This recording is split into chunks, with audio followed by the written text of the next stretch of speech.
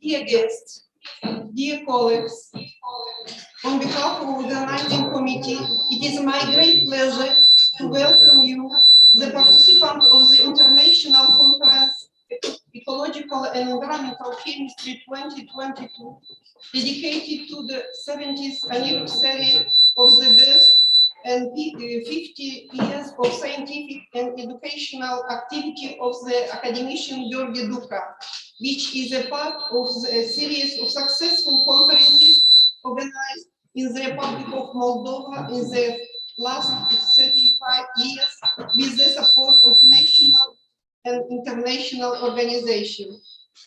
Through the initiative of Professor Gheorghe DUCA, the Republic of Moldova obtained the reputation of an international scientific center in the field of ecological chemistry.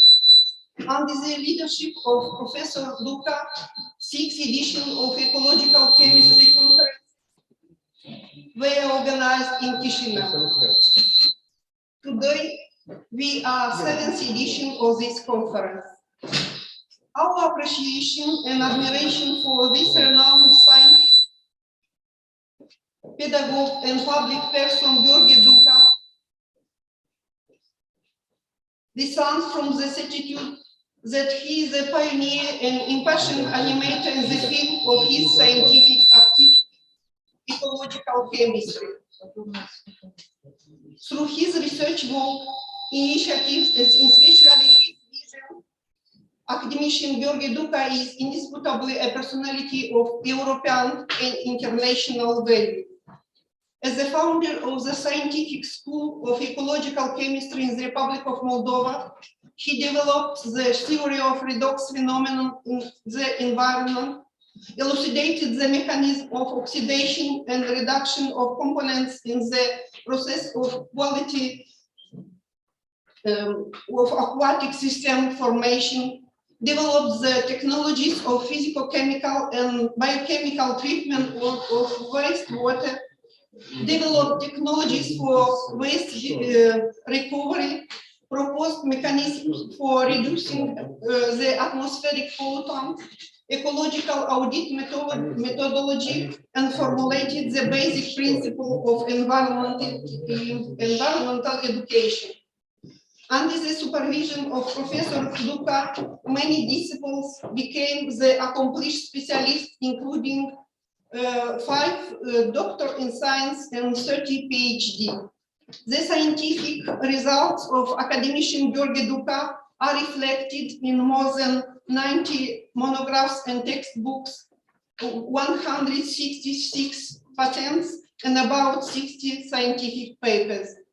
There are over 50 laboratories, departments, faculties, and institutes in ecological chemistry field in the world. Through the initiative of Academician Gheorghe, the Center of Ecological Chemistry and Environmental Protection was founded as the Institute of Chemistry.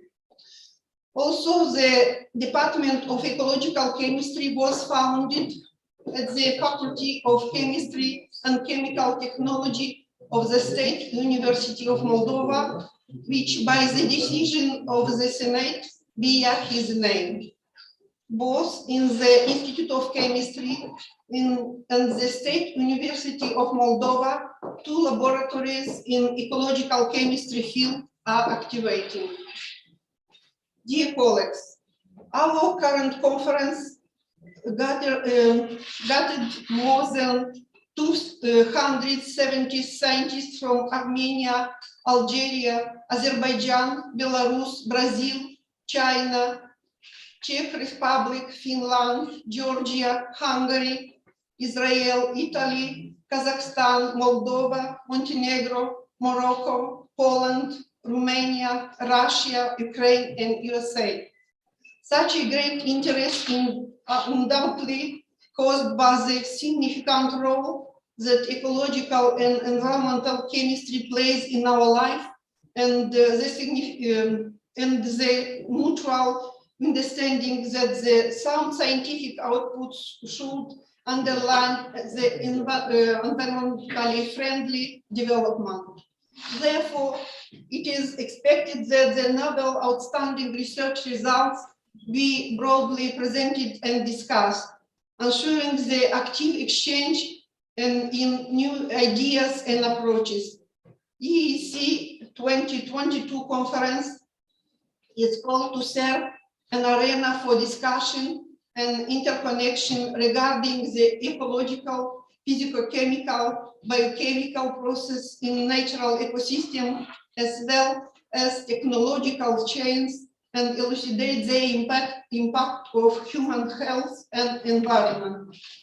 We hope that this conference will play a great role in promoting the development of ecological chemistry and the related research direction, establishing the fruitful long-term collaboration in the NIS countries, EU countries, USA, and other countries. Also, it is my pleasure to express the profound acknowledgements to organizations which offered the support for the conference organization. Institute of Chemistry, Chemical Society of the Republic of Moldova, Moldova State University, Technical University of Moldova, Moldovan Research and Development Association, and others. Dear colleagues, I am very sorry, due to the current political situation, we cannot meet many of the conference participants here in Chisinau, but we are very happy that we have an impressive number of participants online.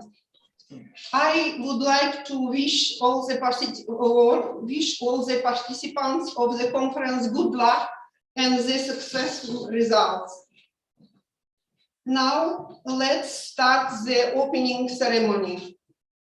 The second moderator of opening ceremony is Professor Ashok Vasyashka from International Clean Water Institute, USA. I have the pleasure to invite you to deliver a welcome speech and launch the book Water Science and Society, published by the USA printing house IGI Global. Professor Vasyashka, please. Good morning. I guess all of you can hear me well. Along with my co-chair for this opening session, I would like to extend a very warm welcome to all of you to the 7th International Conference on Ecological and Environmental Chemistry 2022. Just like my colleague mentioned, that it's pity that we have to meet online. I wish it was in person, but of course, this is perhaps the best format we could meet, especially at this time.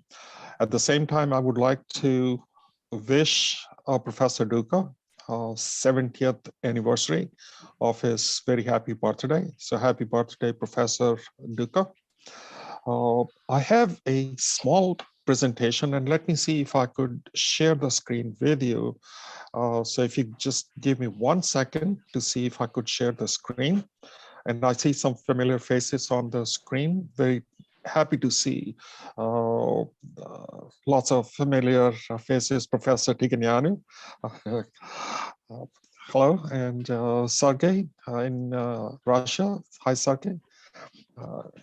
Great. Good morning. Good morning. Good morning. Good morning. Glad to see you. Glad to see you. Actually, I'm in Romania. Today I'm in Brasov, so not too far away from you.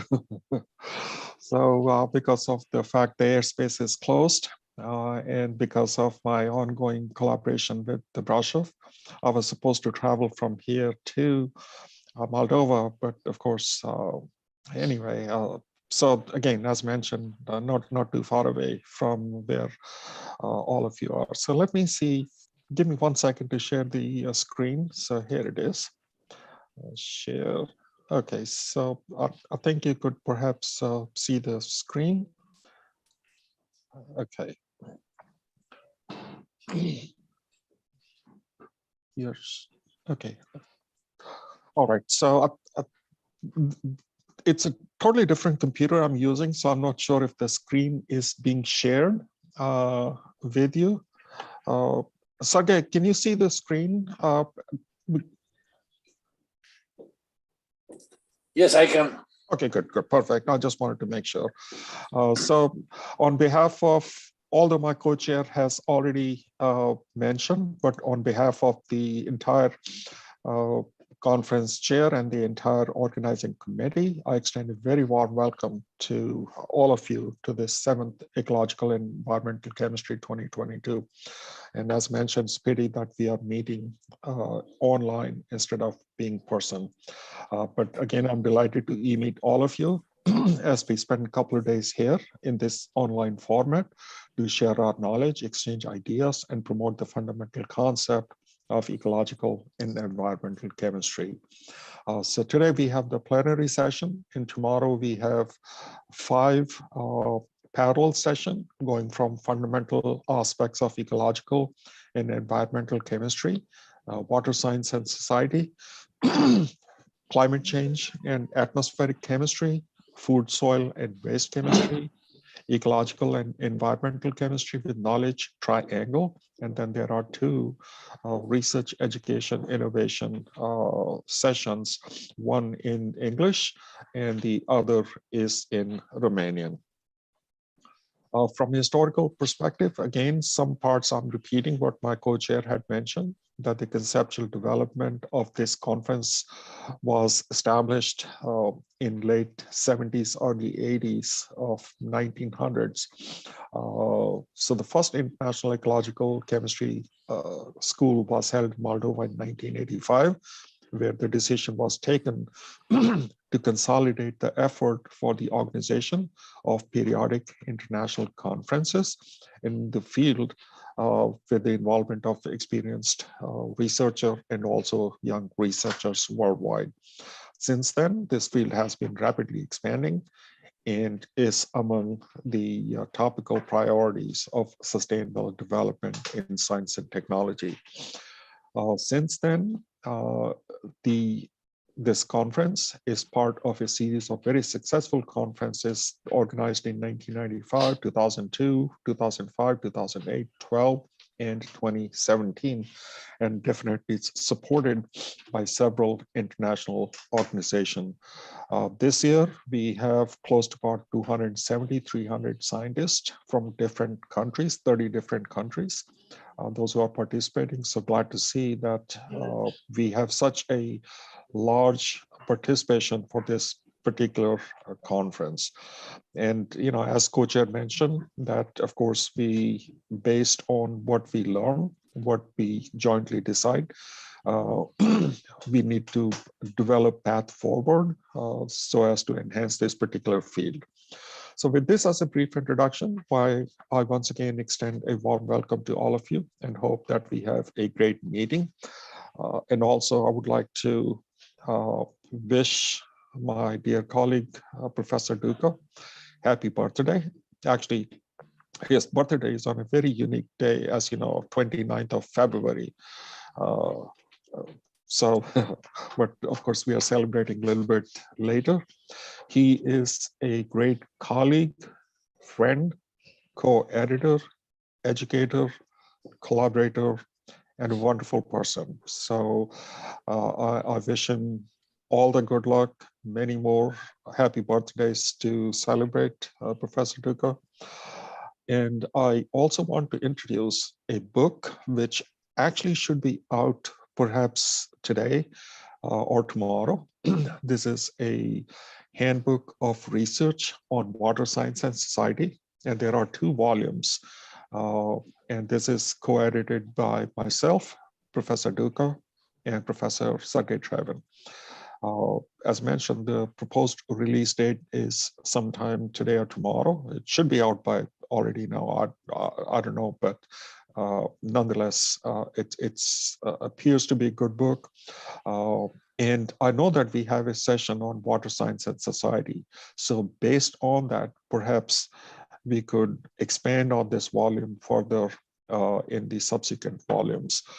From 2017 conference, we collected those papers, added a few more papers to that, and edited a book on Handbook of Research on Emerging Developments in Environmental Impact and Ecological Chemistry, which was edited by myself and Professor DUCA again.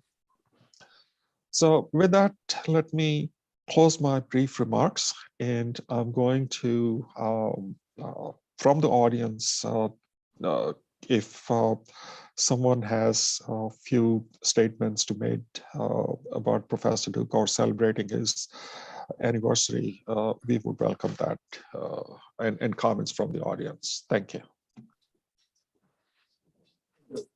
Thank you, Professor Vasashka, for your word of high appreciation of our conference and for the effort which we are taking to publish this monograph, Water Science and Society, where the chapters have been presented by the researchers from the Institute of Chemistry, Moldova State University, and Technological University of Moldova.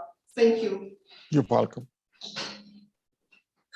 Dear colleagues, I'm honored to welcome Dr. Gheorghe Iordanov, Secretary of the Ministry of Environment of the Republic of Moldova, who I invite to deliver a welcome speech.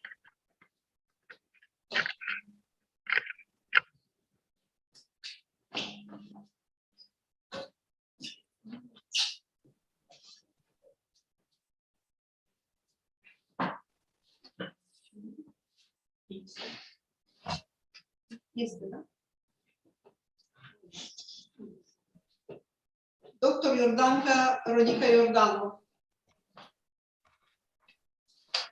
Dacă îmi permiteți, probabil dânsa încă lipsește, sunt eu care să o asist. Am pregătit un raport, îmi spune domnul Gheorghe Avornic, profesor universitar. Noi am participat la mai multe măsuri împreună, dar, mulțumate domnule academician, omagiat, Gheorghe DUCA, eu am să vorbesc în limba română, fiindcă limba engleză o cunosc mai slab. dar sunt colegii mei care au să traducă integral ceea ce o să vorbesc eu și cu permisiunea dumneavoastră o să vorbesc și în numele doamnei Iordanca Rodica Iordanov, secretar de stat de la ministerul respectiv.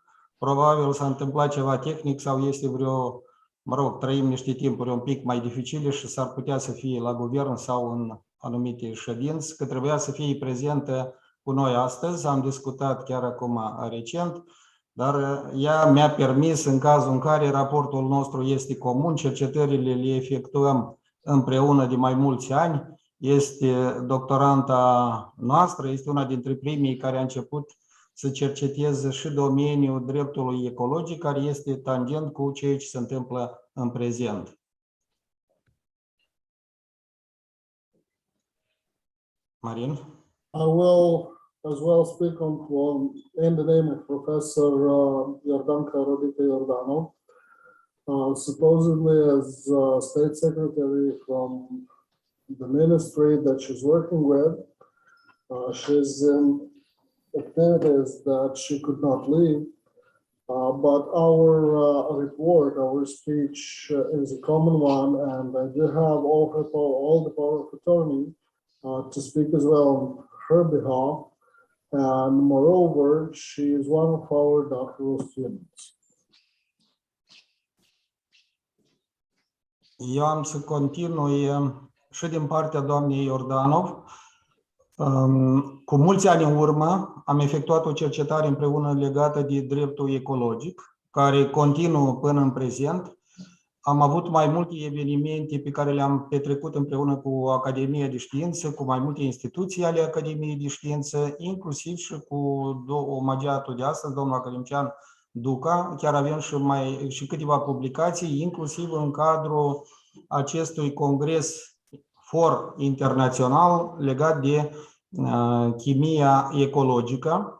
Și noi ne-am intitulat raportul nostru Dreptul la un mediu sănătos, una din problemele cheie pe care ar trebui să deranjeze toată societatea și, dacă mă credeți, chiar tot globul pământesc. We started our research in the field of ecology and ecological law many years ago, and we do have a lot of publications, speaking as well on behalf of Professor Iordanov. As well as, besides that, we do have scientific publications within this international forum, this Congress, with the celebrated person, Academician Professor DUCA. And the name of today's report and research is the right to a healthy environment. Domnule profesor Avornic, mă iertați, dumneavoastră ați încercat să faceți deci raportul care trebuie mâine să-l prezentați. Astăzi doar v-am rugat cu un cuvânt de salut să veniți. Mie îmi pare rău că doamna secretar de stat nu este prezentă. Eu sunt sigur s-a întâmplat ceva ieșit din comun. Dânsa au promis și mie și domnului Duca că o să fie prezentă. De aceea îmi permiteți să salut toți participanții la acest for internațional. O să fim alături de dumneavoastră pe parcursul acestor zile. În măsura posibilităților să ne implicăm în toate activitățile care vor avea loc aceste zile la Chisinau. Sunt participanți din atâtea țări, este un eveniment destul de important în viziunea mea pentru comunitatea științifică, de aceea succes la toată lumea. Îmi cer scuze că am intervenit eu, dar din fiecare situație este o ieșire și acum trebuia să mă orientez de mers cum să procedez. La toată lumea succes pe tot parcursul acestui eveniment. Vă mulțumim foarte mult, domnule profesor Avornic. Dear colleagues, next I am very pleased to welcome the Professor Olga Tagadiuk, General Director of the National Agency for Research and Development, who will also deliver a welcome speech. Please, Dr. Tagadiuk. Thank you. Good morning, distinguished guests from all over the world, dear colleagues from Moldova. I welcome you at this very important event for Moldova scientific community. I have the pleasure to also congratulate you with our national holiday of Mărțișor. Is the holiday that is symbolizing the spring defeating the winter, the life overcoming the death, and the revival of nature. This conference is in the spirit of Mărțișor holiday because it is dedicated to essential problems for well-being of the humankind, of nature, and of the planet, to the problem of ecology and environment. Chemistry, along with all other sciences, has a major word to say in solving these ecology and environmental issues. I am extremely happy and pleased that we have a strong chemistry science school that is working in this field of ecological and environmental chemistry, and that this school that was founded by Professor DUCA has nowadays many young scientists that I'm sure will continue the research in this very important problem of our existence. I wish you fruitful work during the plenary session and section meetings, and I hope that at the next conference we will be happy to welcome you in person here in Moldova. Success next day. Dear Professor Tagadiuk, thank you. I'm very grateful for your kind word of appreciation of our conference. Thank you. I am honored to welcome Professor Igor Sharov, Rector of the Moldova State University, to deliver a welcome speech. Please, Professor Igor Sharov. Stimate domnule Academician DUCA, stimate domnule președinte Academiei de Științe Untilignan, stimați domnule rectori, onorată comunitate științifică și universitară, este o onoare pentru mine, în calitate de rector al Universității de Stat din Moldova, astăzi să vin cu un cuvânt de salut pentru domnul academician și să salut toți participanții la această conferință. Un extraordinar organizator, un extraordinar om de știință, o persoană interdisciplinară.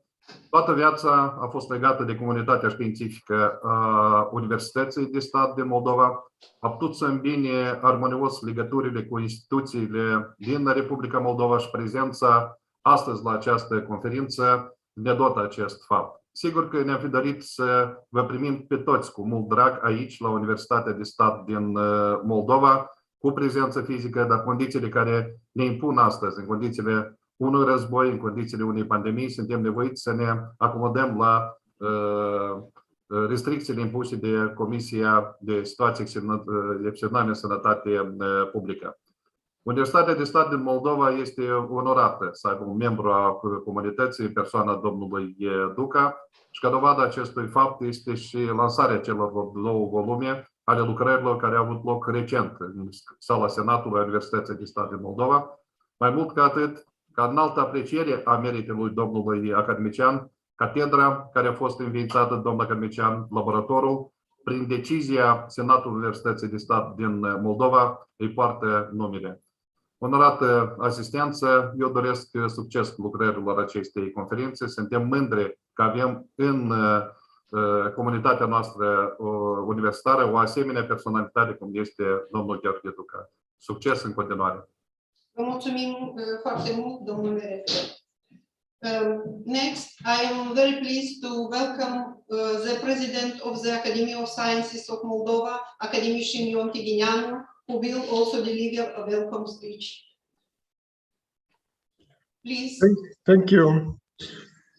Dear participants in the 7th International Conference on Ecological and in environmental chemistry, dear academicians, professors, doctors from over the world, I am very pleased to see many of researchers that had no possibility to meet over the last few years due to the pandemic. Of course, it's a meeting in the virtual space, but anyway, it's important that we have the possibility to have this meeting, to exchange information, and to welcome each other. And first of all, I would like to congratulate Academician Gheorghe DUCA with his anniversary. You see,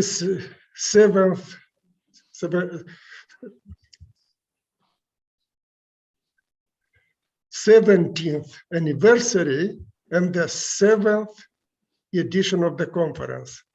It's a good link between two numbers.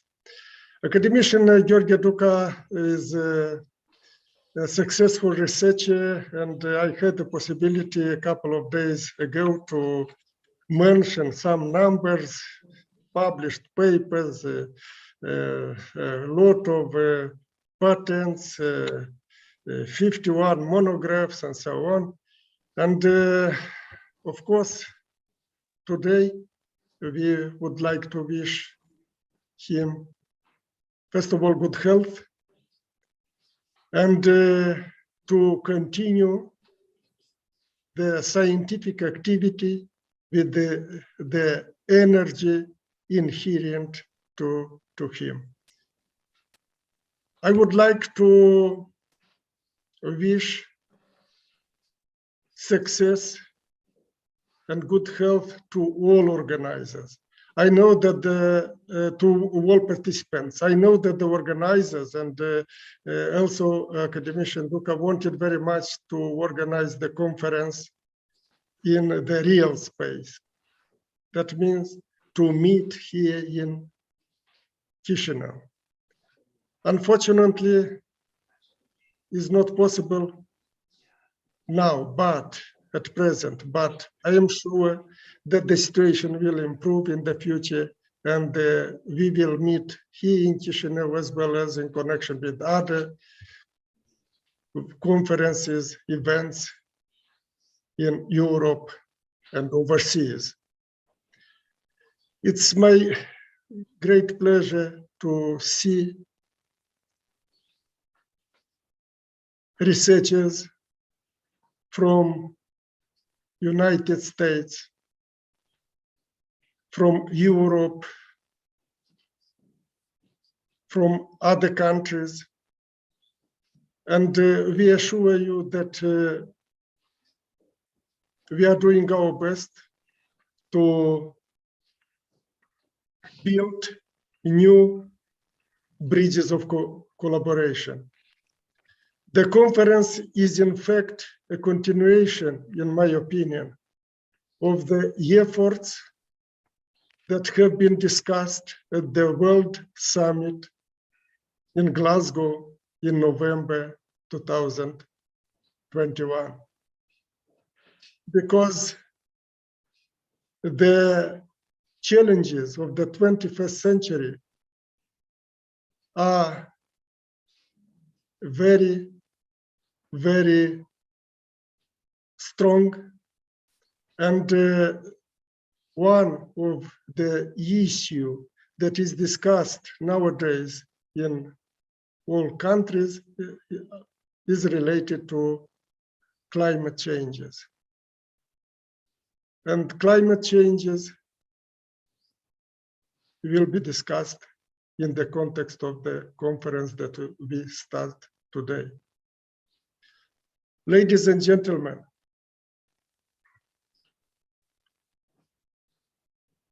I would like to wish you all the best take care.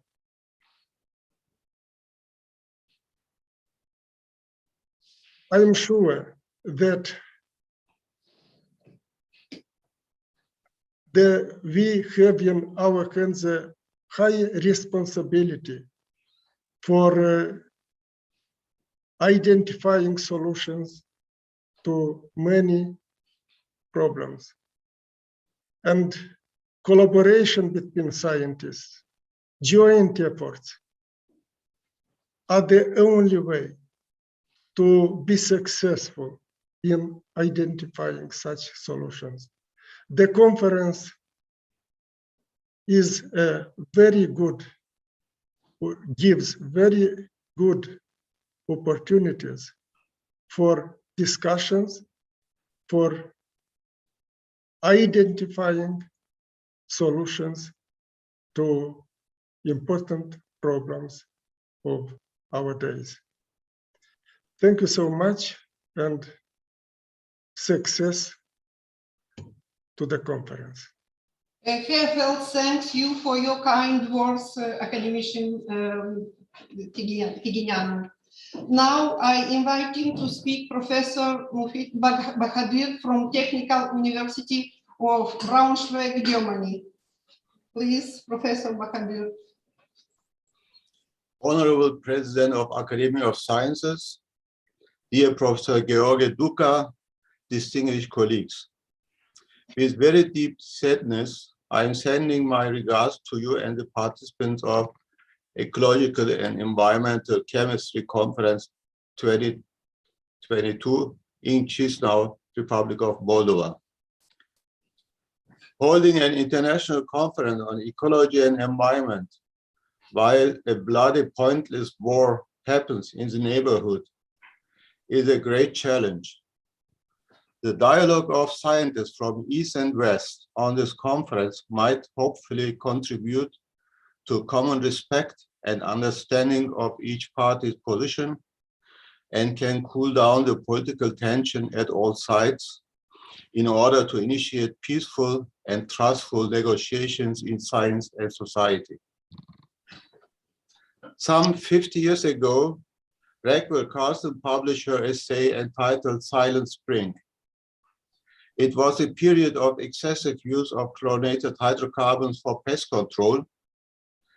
Very little was known about the detrimental side effects of these pesticides.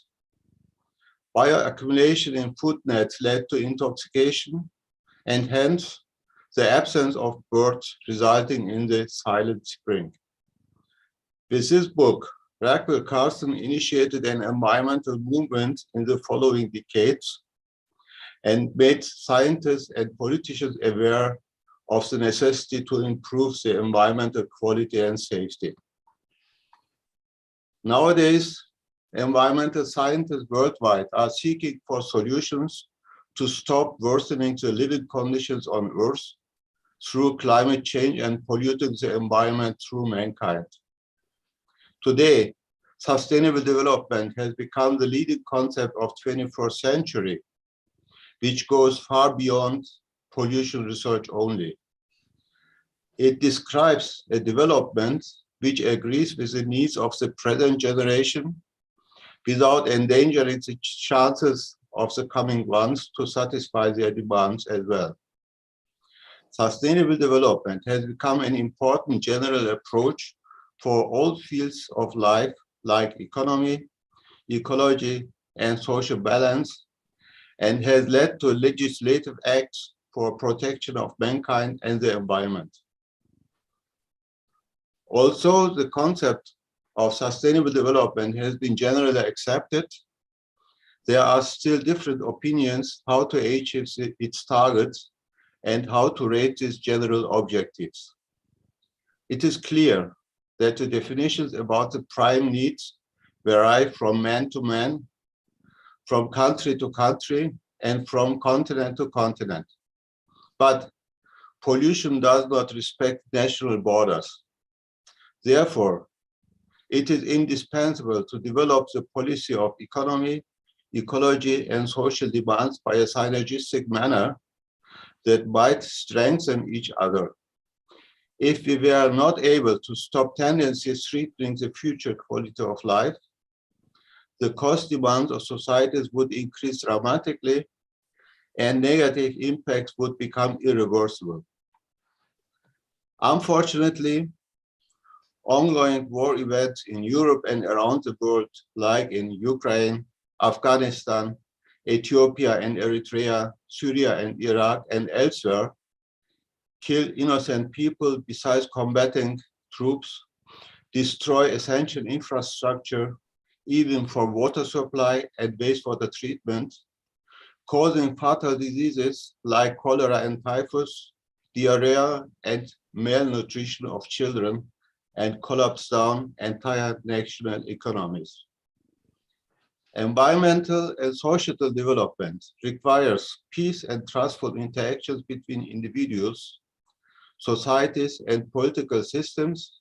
That was the case for decades in East and West. As enlightened and far-sighted scientists from environmental disciplines, we could help to overcome even the present political tension and to continue our goals of sustainable and peaceful development in the world, independent of political systems. In this sense, I call the participants of this international conference on ecology and environment to exert one's influence in our respective communities for the transformation of economic and social processes in favor of science, in peace and security. I want also to direct my urgent appeal to President Putin. Mr. President, please stop this pointless war. At the end of my speech, I would like to address a few words to Professor DUCA. I met Professor DUCA the first time when I was invited to represent the German Minister of Environment at the Symposium Ecological Chemistry 2005 in Chisinau. This was my very first visit in Moldova. I was surprised that the science language there was still Russian, and a simultaneous translation had to be organized for the international attendees.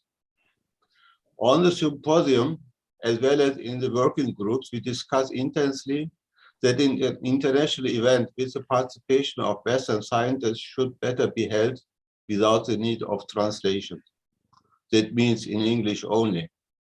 There, Professor DUCA made a remarkable statement. The last symposium on ecological chemistry 2002 was held in Russian only. The present one is organized bilingually. The next one will be held in English only, hopefully. This was the starting point of cooperation between Professor DUCA and me. We applied jointly with success for grant in the frame of NATO SPS program, Science for Peace and Security. The symposium was held 2008 in Chisinau, of course in English only, and with the participation of a huge number of international participants from all European countries and the USA.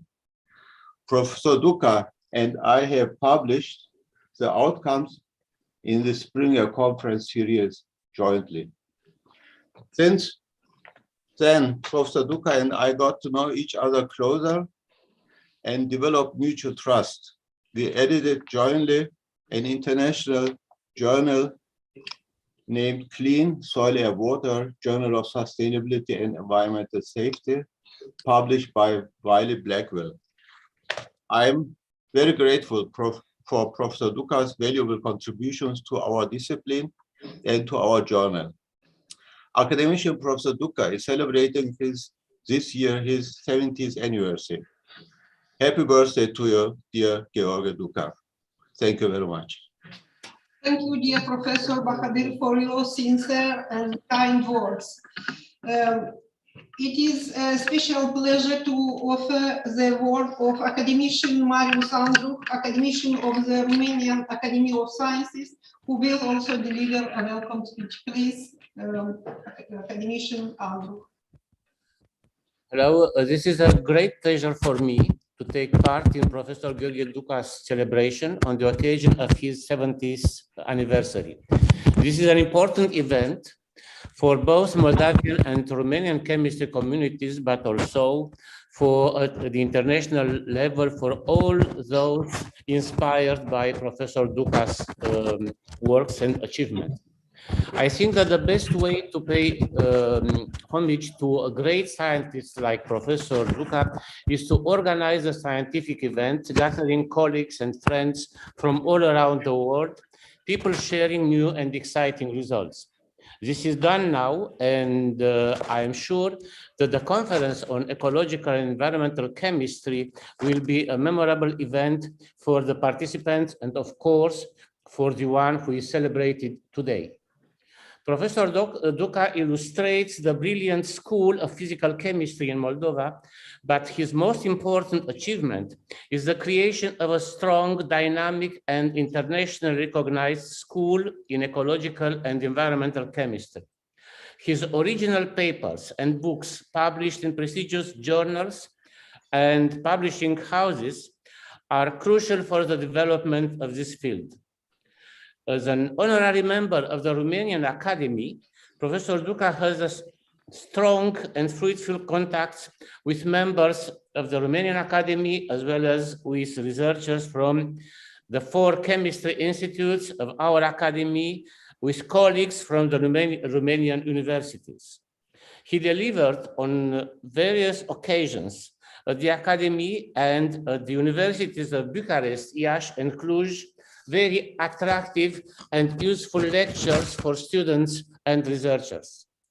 His enthusiasm and positive attitude motivate young scientists for good research. We Romanian chemists are grateful to Professor DUCA for his implication in common research activities, for his effort to make Romanian and Moldovan chemists to work together in challenging and interesting projects. On behalf of the chemical section of the Romanian Academy, we wish Professor DUCA happy anniversary and la mulți ani, dear friend. Dear Academician Andrew, thank you so much for the warm words for our conference and Academician Gheorghe DUCA.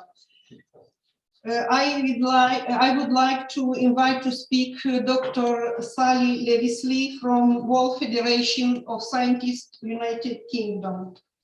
Please, Dr. Sally Levisley.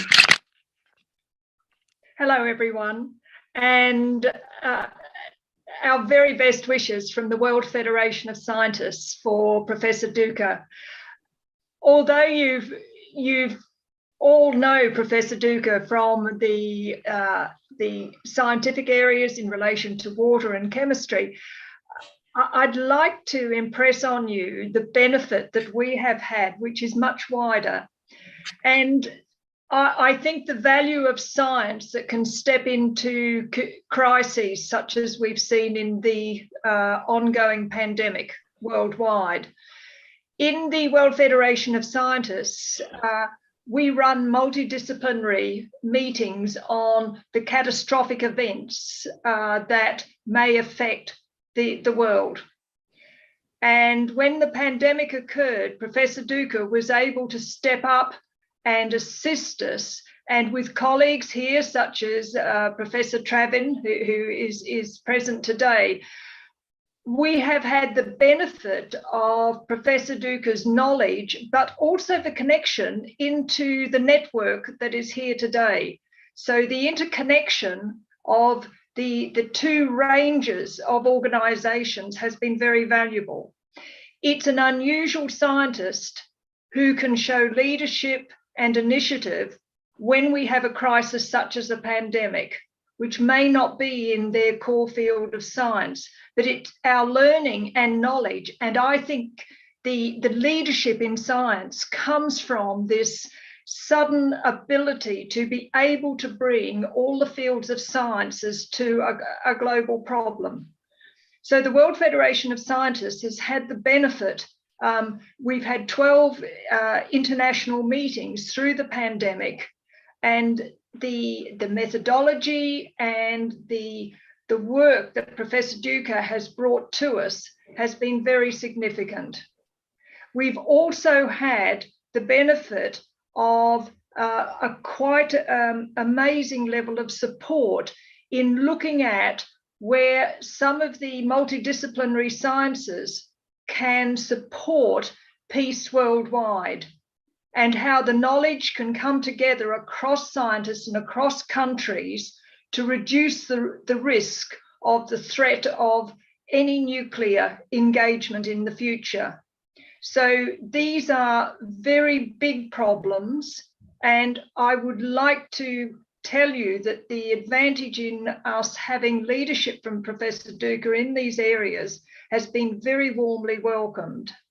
So my best wishes to you, and I hope with the ongoing meetings and the problems that the World Federation of Sciences is addressing, that Professor DUCA will be able to help us, and with your involvement as well, look at some of the broader problems of water and science and other areas, and hopefully also how the communication across the sciences can help with world peace. And at the moment, I think this is a critical time for all of us. Thank you. Thank you, Dr. Levisley, for the sincere greetings. Thank you. Also present here is Dr. Habilitat Sergiu Baciu, General Secretary of the National Agency for the Quality Assurance of the Republic of Moldova, who kindly agreed to say a few greeting words. Please. Mulțumesc mult, stimate domnule academician Gheorghe DUCA, onorată asistență. Deci am fericită ocazie din partea Agenției Naționale de Asigurare a Calității în Educație și Cercetare să felicit Institutul de Chimie, Societatea de Chimie din Republica Moldova și Facultatea de Chimie și Tehnologie Chimică a Universității de Stat din Moldova pentru organizarea acestei conferințe internaționale în care, indiscutabil, se va comunica, dezbate și crea valori științifice referitoare la problematica ecologică din perspectiva științei, aș spune științei miraculoase, chimia. Totodată această problematică ecologică este oportună și poate fi extinsă în contextul evenimentelor care ne umbresc prezentul. A fost menționat și de domnul profesor Bahadir lucrul acesta. Putem vorbi și despre o ecologie a relațiilor umane. Deci, reieșind din cele expuse mai sus, vă doresc tuturor pace și sănătate, creativitate și prosperare, bunătate și curaj. Totodată, stimate domnule profesor academician Gheorghe DUCA, din partea Agenției Naționale de Asigurare a Calității în Educație și Cercetare și în numele comunității noastre de promotori ai calității în învățământ și știință, venim cu sentimentele noastre cele mai sincere și susținerea deplină în nobila dumneavoastră activitate de cultivare a culturii calității în domeniul cercetării și inovării. Dumneavoastră, fiind un om de excepție din învățământul superior, universitar și cercetarea din Republica Moldova, ați produs schimbarea la față, în deosebire a domeniului cercetării, prin activitatea dumneavoastră care ați avut-o în calitate de președinte Academiei de Științe a Moldovei și multe acte normative care ați stat dumneavoastră la elaborarea și promovarea acestora stau actualmente la organizarea cercetării în Republica Moldova. Deci, ați fost, sunteți și un manager lider al cercetării din Republica Moldova. Fiind o personalitate activă, implicat pertinent și prodigios în viața și dezvoltarea științei în Republica Moldova, prin prestigiu și notorietatea sa, domnia sa, academicianul DUCA, luminând și producând valoare, contribuie eficient și eficace la îmbunătățirea calității cercetării, ceea ce îl înscrie indiscutabil în galeria personalităților remarcabile și marcante din Republica Moldova și nu numai. Vă dorim multă sănătate, prosperare și aș termina cu clasicul vivat, crescat, floreat. Mulțumesc.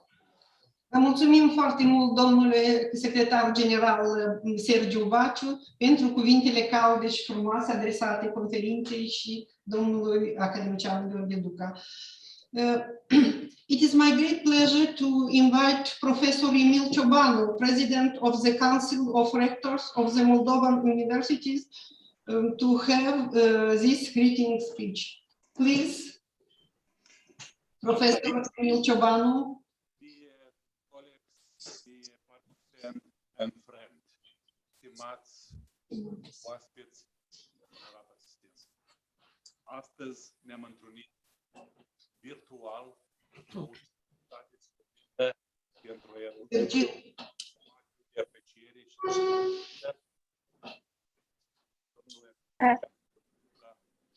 cu ocazia unui frumos opas aniversar. Dear colleagues, honorable assistants, today we gathered virtually for a solemn festivity in order to pay our respective appreciation and recognition for the Academician Gheorghe Duca. For us, this is an important anniversary event. Este domnule academician, în numele Senatului și a întregii comunități academice a Universității de Stat de Medicină și Farmacie Nicolae Tistimițanu din Republica Moldova, avem onoarea și deosebită plăcere de a vă adresa sincere și cordiale felicitări cu prilejul acestei veritabile vârste și împliniri. Distinguished Mr. Academician, on behalf of the Senate and the entire academic community of the University of State of Medicine and Pharmacy Nicolae Tistimițanu from Republic of Moldova, we have the honor and utmost pleasure to address you the sincere and heartful congratulations with regards to the celebration of the respectful age of all the achievements. Din numele Consiliului Rectorilor din Republica Moldova vă dorim sănătate, prosperitate, energie creatoare și în realizarea noilor proiecte, rezultate remarcabile în toate formele de activitate profesională. On behalf of the Council of Rector, we would wish you lots of health, prosperity, creative energy when realizing the new projects, and to mark new results in all the activities of in all your professional activities. Dumneavoastră, domnule academician, sunteți un nume de referință în cultura spirituală a Republicii Moldova, cu repercusiuni benefice asupra mediului de trai al oamenilor.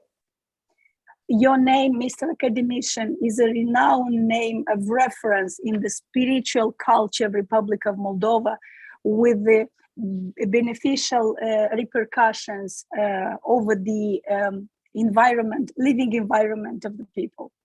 Dumneavoastră reprezentați un exemplu demn de urmat pentru generații de tineri cercetători.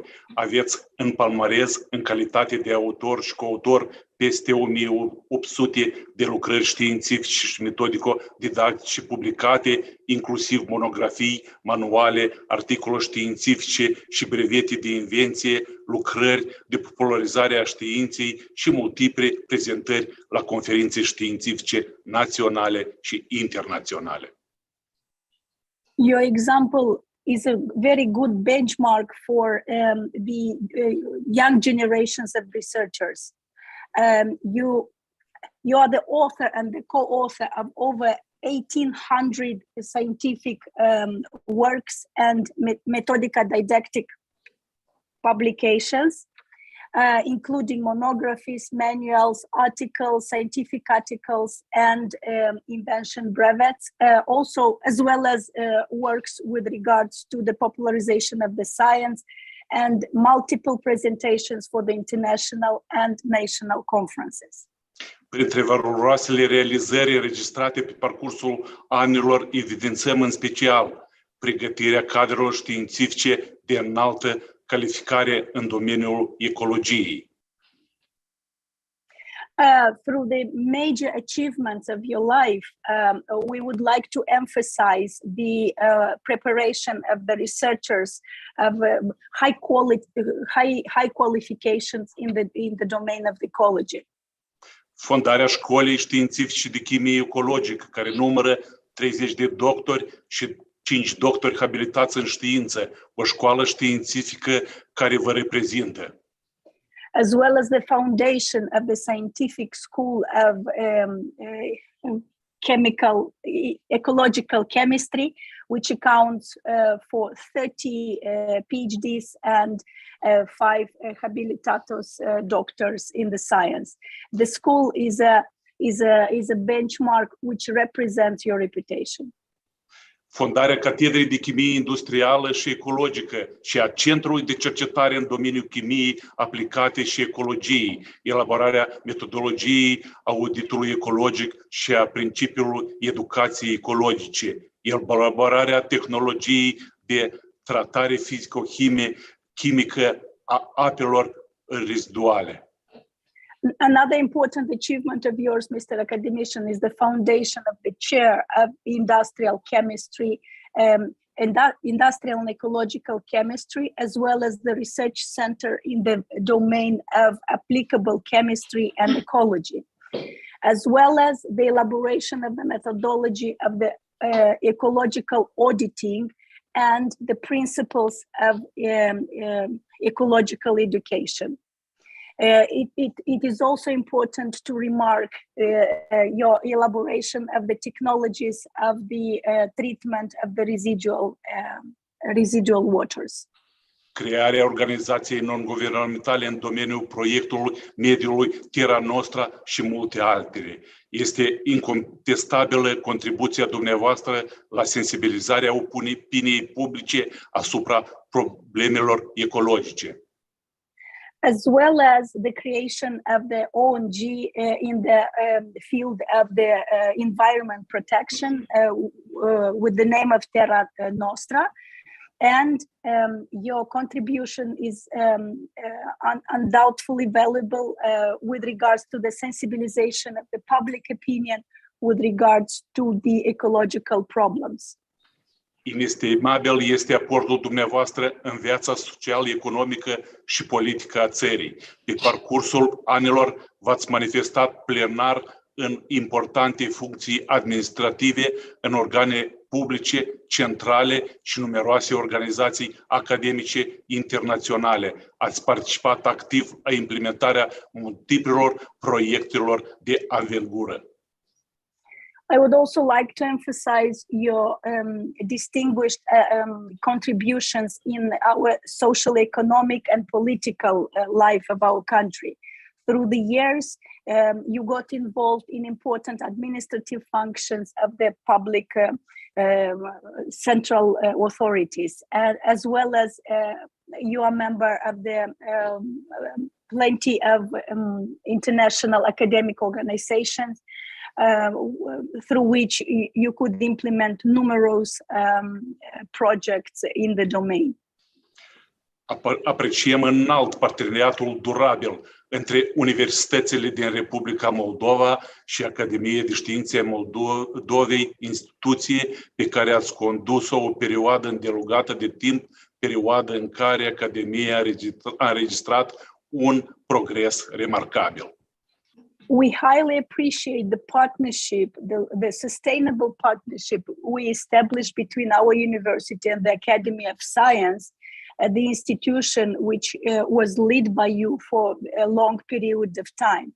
And this period was remarked with important, remarkable progress. aceasta a avut un impact major și asupra dezvoltării științelor medicale și farmaceutice în Republica Moldova.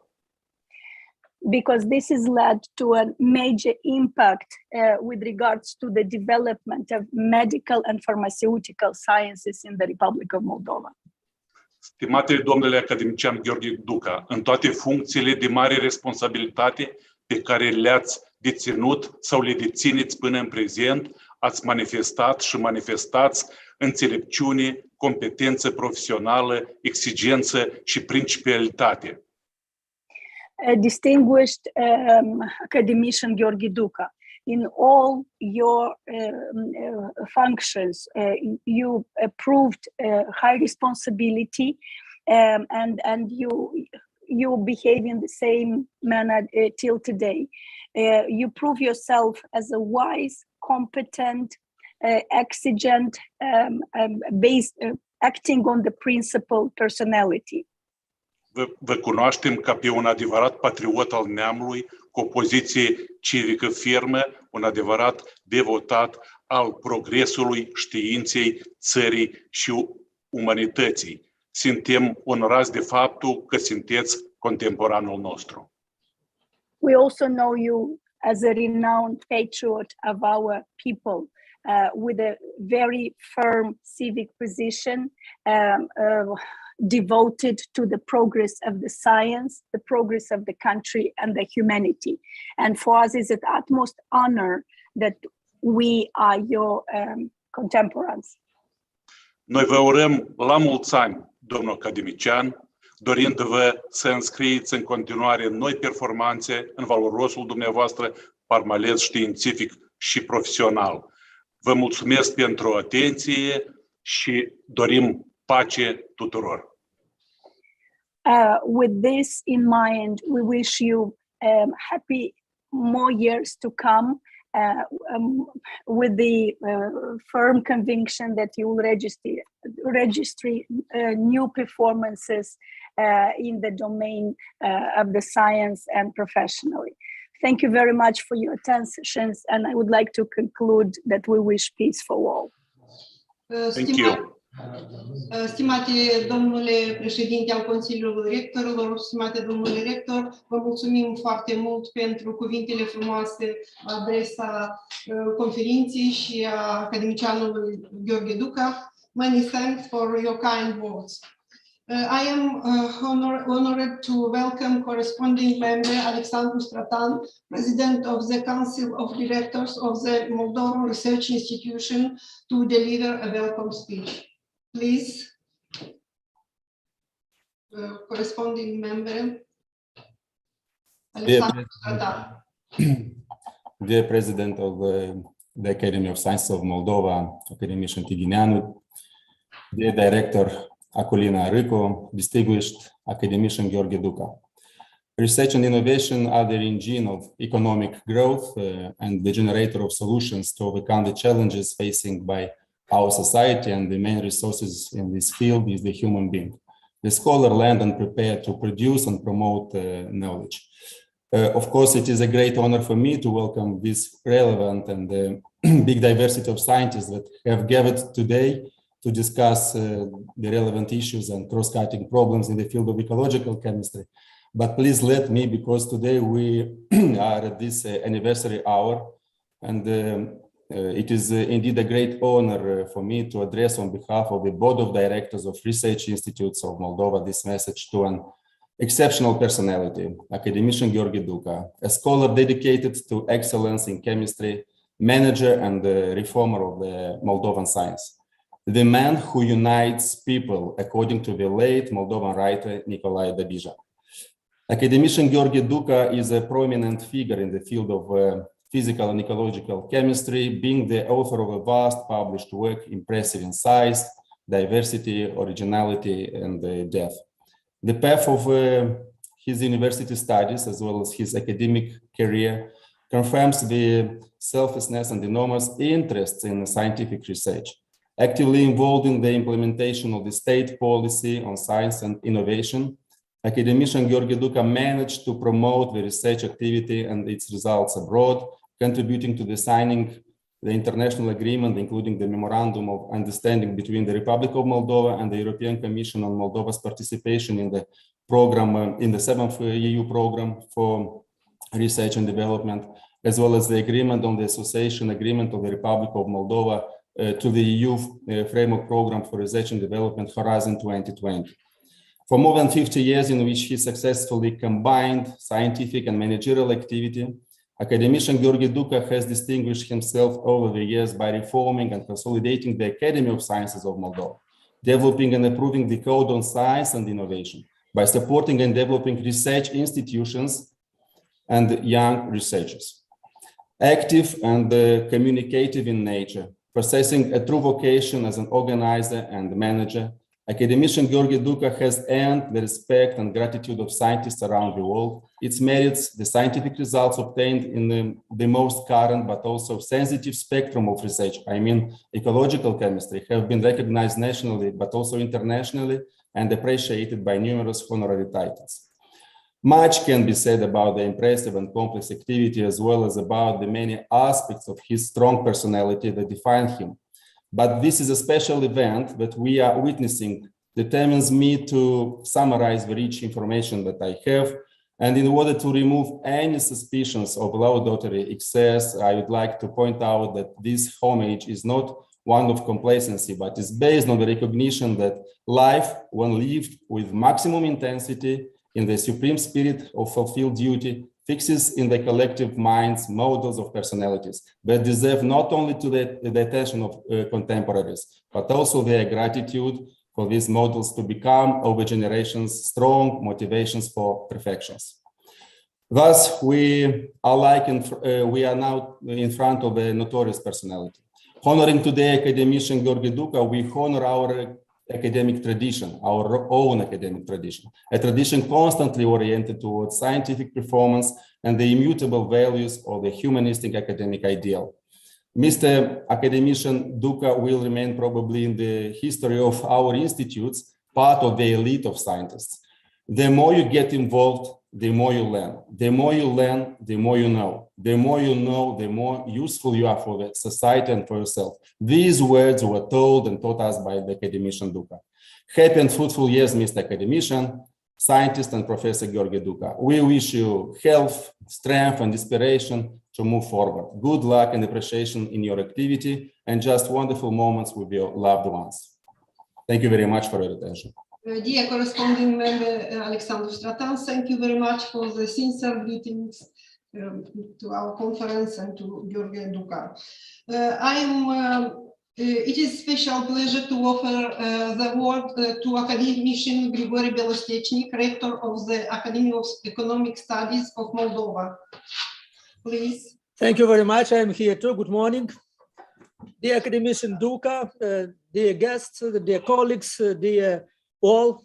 To begin with, I would like to thank you for the opportunity to come up with a short welcome message for such a distinguished audience or for notable personalities, participants of the 7th International Conference on Ecological and Environment Chemistry.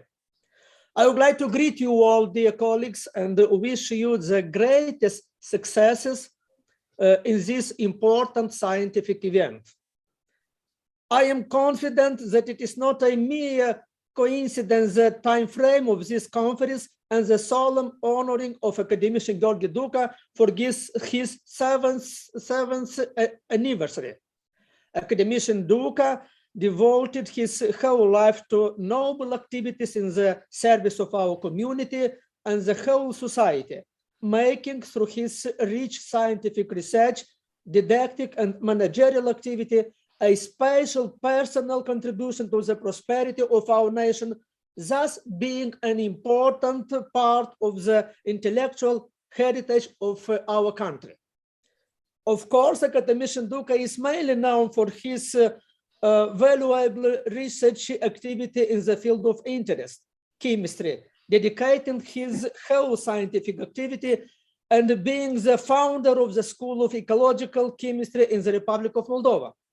Scientist and author of an impressive number of valuable scientific published papers and patents, internationally appreciated with prestigious awards and medals, and a highly skillful teacher. And I say this not from hearsay, but from my own experience, insofar as I consider myself his disciple.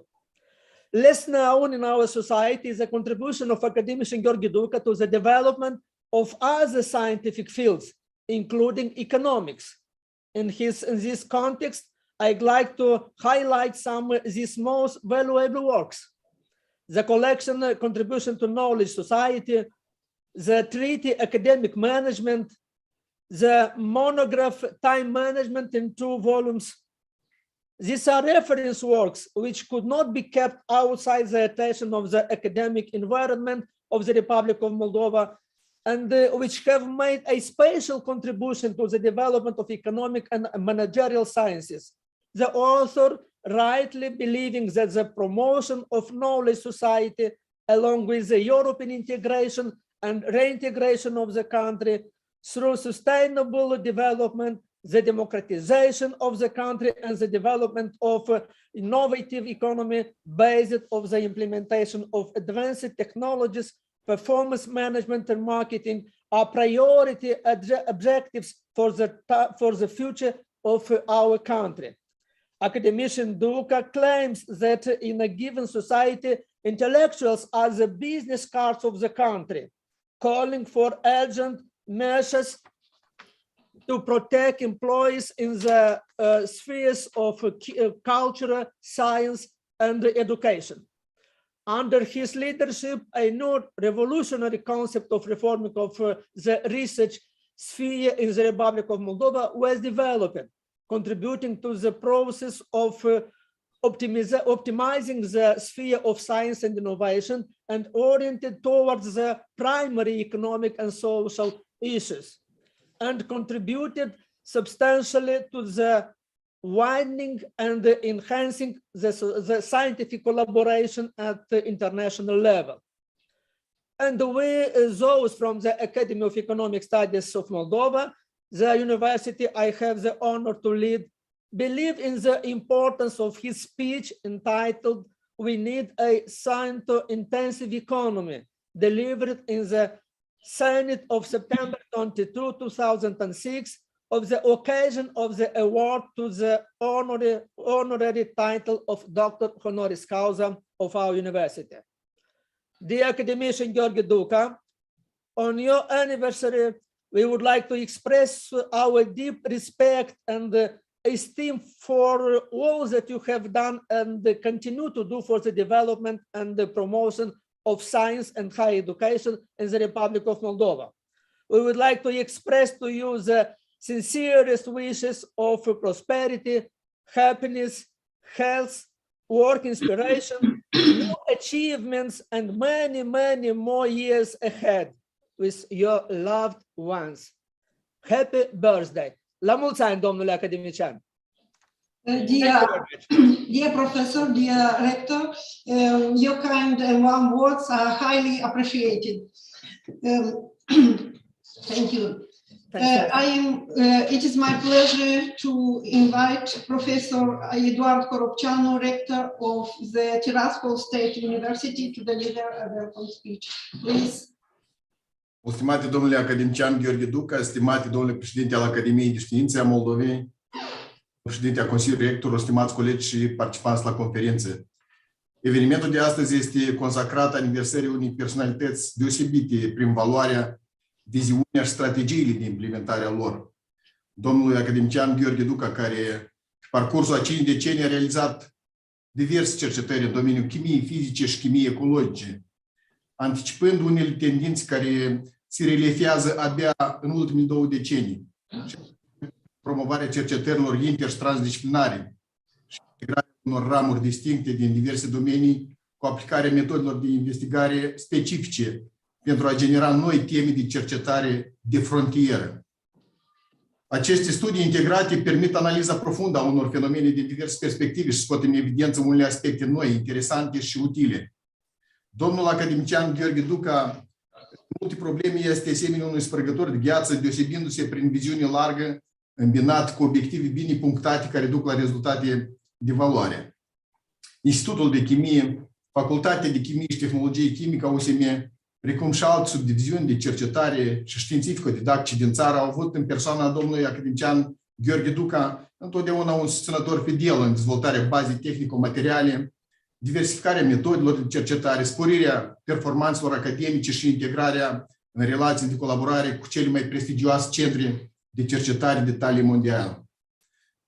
Stimate domnule academician Gheorghe DUCA, doctor honoris causa Universității de Stat din Tiraspol, savant cu renume și recunoaștere internațională, autor numeroaselor idei inovatoare, pedagog cu maestrie înaltă, manager de performanță, fondator a numeroaselor unități de cercetare, apreciem ponderea și contribuția dumneavoastră în dezvoltarea științelor chimice, în mod deosebit în chimie ecologică și protecția mediului, contribuția în formarea noilor generații de cercetători și promovarea unor noi direcții de cercetare. Vă felicităm călduros cu această frumoasă ocazie, vă dorim mulți ani și multă sănătate, prosperitate și realizări frumoase. Iar participanților la conferință, schimb util de experiență și relații noi pentru colaborări de succes.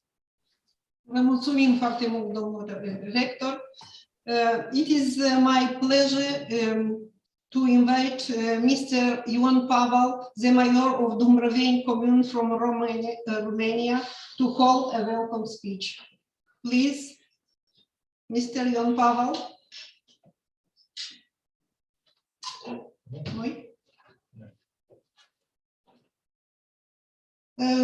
And the last, but the very special speaker will be Mr. Arkady Corcodel, President of the Singere District Council, Republic of Moldova. Please, Mr. Corcodel. Nu este niciun.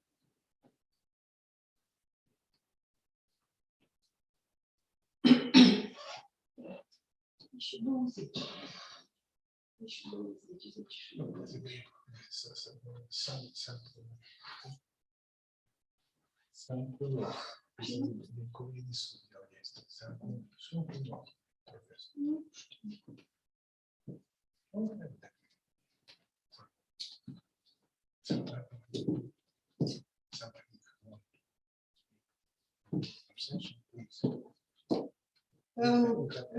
Dear colleagues, if somebody wants to speak, please, a welcome speech.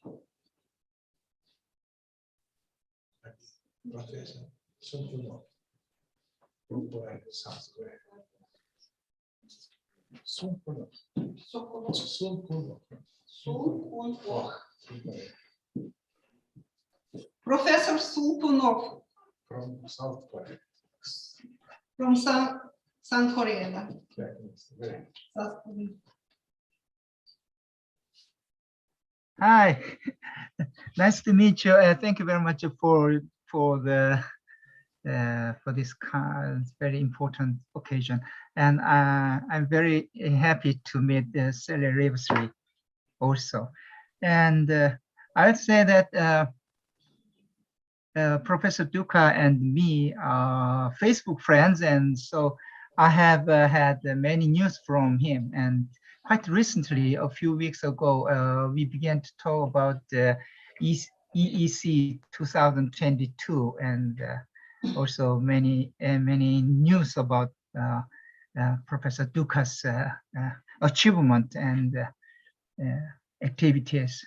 And I was surprised that although Professor DUCA is very active in his field, but I'm surprised that he has published more than 700 articles up to now. So it is quite amazing, and his academic achievements are quite adorable as well as astonishing to fellow scientists. And I think this is very important, as many Moldovan friends and important persons have noticed and remarked that this EEC 2022 is a very important occasion and venue for the progress of science, and at the same time the progress of the political improvement in the good direction. So I think we have to put our efforts and our best wishes to make the world in a more peaceful and safe and security place. Thank you. Thank you. I wish to sincerely thank you for your kind words. Thank you all for the kind words addressed with the occasion of our conference and your tribute to Academician Gheorghe DUCA.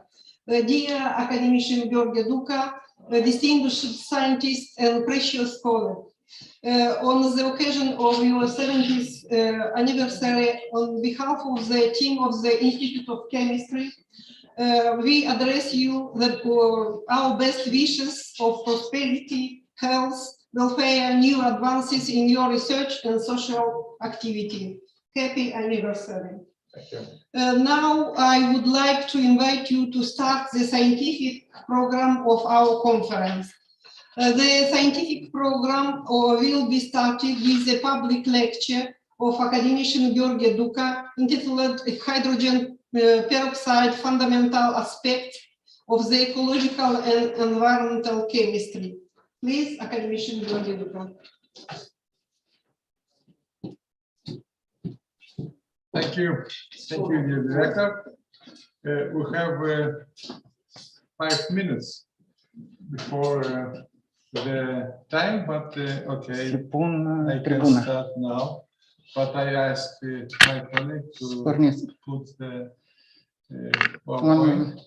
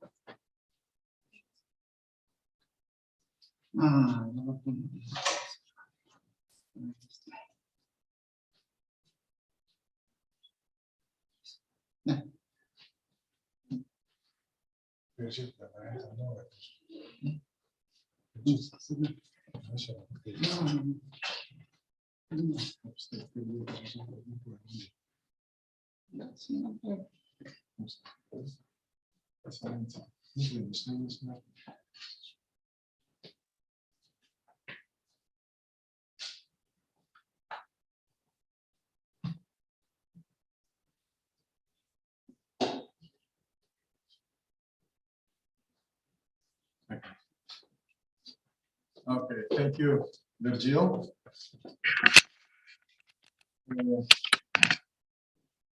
Dear colleagues, dear conference participants, first of all, I want to thank you for agreeing to attend the 7th conference on ecological chemistry, which is an eco-friendly chemistry recognized around the world. Also, I want to thank you for the congratulations on the occasion of my jubilee. I wish you all the success on the online conference. Dragi participanți la conferință, stimați colegi, în primul rând vreau să vă mulțumesc pentru că ați acceptat să participați la cea de-a 7-a conferință chimie ecologică, care este o chimie prietenoasă în mediul ambient și care este recunoscută în întreaga lume.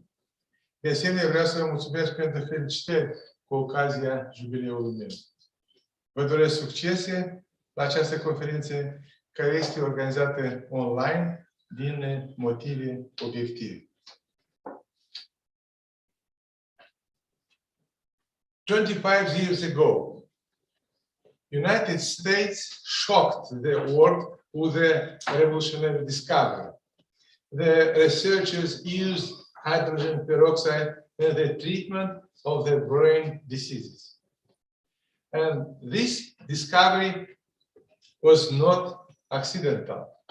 Already near 200 years ago, an Indian doctor used the intravenous hydrogen peroxide solution to treat soldiers with pneumonia, and the famous British Dr. Benjamin Richardson and the French doctor Louis Pasteur used hydrogen peroxide in medical treatment, in sterilization, and in disinfection. Very interesting is the fact that 70, 80 years ago, when it was necessary to launch satellites into the cosmic space where there is no oxygen to burn the fuel, the concentrated hydrogen peroxide used to generate oxygen per combustion. Hydrogen peroxide is discovered in 1818 by the French chemist Jacques-Louis Thénard in a very simple reaction between peroxide of barium and nitric acid. In 1846, the property of hydrogen peroxide was established. And in 1873, the first industrial synthesis was carried out. After that, over the years, there was a very rich history of hydrogen peroxide research and production. I suppose that a certain part of this history belongs to the comprehensive studies on hydrogen peroxide, conducted in Moldova since the 1960s in the Department of Physical Chemistry of the Moldovan State University in collaboration with the Institute of Chemical Physics of the Russian Academy. I was very lucky to meet the personality who played the important role and make my professional achievements as a chemist and as a personality. I would like to mention Alexei, Professor Alexei Sichov, Isaac Bersucher, Victor Isaac, Dumitru Batir, Victor Kovalyov from Moldova, Anatoly Purman, Yuri Skurlato, Vladimir Khomic, Sergei Travin, Elena Stam from Russia, Ionel Haiduk, Ioan Aurel Pop, Florin Filip, Matei Macoveanu, Victor Spinei, Marius Andru, Igor Cresescu, Vasile Burlui, Maria Zaharescu, Gabriela Nemes from Romania, Seymour Van Gandhi, Joseph Malina, Tom Owens, Ashok Basyashta from USA, Aurelio Miziti, Antonino Zichichi, Maria Rosaria Boni, Pedro Cavazzini from Italy, Andrew Beniston, Sally Levesley from UK, Janusz Lipkowski, Boguslav Buzhevsky from Poland, Mufid Bahadir, Günther Stock, Fritz Freeman from Germany, Ali Mamidovich Yenan, Tatiana Rakitskaya, Vladislav Goncharuk, Sergei Piroshkov from Ukraine, Werner Stum, Antonio Loprieno from Switzerland, Asaf Hajiev, Ibrahim Guliev from Azerbaijan, Momir Djurovic from Montenegro, Alma Gassayevna Samurzina, Murat Jurinov, Selik Burkinbayev from Kazakhstan, Gheorghe Purumian, Radik Martirosyan from Armenia, and Professor Zhuping Xu from China. I will start my presentation with the structure and properties which are very important to understand the reaction, distribution, and function that hydrogen peroxide performs. Classically, the hydrogen peroxide molecule is a gas or solid, has a spatial structure. Both oxygen atoms have lone electron pairs, which imply the high reactivity of this molecule. The molecule of hydrogen peroxide can be regarded as a water molecule with the additional oxygen atom attached to the rest of it with hydrogen bonds. Due to these bonds, like in water, the liquid hydrogen peroxide molecules are arranged in the groups as clusters. Hydrogen peroxide is very reactive. For example, the energy of the O bond in the hydrogen peroxide molecule is 138 kilojoule. This is very similar to the energy of the NN bond and hydrazine molecule, which is quite reactive. And due to the hydrogen bonds, hydrogen peroxide is as liquid as water and viscose. It mixes with the water in any proportion. It is soluble in ether and alcohol. The most properties of hydrogen peroxide are quite similar to water. Thus, it has a high dielectric constant, 73, close to water, 80, being a good ionizing solvent. Hydrogen peroxide is oxidant and reducer. Hydrogen peroxide is weak acid and therefore dissociates.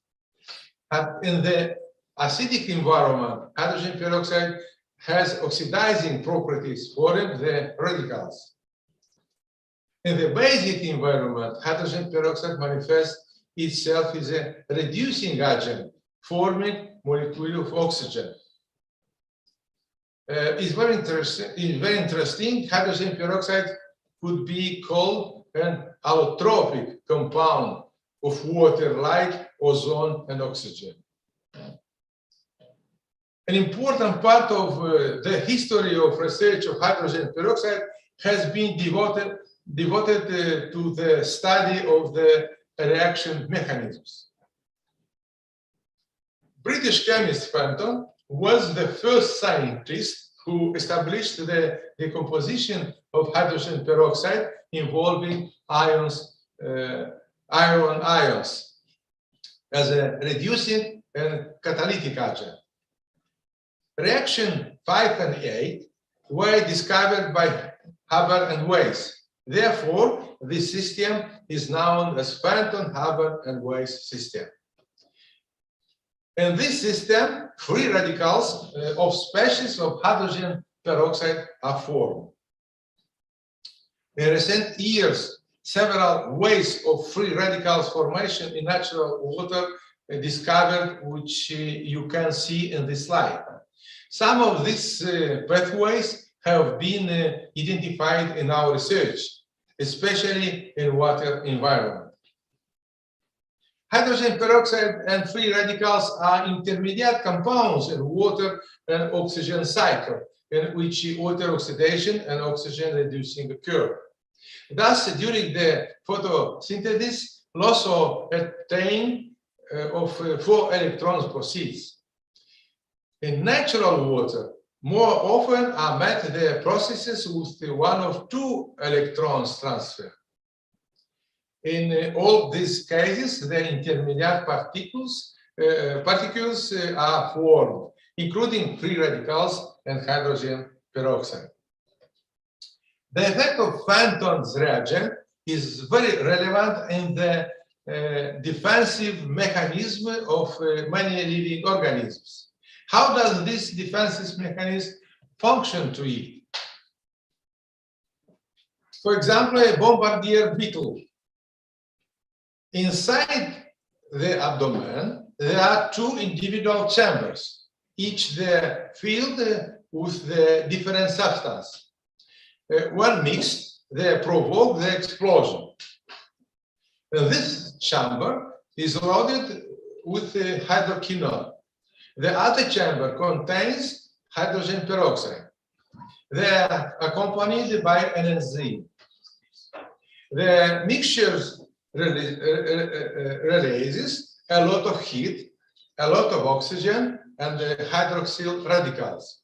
This happens when the beetle feels a danger and the reaction products are ejected towards the enemy.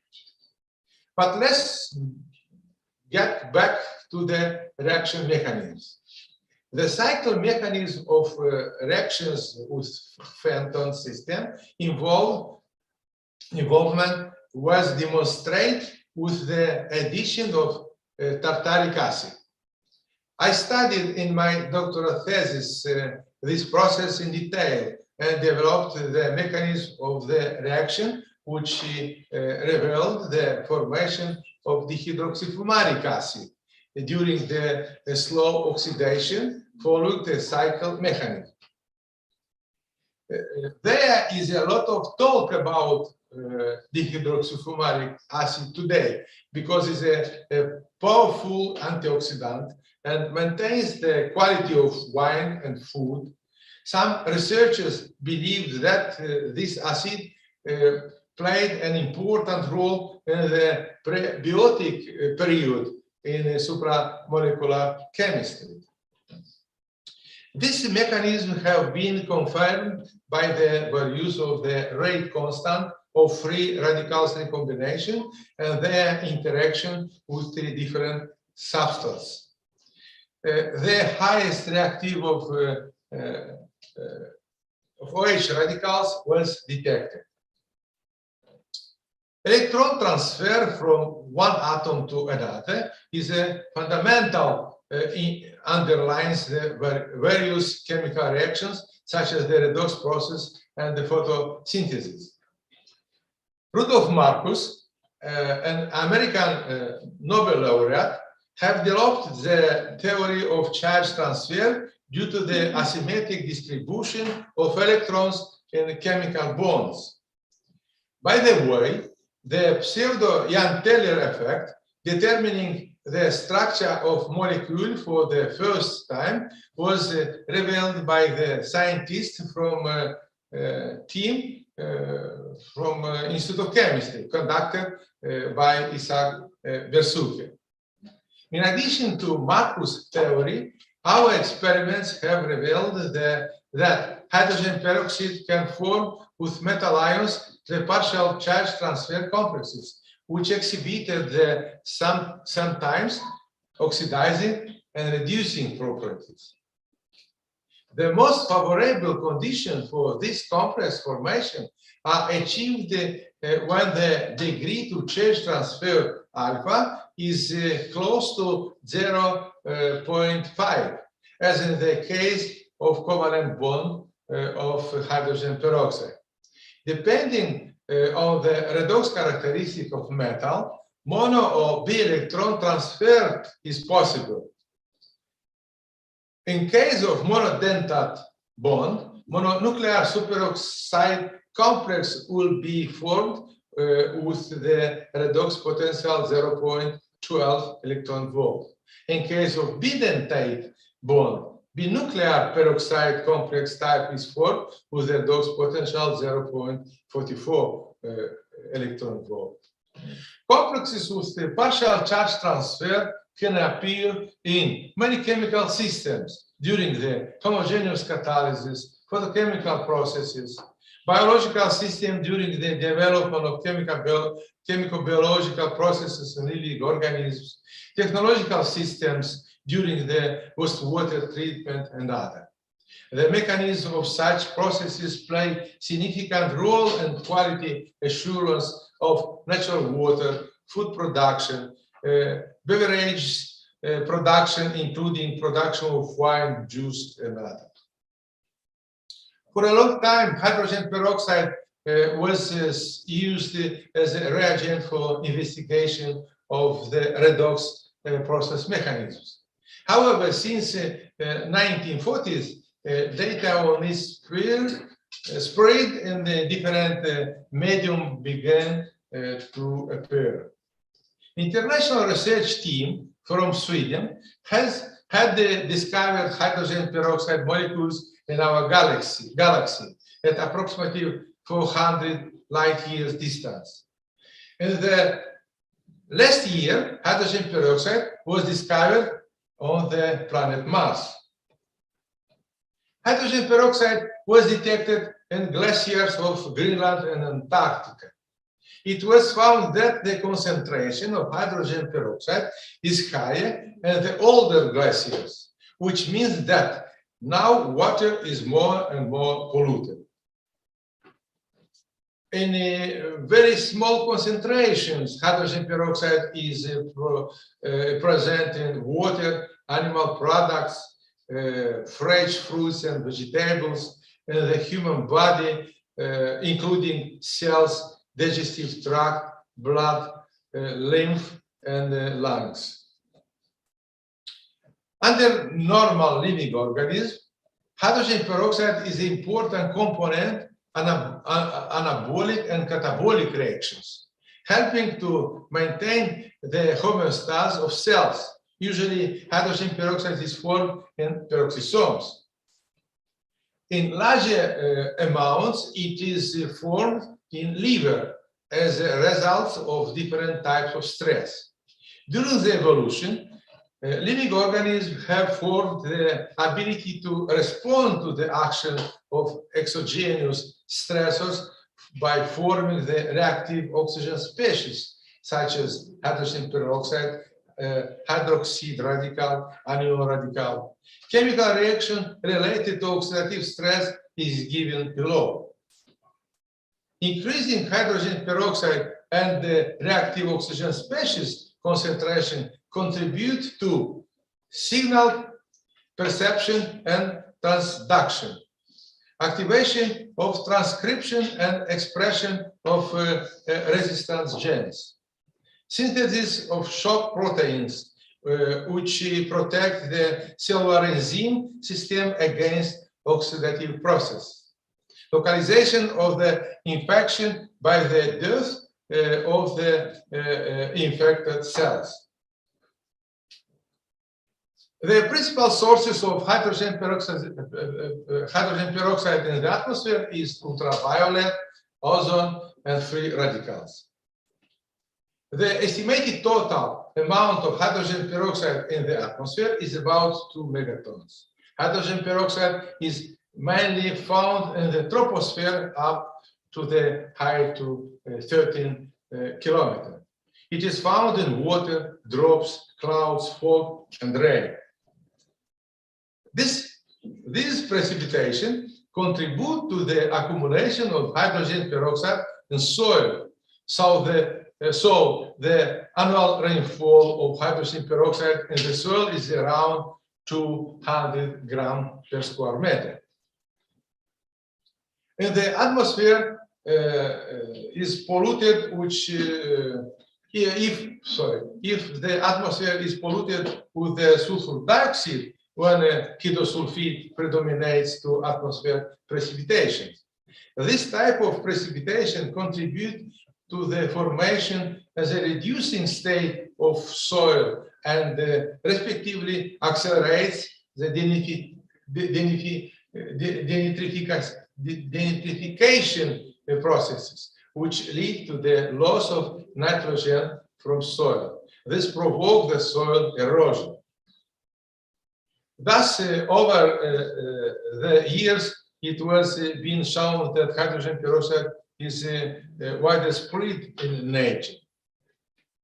Studies on hydrogen peroxide in the hydrosphere are extremely important, especially considering that life itself appeared in water when the atmosphere was in the reducing state. In 1963, Van Balen and Marler from Danish and USA discovered hydrogen peroxide in the Gulf of Mexico. In 1983, Russian scientists Kurlatov and Sinelnikov discovered hydrogen peroxide in River Volga. In 1986, Dr. Romanchuk and me discovered the hydrogen peroxide in River Prut. In 2000, the team from State University, conducted by Dr. Gheorghe, discovered the hydrogen peroxide in River Dnistro and lakes Beleu and Gheorghe. Measurements of hydrogen peroxide by US researchers in Atlantic and Pacific Ocean after rain showed that hydrogen peroxide content on the ocean surface rise sharply 10 about 100 times. But after a few hours, hydrogen peroxide content reached a stationary level. This phenomenon shows that hydrogen peroxide is contained in rainwater.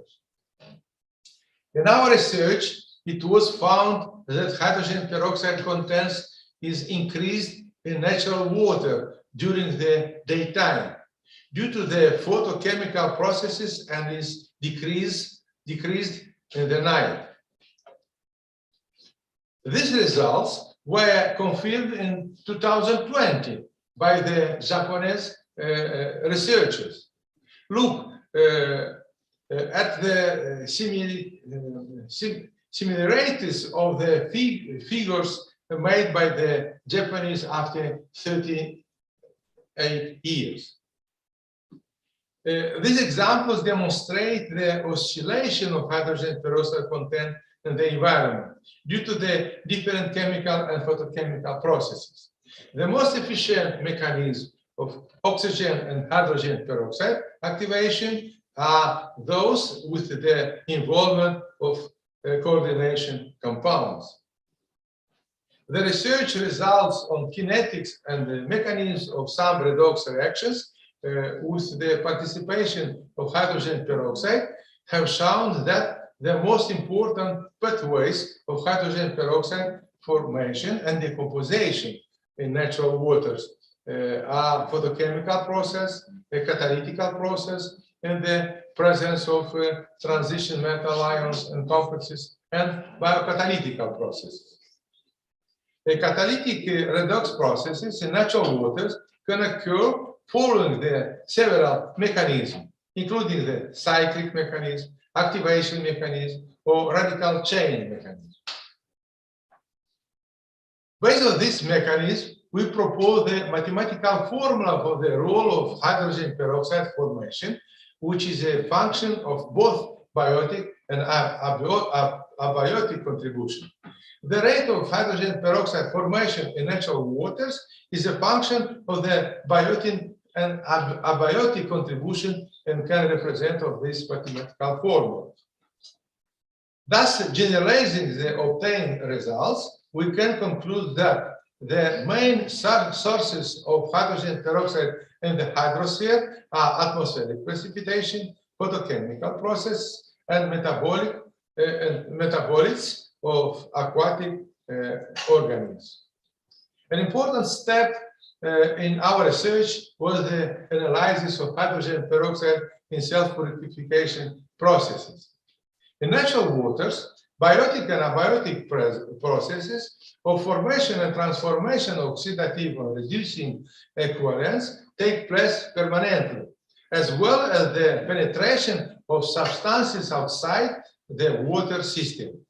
As a result of interactions between these components, the redox state is determined by the ratio between the flow rate of oxidative equivalents, hydrogen peroxide, and the flow rate of reducing agents.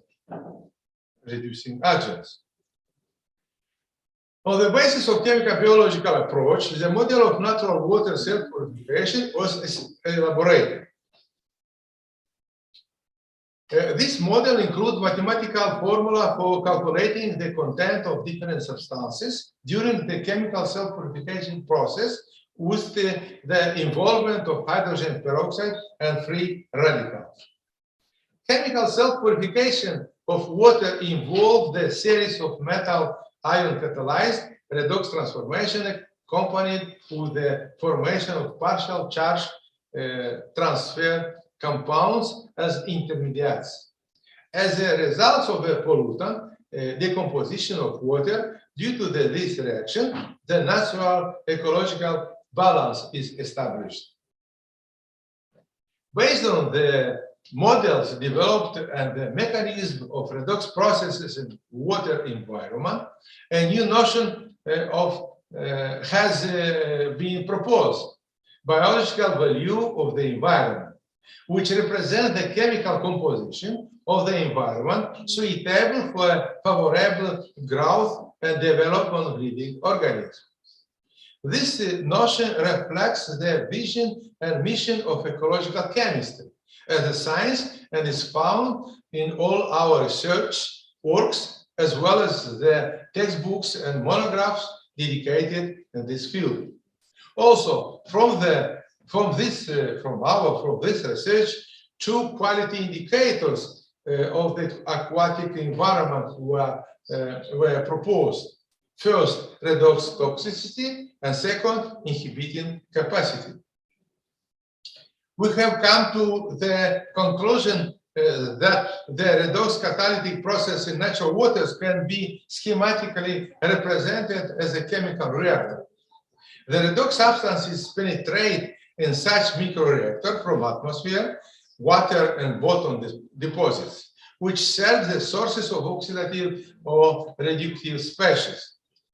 In dependence on the presence of these species, water can be in the reductive or oxidative states, which can affect the development of living organisms in it. The role of hydrogen peroxide in natural water, namely maintenance of biologic value of habitation, was demonstrated by the large-scale toxicological test. And I will describe here two of these tests, which had practical applications. The first example refers to the research conducted by Professor Spurlato together with a colleague from Moldovan State University on the Volga River. It was discovered the death of Sturgeon fish fry when the hydrochemical indicators of water were within the normal. The toxic factor that has been identified was the lack of hydrogen peroxide. The monitoring of the redox state of water during the seasonal partial demonstrate that, first, In oxidizing medium, when hydrogen peroxide is present in water, the survival of fish was close to 100%. Second, in stable redox period, when hydrogen peroxide occurs during the day and is absent in the morning, the amount of young fish is low. And the last, in the reducing condition, when hydrogen peroxide cannot be found even during the day, small fish fry will die. The second example refers to the wastewater treatment with active sludge. It was observed that the reducing state was formed when hydrogen peroxide was missing in the treatment of a system. As a result, the active sludge index increases and the sludge falls ill with the filamentosis. Is rise to the surface getting inactivated.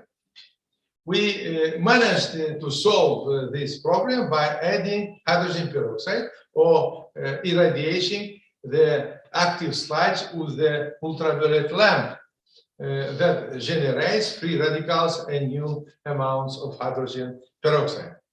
These results were used for the elaboration of a patent concerning the application of ultraviolet radiation for the sludge treatment. Inhibitory capacity is determined by the interaction of OH radicals with pollutants, which became to radical traps. The effective constant of the interaction can be represented in this slide, where Ki constant of hydrogen of OH radicals interaction with the traps, and this is a parameter that characterizes the ability to inhibit the self-purification process with the involvement of the OH radicals. The indicator characterizes only the organic substance that participate in the radical self-purification of water. According to this, the inhibition capacity criterion, the water quality can be clean water, moderated polluted water, and polluted water. Thus, the inhibitory capacity indicator can be used to assess the water pollution in correlation with the radical process inhibitors. Based on our research data and information from literature, we found that hydrogen peroxide participates in a modulator in maintaining the redox cell homeostasis and thus is involved in regulating the growth and ontogenetic development of plants. Accordingly, hydrogen peroxide was proposed for using in agriculture. Our team has elaborated the efficient plant growth simulator on its base, Cherere. It is known that the quality of food is deteriorated under the influence of hydrogen peroxide and the free radicals, which promote the condensation of polyphenols. Our research has shown that dihydroxysulfuric acid, antioxidant, effectively inhibits the condensation by trapping the radicals of the polyphenolic regeneration following the cyclic mechanism. This results obtained in common with Maria Gonza, Professor Maria Gonza, and Professor Rodica Sturza, and have served for elaboration of a patent in the field of the food protection technology. At the end of this presentation, I would like to mention that in this report, I have selected and reviewed only some of the studies conducted over 50 years namely those focused in the role and importance of hydrogen peroxide in the environment, technology, and life. In the research activity, I enjoyed the help and the good understanding for many colleagues and PhD students who are with me today. I would like to express my gratitude to all of them for the beautiful collaboration and I have had over the years. But most of all, I want to thank my wife, Academician Professor Maria DUCA, who has with me 30 years and for better and worse participated in heated discussions and in all my achievements. Thank for my children and especially the grandchildren who were very kind, good, and loving. Thank you for your kind attention.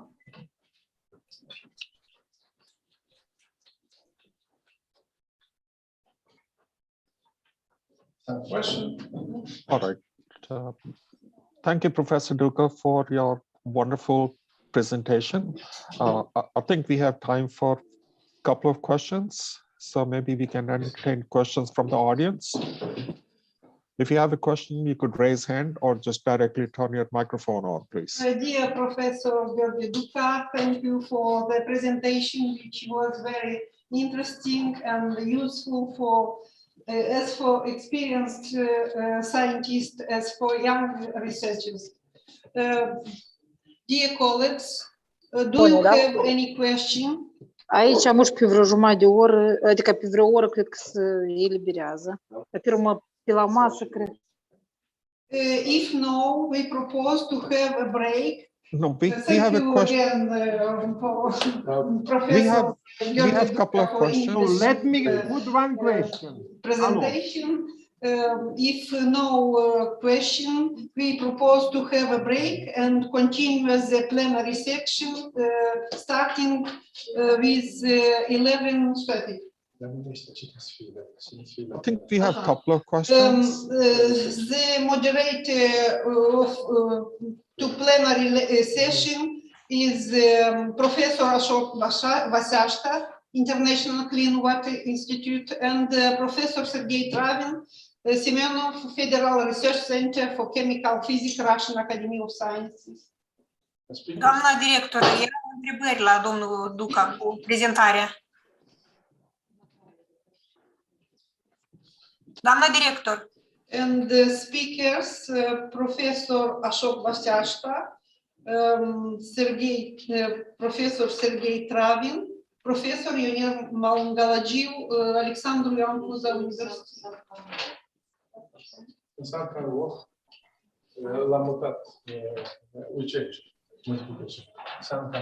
Doamna director, erau întrebări la prezentarea domnului academician.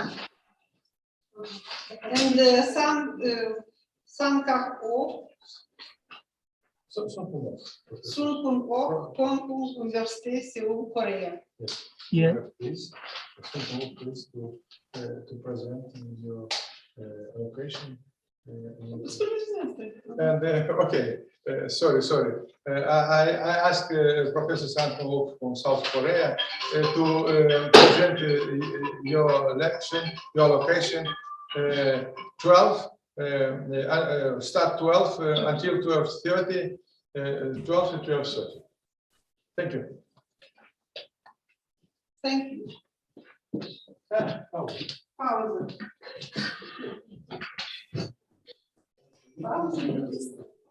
Thank you. Thank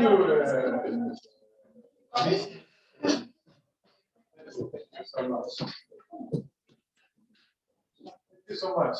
Eu propun să facem o fotografie. Toți care stăm aici, de aici ne aranjăm. Poate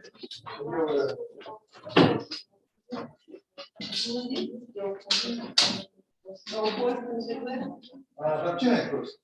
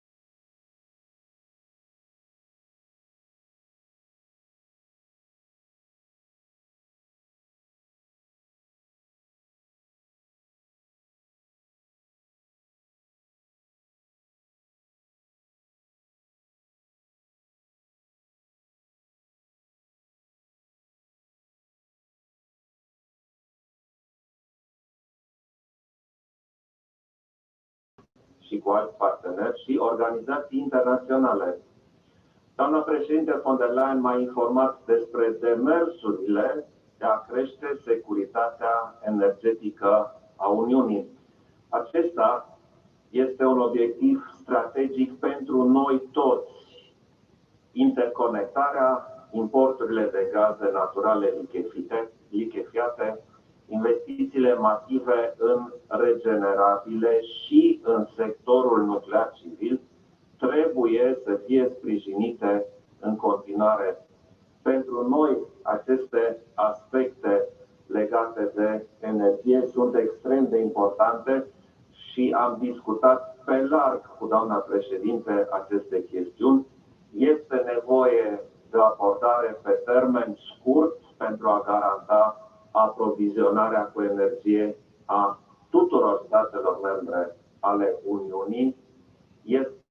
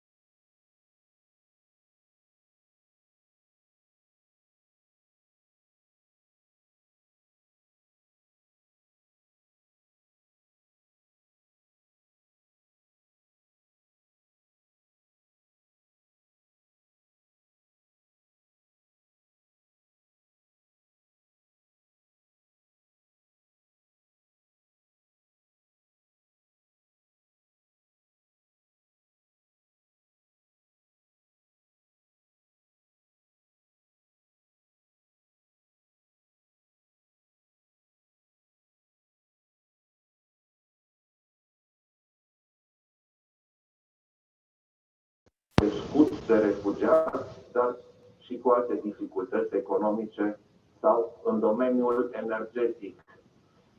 România va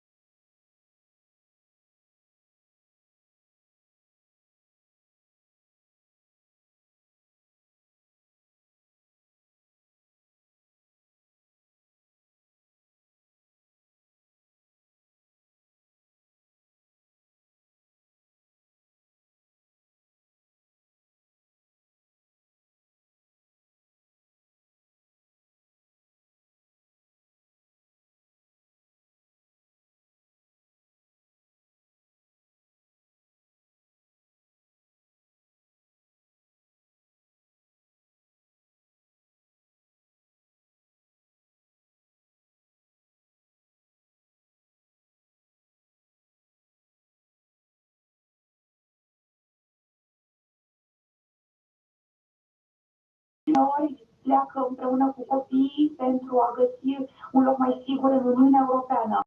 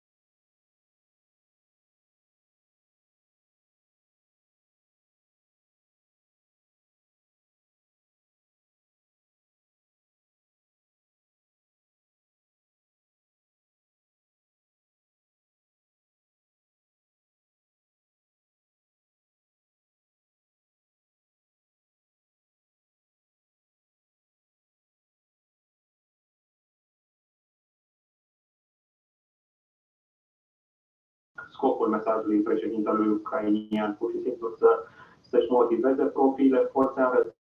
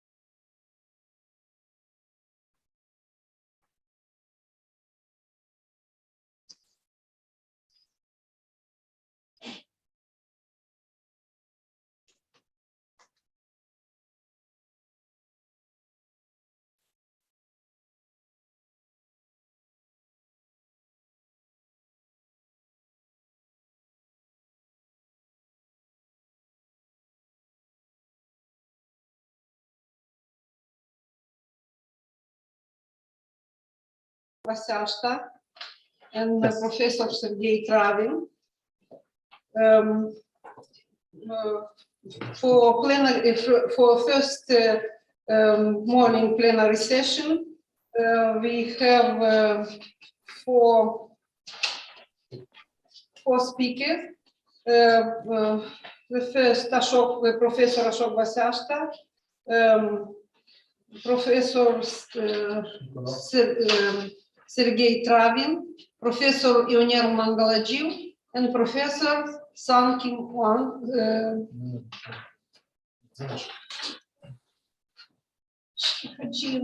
No, first is Vasyashta. Second is Sankum Loch. After that, the Professor Travin, and the rest is the Mangalajiu. Thank you. Thank you. Please, Professor Vasyashta. All right. Give the floor. Okay, let me go ahead and share my screen, and then we'll start with the presentation.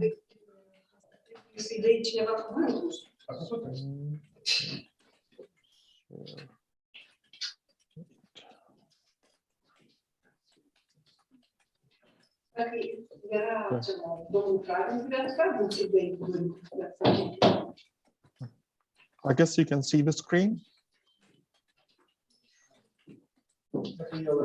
Yes. Okay, good, perfect. All right.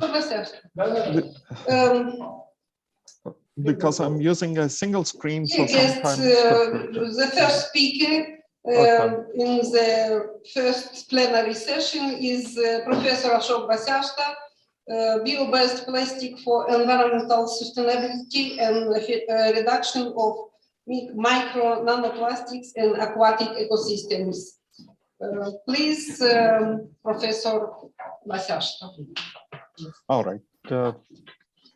Thank you for the kind introduction. Once again, I would like to acknowledge the organizers for the wonderful event. Despite of the fact we are meeting in an online environment.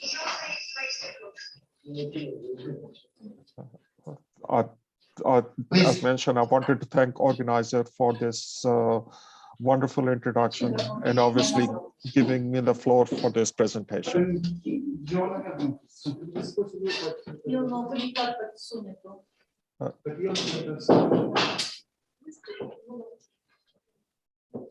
Can I proceed? Well, please start. It's your time. Okay, good. Thank you. So the topic which I'll be discussing today is the bio-derived plastic for environment sustainability. Professor Basyashta, please include your microphone, please. Oh, okay. Mike, give me 1 second. Let me see why the microphone, it should be on. Give me 1 second. You cannot hear me? Well, at least online, the quality of sound is perfect. Okay, good, perfect. All right, so let me, okay. All right, so as mentioned, the topic of the presentation today is bio-derived plastic for environment sustainability and reduction of micro nanoplastic in aquatic ecosystems. So in the context of ecology, I think the context of microplastic is very important. So I just want to show by way of this presentation our motivation to study this topic, its environmental impact.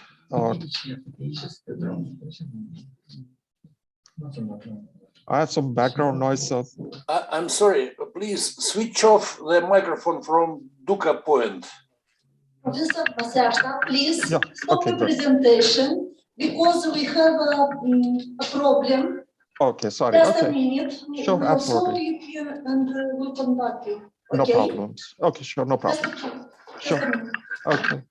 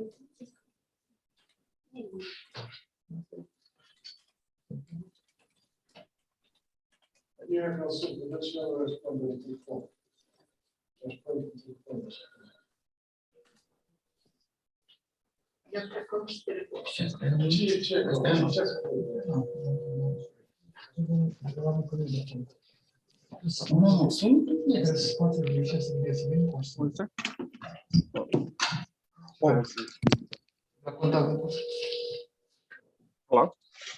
Hello. Please wait 1 minute. Some technical problem. Okay? No problem. No, I'm waiting. So no problem, Skull. Okay. Thank you. Bye. Okay. Oh, thanks. You realize I didn't. I've heard the vibration. vibration. I don't know why the sound is not there. Okay.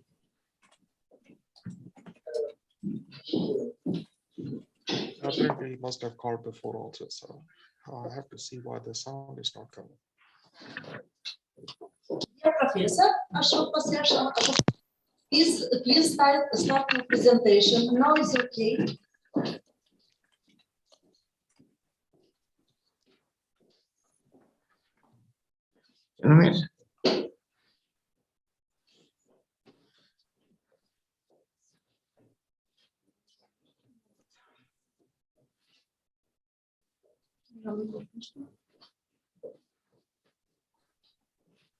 It seems to me that one of problems is that in parallel, the microphone on the cathedra is switched on.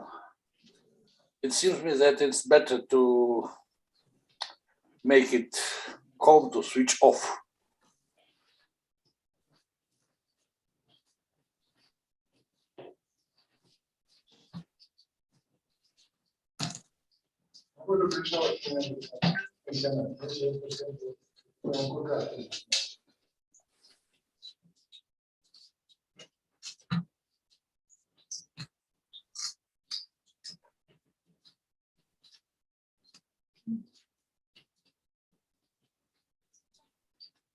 Lasă microfonul de la calculator, dacă nu poți să o miști asta.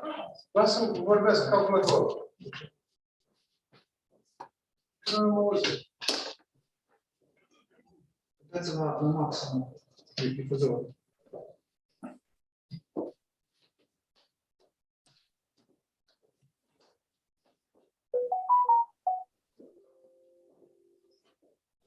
Ce?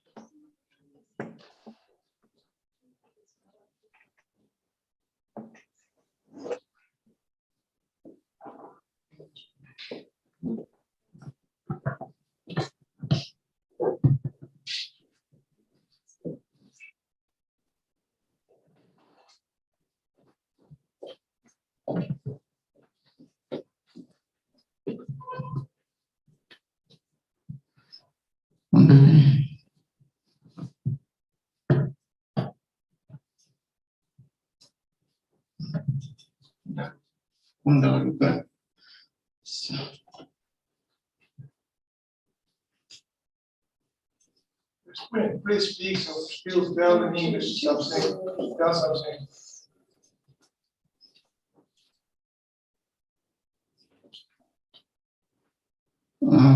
Professor Vasiashka, please speak anymore. I can proceed now?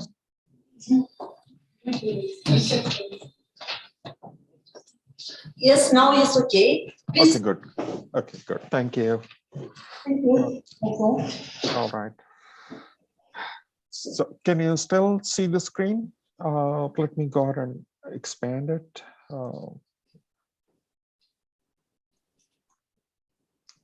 Recording in progress.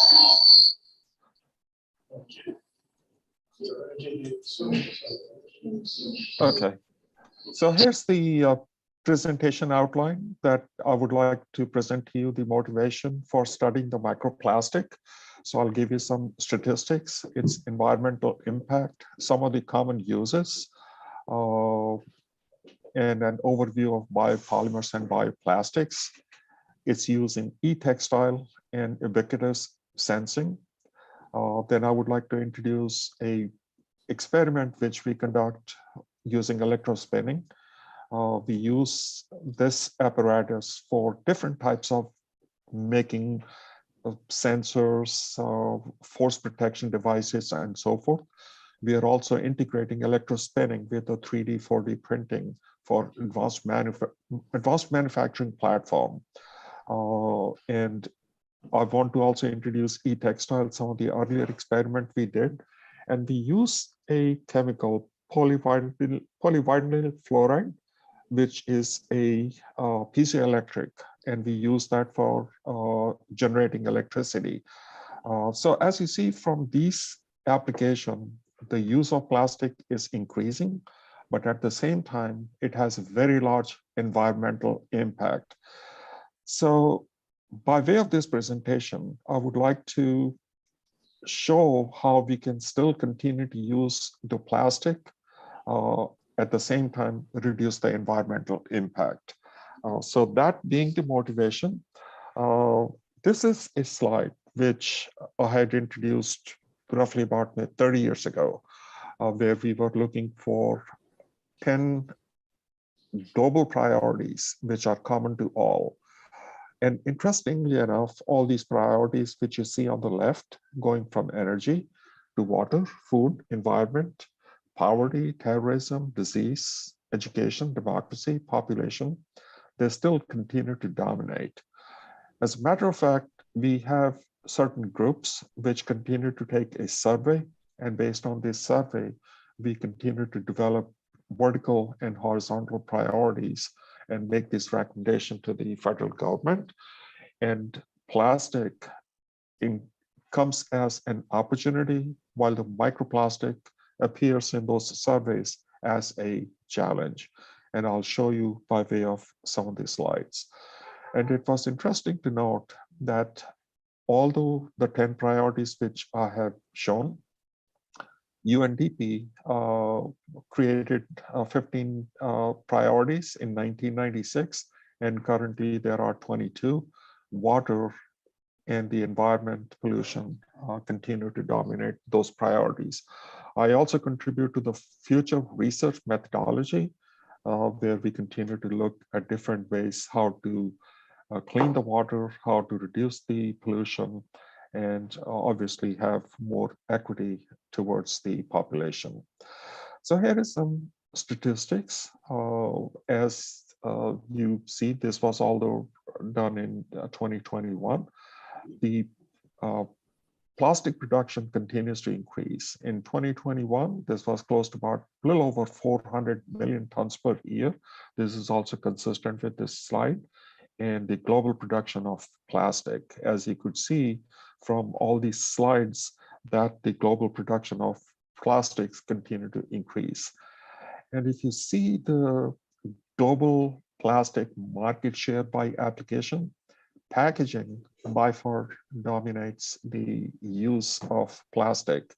So obviously, we need to see how we could work on that so that there is a reduction of plastic in the environment, the plastic which is used for packaging types of application. But nonetheless, other applications being construction, electrical and electronics, automotive, medical application, agriculture, and so forth.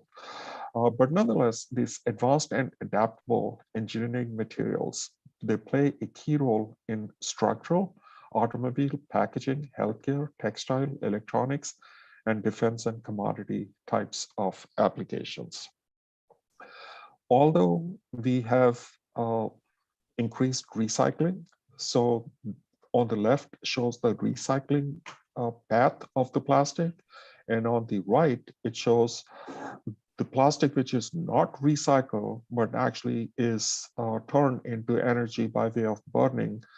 But even despite of these two methods which are in use to recycle or convert the plastic, this slide shows the plastic which ends up into the environment. And as you could see, a larger share of this plastic goes to the landfill, and a large number of that ends up actually in the water, into the oceans. But then there are different other statistics which you could see. Only a small portion is used for combustion, and substantially a smaller portion, as you see, is used for recycling. So the one which actually goes to the landfill is the one which creates a challenge, and I'm going to show you by the following slides. These are some of the pictures. I have thousands of pictures showing the plastic that floats into the ocean. This is from Tijuana, Mexico. You could see river full of plastic bottles and so forth. This is also used for burning, but nonetheless, it obviously produces the greenhouse emission gases. So obviously, it continues to increase, produce more and more pollution, environmental pollution. But the plastic which goes either into the water or in air, there are two types of plastics which we see. One is the primary. These are the ones which enter the marine environment or the atmospheric environment into microsize. And then the second one being the secondary microplastics.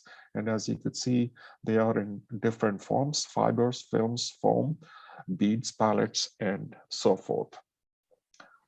It's also observed recently that the plastic in the ground also produces impact as far as the terrestrial applications are concerned, in addition to the aquatic ecosystem.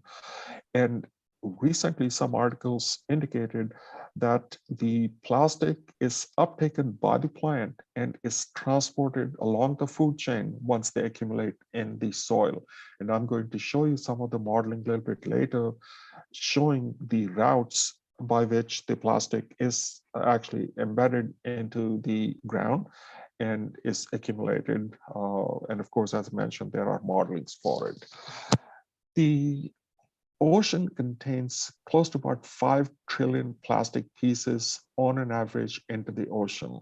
And what you see on the screen is the microplastics and microplastics which float into the ocean.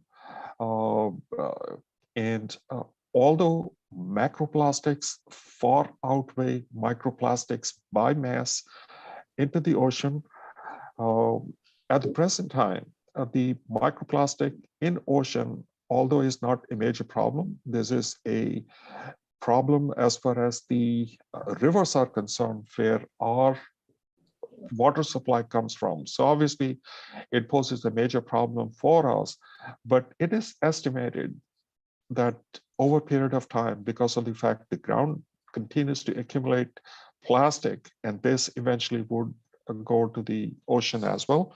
So this will also become a major problem.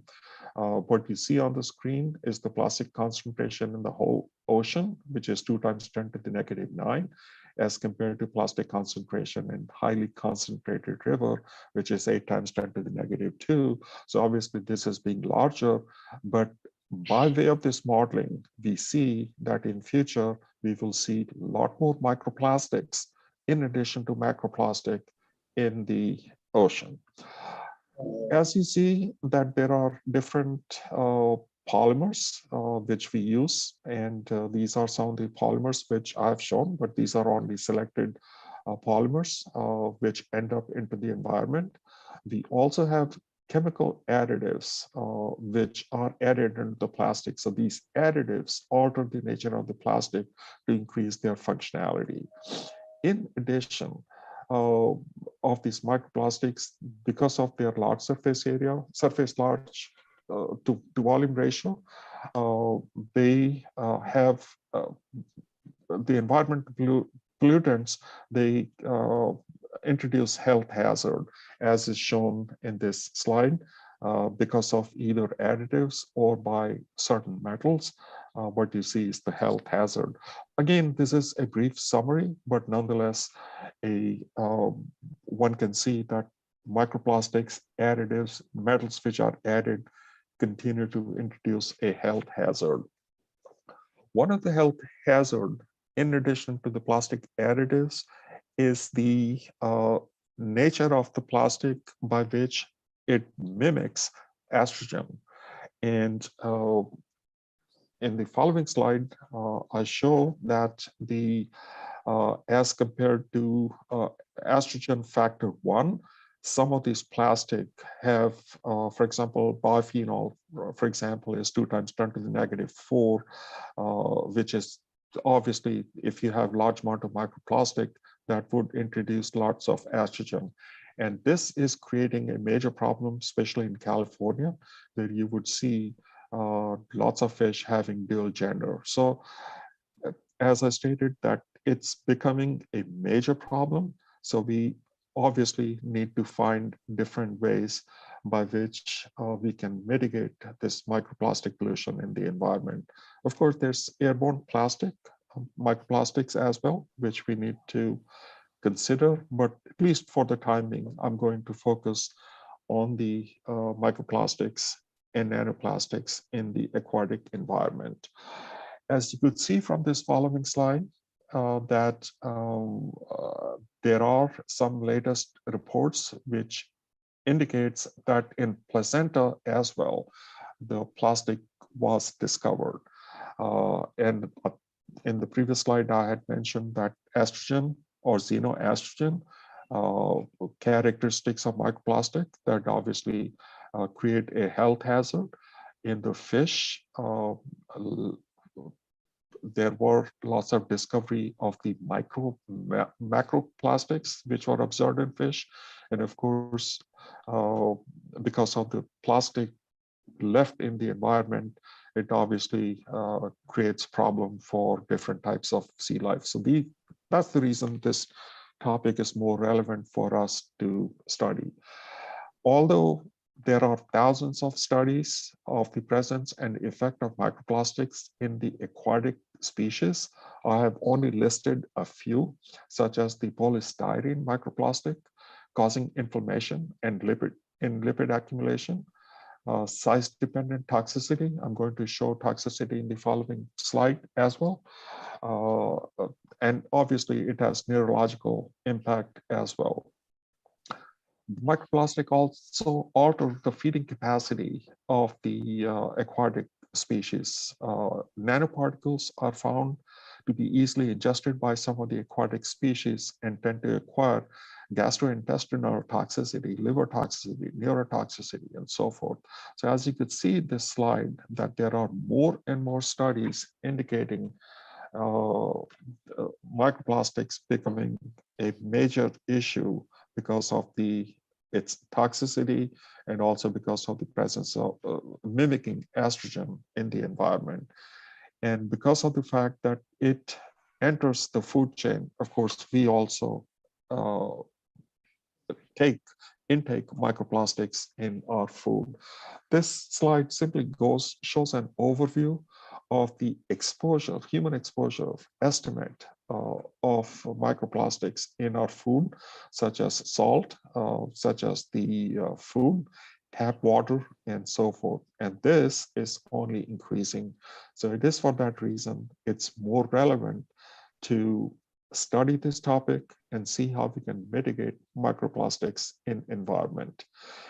As I mentioned, because of its toxicity,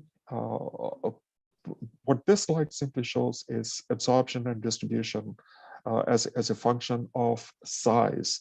And I'm going to dwell on the microplastics and nanoplastic. We had conducted some study of the neostonic microplastic in the aquatic system. And it seems they tend to float because of the fact they become hydrophobic. And they then attract bacteria from the environment and they continue to grow. I'm sure all of us know, because of the presence of COVID, SARS virus, there is presence of SARS in the water also. So there are some recent reports indicating that the neostonic microplastic attracting SARS virus and of course accumulating on the surface. These studies are really recent. There's not much literature on it, but it still indicates the presence of microplastics becoming neutonic and attracting bacteria, causing oxidative stress, gastrointestinal effects, neurotoxicity, and metabolism types of changes. So this needs to be studied. We had looked into nanomaterial and their impact on health. And because that model we had developed, so we are trying to use the model of the nanomaterial into micro and nanoplastic and see if we can study the toxicity of microplastics on human health. There are several mitigation strategies, such as the photodegradation using UV light, using nanomaterials, thermodegradation, biodegradation, microbes, etc. But these are the mitigation strategies. What I would like to show is use of biopolymers and bioplastics, which are biodegradable, so that we don't have to use this mitigation strategies, which I have listed in this particular slide. So looking into the quadrants, 4 quadrants I've shown here, these are the conventional plastics which are used for the production of plastics. What we have proposed is, because of the fact nature has tremendous amount of plastic, we are beginning to use now bioplastics, which are bio-based, either in this quadrant, whether they are bio-based, bio-based, non-biodegradable, bio-based, biodegradable. More specifically, we are trying to use bioplastics in this particular regime, which are biodegradable and also bio-based. If we can upcycle these plastics rather than recycle, then I think we can reduce the environmental impact of micro nanoplastics going forward. This is also true by the trend of the biopolymers by the market segment. As you see, the market for the biopolymer is continuing to increase. That shows that there is a obviously a trend to use biopolymers going forward. And this trend obviously will continue to increase, to shift from fossil-based polymers to bio-based polymers, or chemical-based polymers to bio-based polymers. So this is something which we would like to do. So what I'm going to show in the next few slides is some of the experiments which we have done. As mentioned, we do electrospinning to develop different types of plastics. We are using biopolymers to make those. And that's, again, a very small contribution in this large problem of microplastics which we have. So I'm going to show you e-textile and ubiquitous sensing, which we produce by using electrospinning. These are some of the standalone application of sensors which we use for different types of application, may it be for security, may it be for health and medicine, etc. We use actually PVDF polymer to produce electrical energy for energy harvesting. As you know, PVDF is a piezoelectric plastic. It's by application of pressure, it produces voltage, and also by a process called polling. That means you apply temperature and then extend, then it produces electricity. So using PVDF, we are producing electricity for different types of application. So this slide simply shows that by PVDF, one can, using its piezoelectric characteristics, one can harvest energy, which is used for different application, may it be sensors or may it be energy harvesting types of application. So I'm going to show you in the following slides electrospinning, which we have used and how we use PVDF in those applications. Electrospinning, as I'm sure all of you know, is a fairly straightforward technique where you use a polymer by simply application of electric field with respect to electrode, using electrohydrodynamics, the polymer jets out. And of course, you can then form a membrane. And using this polymer, we are now beginning to replace biopolymers, which I'll show you in the following slide. We can make these membranes for, again, multiple types of application. This is a slide where we had produced, used different types of polymer. This simply shows their composition and loading, and of course, the types of application which we can use these membranes for. Now we have started to use green synthesis, meaning thereby biopolymers, and using these biopolymers, again, we are using for application, which are essentially for biomedical types of applications, such as wound dressing, tissue scaffolds, and so forth.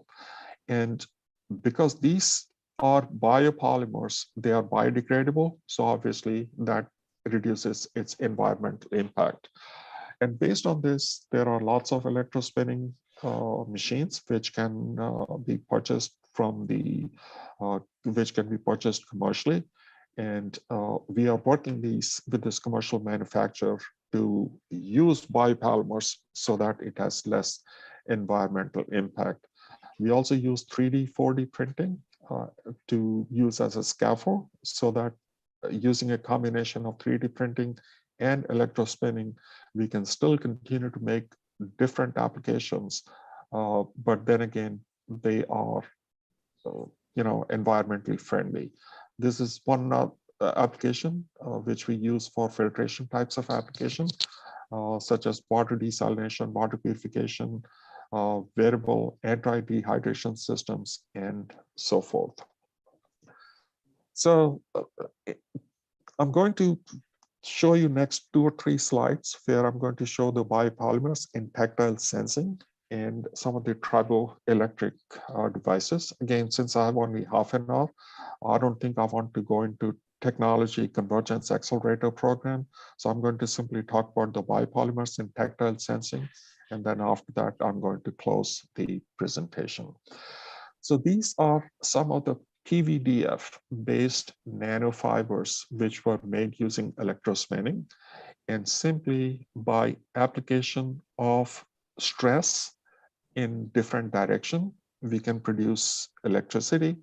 The characteristics at the bottom shows the Fourier transform infrared spectroscopy and the Raman shift, which simply indicates the structure is that of PVDF.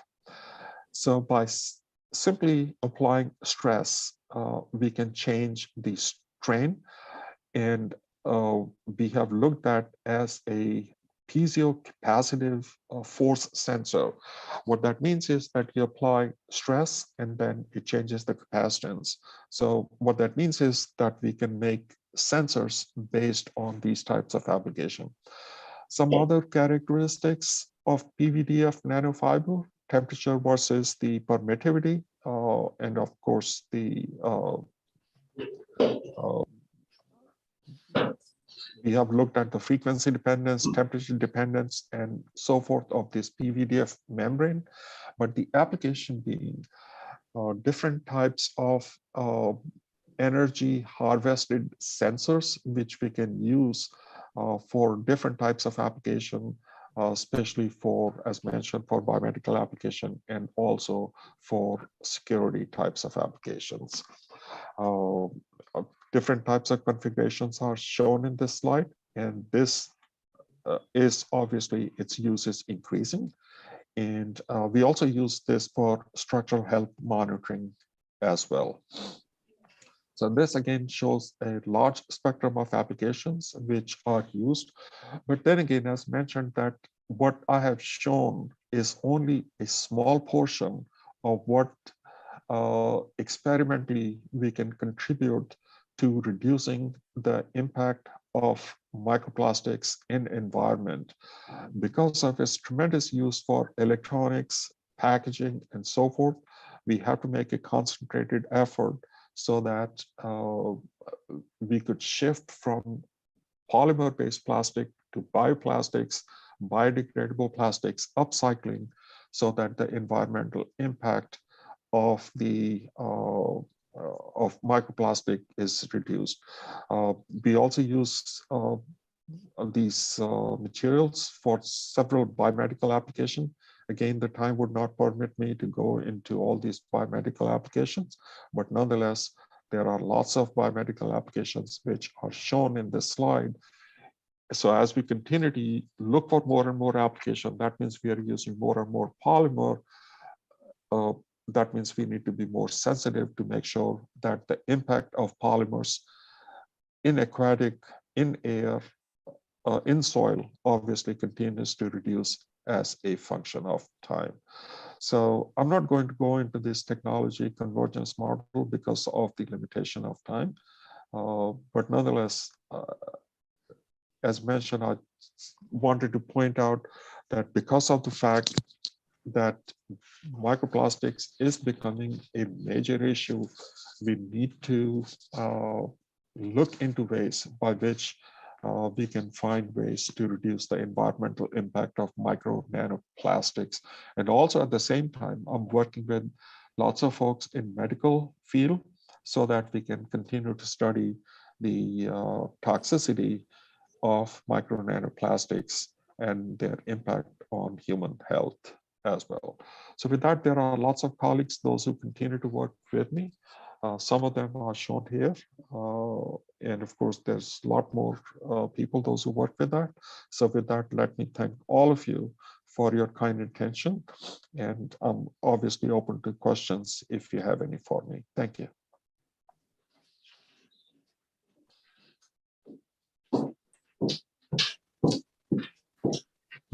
Well, may I ask a question? Dear Professor. A question, some question. Okay. Some question, please. Please, sure. Yes, absolutely. yes. It seemed that on diagrams which you had demonstrated, one can see exponential growth of plastic production from year to year. Mm-hmm. And to be compared with, for instance, well-known Moore law for computers, mm-hmm. Where every 3 or 5 years you have twofold increase in amount of transistors, in the capacity of operative memory, and so on.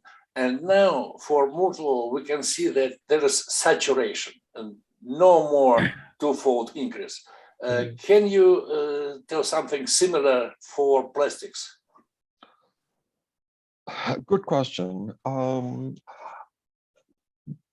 You know, first of all, let me say that because we are now so dependent on plastic, I don't think that replacing plastic, although there is a lot of effort on the part of people, those who are not in favor of plastic, to actually completely eliminate the plastic, I don't think that will ever happen, that we will not depend on plastic. Or computers, or cell phones, or automobiles, even parts of aircraft, etc., they are all made of plastic. So yes, you're right that this it will continue to increase.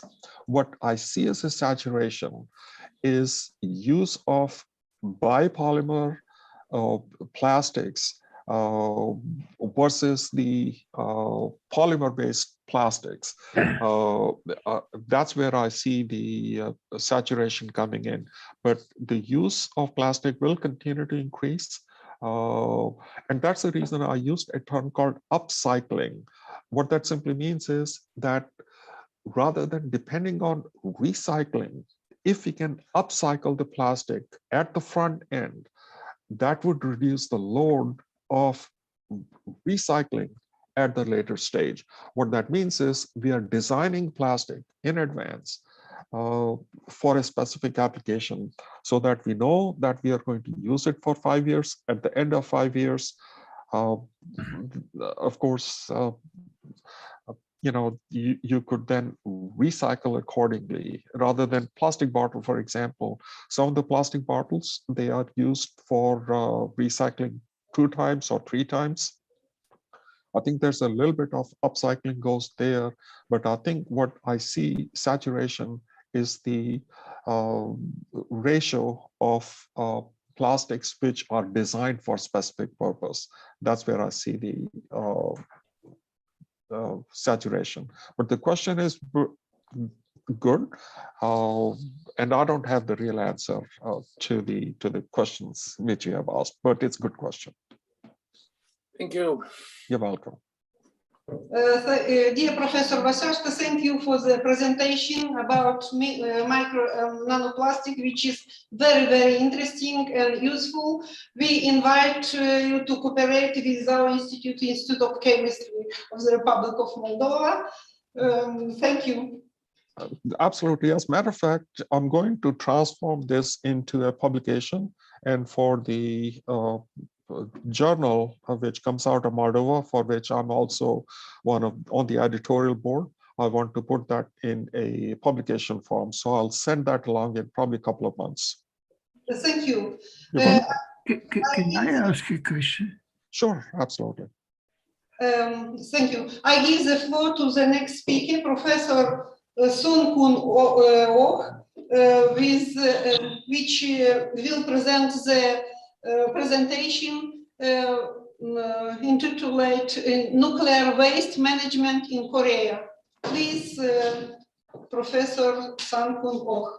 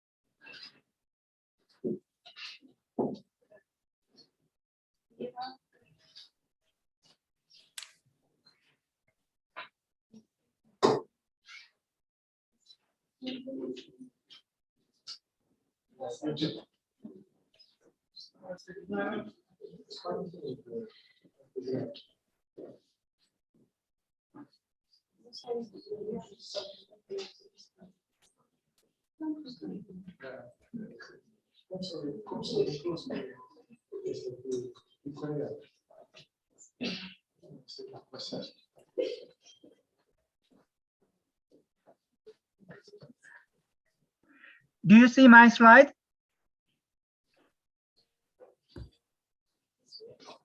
No?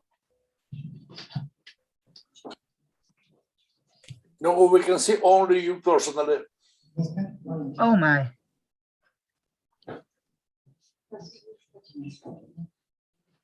Please try to press button screen demonstration. Yes. Yes. Now it's good. Okay. Is it full screen? Yeah, yes, now it's full screen. Okay, thank you. Thank you for the invitation of this wonderful event. And I'd like to thank Professor DUCA for his kind advice that even if I am a physicist, that I can talk on something quite relevant to your conference. So I'd like to talk on the nuclear waste management in Korea. And before that, I would like to say happy birthday, Academician DUCA. And La Multiani, is it okay? Is it right? Yeah. Yes, and I would like to also celebrate that he has received a very important prize last year for his work on the redox processes in aqua systems. So I think I celebrate him. So my talk is like this.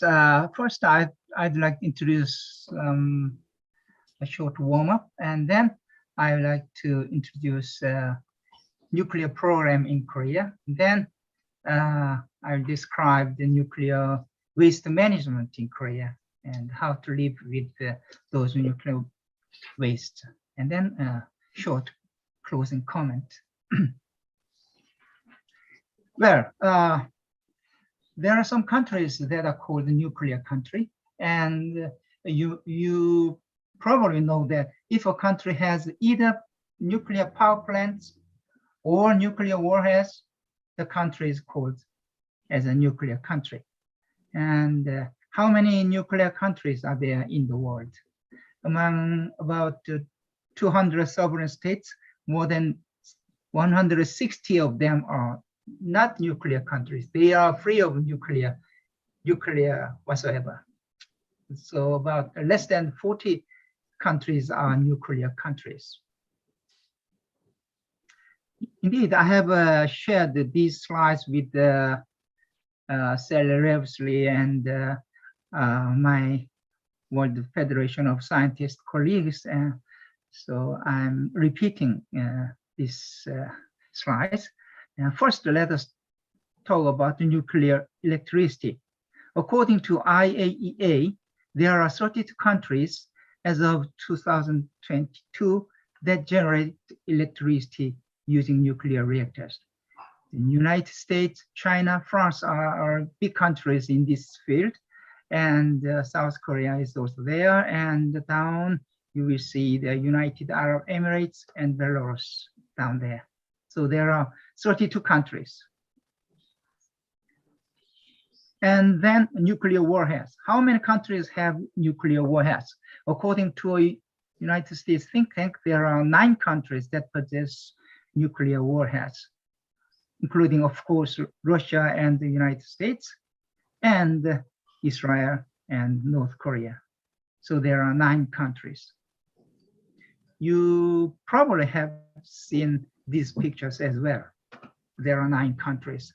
Russia on the right-hand side, and the United States on the left-hand side, and in between there are 7 countries, including China, North Korea, and Israel.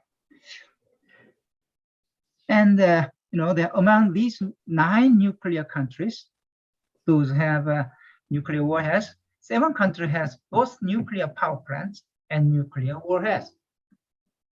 So 2 countries have only nuclear warheads, but no nuclear electricity. Thus, there are 34 nuclear countries in total. I can graph these 34 countries into one graph, where the x-axis is the nuclear electricity electric power, and the y-axis is the nuclear warheads. You see that Russia, United States here, and Russia here, they both produce electricity and nuclear warheads. And here you see that Israel and North Korea, they have no nuclear electricity, but they have nuclear warheads. And most of the other countries have only nuclear electric power and no nuclear warheads. And I can group them into 3 categories, into 3 groups like this. You see that Group A spend their nuclear strengths. I mean the strengths of technology and the resources of the nuclear engineering onto the production of nuclear warheads. These 2 countries. And at Group C, these the green countries, they use the nuclear technology and resources, so-called peacefully. And here, Group B, you see that Group B, it is a mainstream of the nuclear countries. They produce both nuclear electricity and nuclear warheads. So we may say that Group C has the potential to have nuclear warheads. So, for example,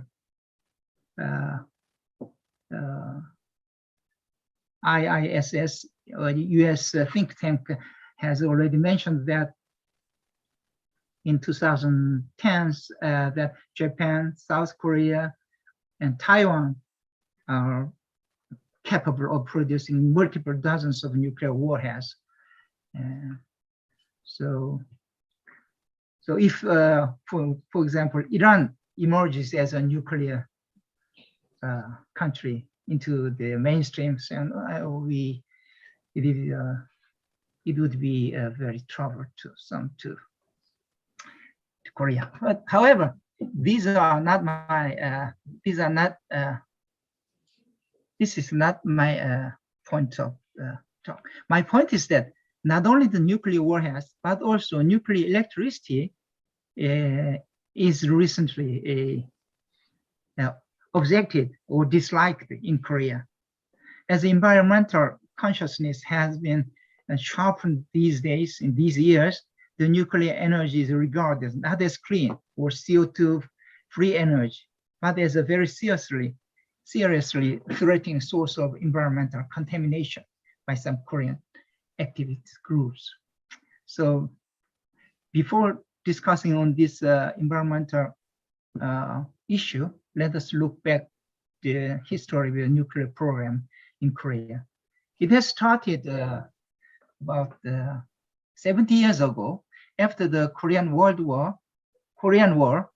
between 1950 to 1953, Korea has established a section in the government for nuclear energy on March 1956 to make relevant laws and regulations to legalize government structures, the bureaucratic hierarchy, or the research institute, and to build nuclear reactors for research, and to develop human resources for nuclear program.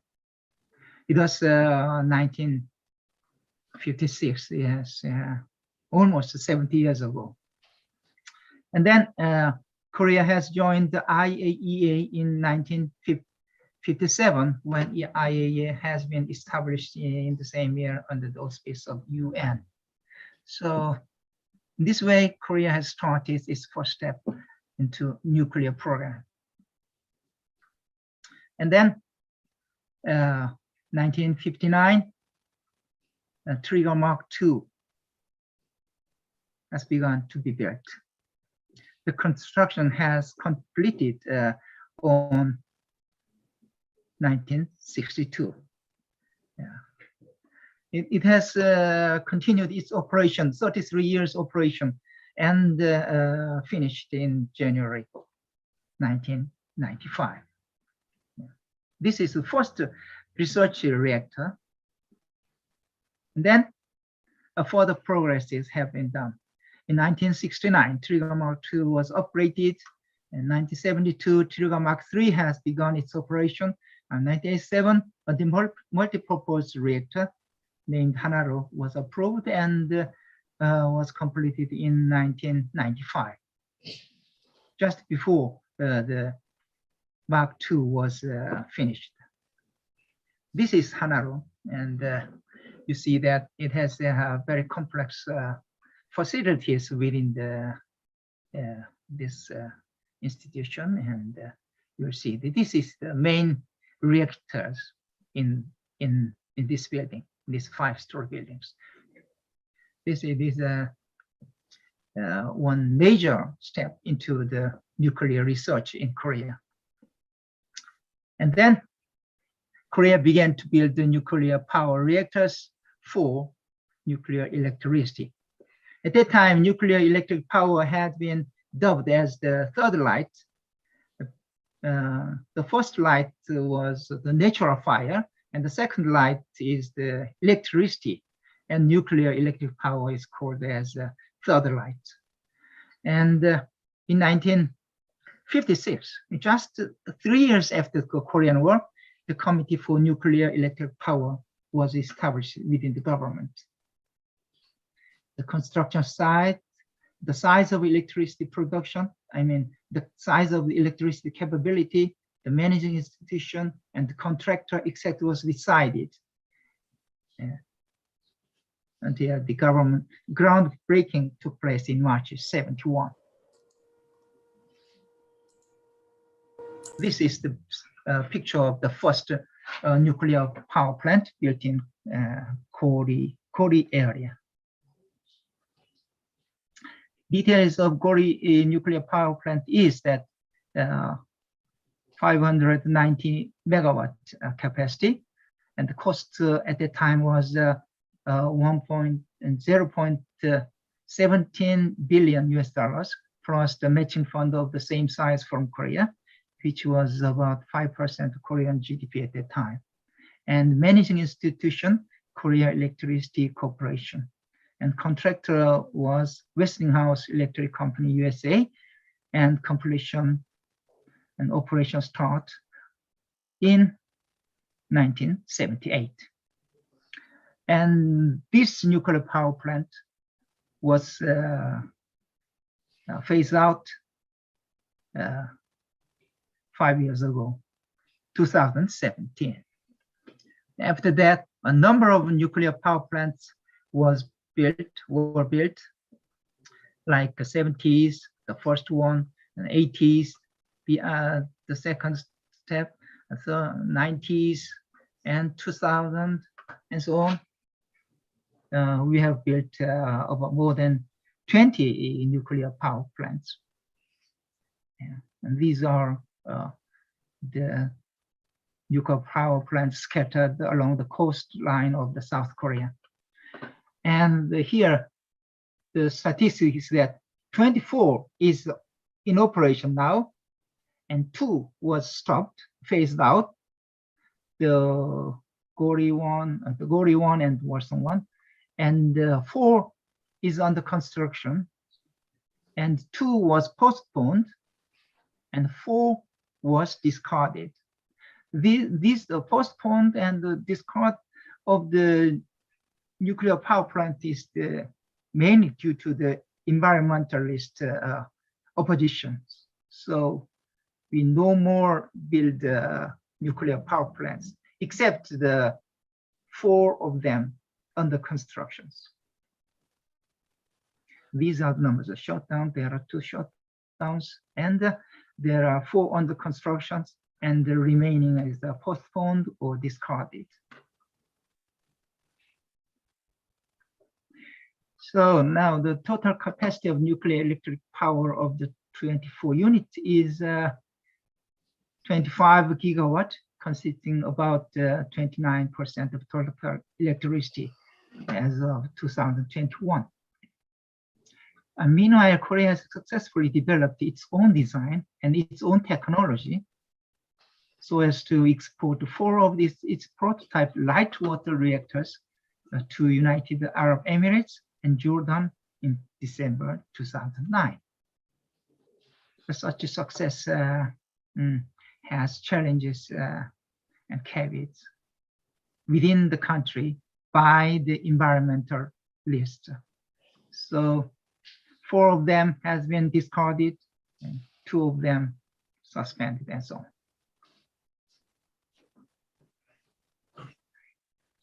And the government, the present government decided to carry out the policy of nuclear power phase out, a la Germany. That means no more additional nuclear power plants, no extension or upgrade of existing nuclear power plants, and then develop environmental friendly, cheaper substitute for renewable energy sources such as solar energy. The opposition party criticized that the government chose a wrong policy of giving up the cheapest CO2-free energy sources, and the opposition party regarded as nuclear energy is at the moment the cheapest and CO2-free energy, but the government thinks otherwise. So the hot debates are ongoing among these political parties.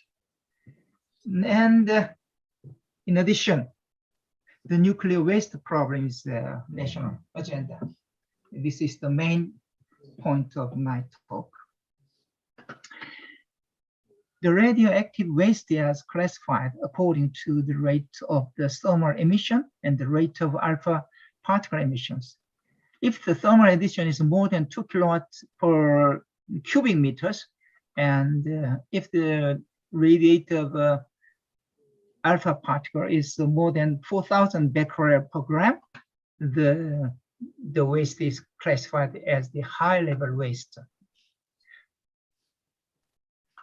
High-level nuclear waste are produced, as you know, that by a product of reaction that occurs inside the nuclear reactors. They are spent to reactor fuel when it is accepted for disposal. In addition, the waste materials are remaining after those spent for reprocessed.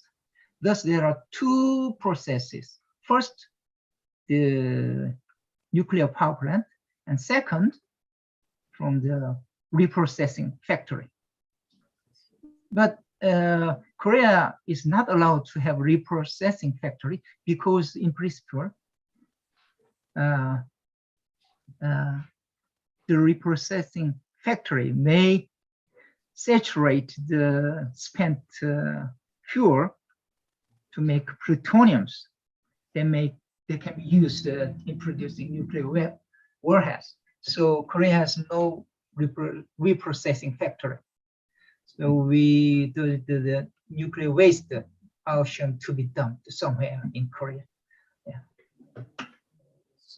So the high-level nuclear waste that are produced from the nuclear electric power should be dumped somewhere.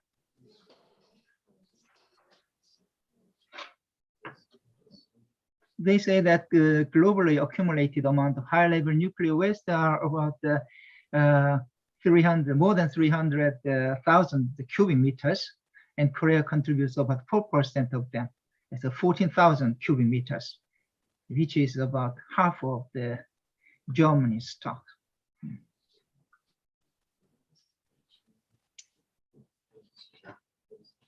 Now, the problem is the dumping sites. From 86 to 89, a mountain site was selected, but fierce local opposition has annihilated the selection. And since then, 1991, 1995, 2004, 2005, a number of selection sites was repeatedly failed. We think that it is kind of NIMBY phenomenon. But anyway, we couldn't, the Korean government couldn't decide a high-level nuclear waste dumping site as yet. These are the pictures of the Korean communities, demonstrations. Just 3 of them, but there have been a number of demonstrations to object the dumping site. Meanwhile, depository for the medium and low-level nuclear waste has been selected in 2005 and to be built in Gyeongju area like this. The government plan is that by 2024, the high-level nuclear waste dumping site should be decided. Geological survey be finished in 2028, and then 2053, the facility will be completed. Yeah. This means by that time, we would dump the nuclear waste and we would have no nuclear power plants except 4. So let me close with these comments. It is from now a 30 years time span. By 2053, Korea may turn into a non-nuclear country that has neither nuclear warheads nor nuclear power plants. And it may be capable of decomposing nuclear waste somewhere in deep underground facilities safely and securely. The remaining one issue is where to build. It should be decided 2024. A huge sum of financial incentives is mentioned among the politicians because it should be handed over to the local community. So then they would accept the dumping site. So this is the ongoing. This negotiation is ongoing. Thank you.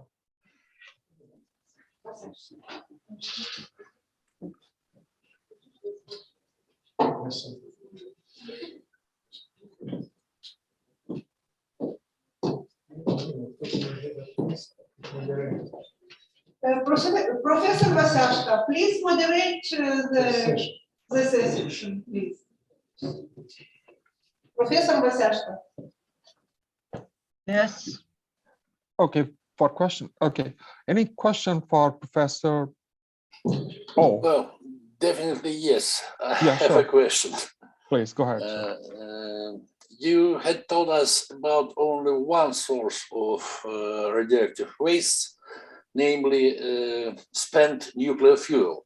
But there's another one which is concerned with aerosol products which are permanently going out of working nuclear power plants, and it includes inert radioactive gases, starting with argon, cesium, iodine, which maybe is most important, and some of them are collected by filters, and some of them goes directly to the atmosphere, and maybe this kind of waste gives more becquerels to the environment than concentrated spent nuclear fuel. Is it so or not? Yes, yes, indeed. But in my talk, I just talked about the solid type, not the radioactive gases or the contaminated waters like the Fukushima reactor accident. I'm just talking about the spent fuel. Yes. I think you have mentioned a very important point. Thank you.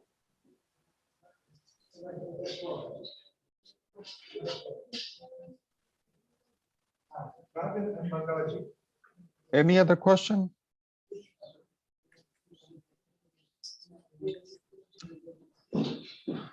All right. If not, let's thank Professor O for the wonderful presentation. Thank you. All right. Thank you so much. The next presentation is by Professor Sergey Travin, and he's going to present to us development of the application of the Monte Carlo method for solution of ecological chemistry tasks. So with that, I'm very pleased to present a friend of mine, Professor Sergey Travin, for the next presentation. Sergey, floor is yours. Okay, but I would like to have possibility of my screen demonstration instead of Professor Sankon. Yes, okay. Please scroll down my slides. Please organize us. No. It must be somebody from the organizers of this. Yes. Somebody from the organizer should solve this problem. So I can see message that you can't. Oh, now yes. Now yes. Yeah, that's okay. It's okay. Where it is? Wow.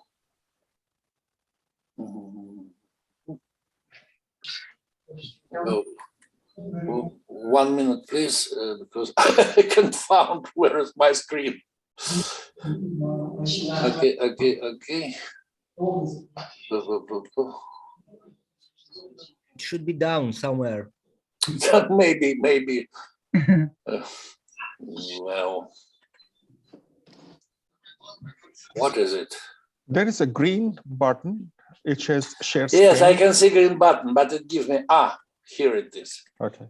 Oh, it's okay. Now. Yes, we can see. Yeah, we can see your screen. Yes, you can see my institution. Yes. Well,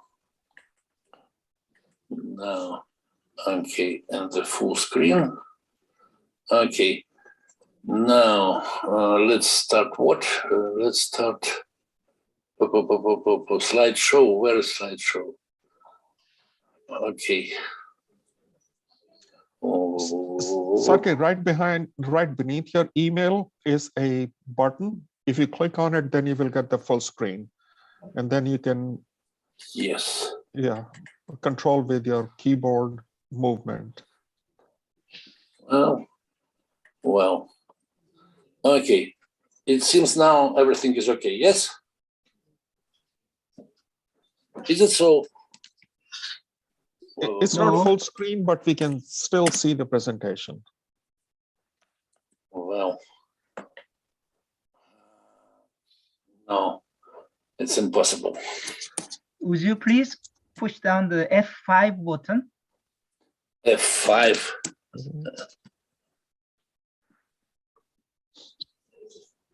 Yes, but it's automatic. So I prefer to have possibility to list slides by hand myself. Now, first of all, I would like to join to all congratulations to our dear friend Gheorghe DUCA, who had organized our meeting. Occasionally, it was unlike circumstances that we can't meet in live, so we have contacts only online, and this is one of the reasons why I try to be as brief as possible, because I had prepared the text which will be maybe proper for case when I can see the eyes of my audience, and when I can see only this screen. I think the better idea will be not to follow this text. During the coffee break, I tried to read it and get boring myself. So I'm afraid that it's not necessary to make pain for our audience. I'll try to explain the sense of our work and the main topics of this presentation just by fingertips.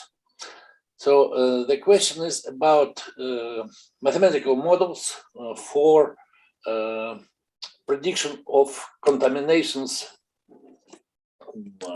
Wow, maybe like this. Okay, contamination of environment.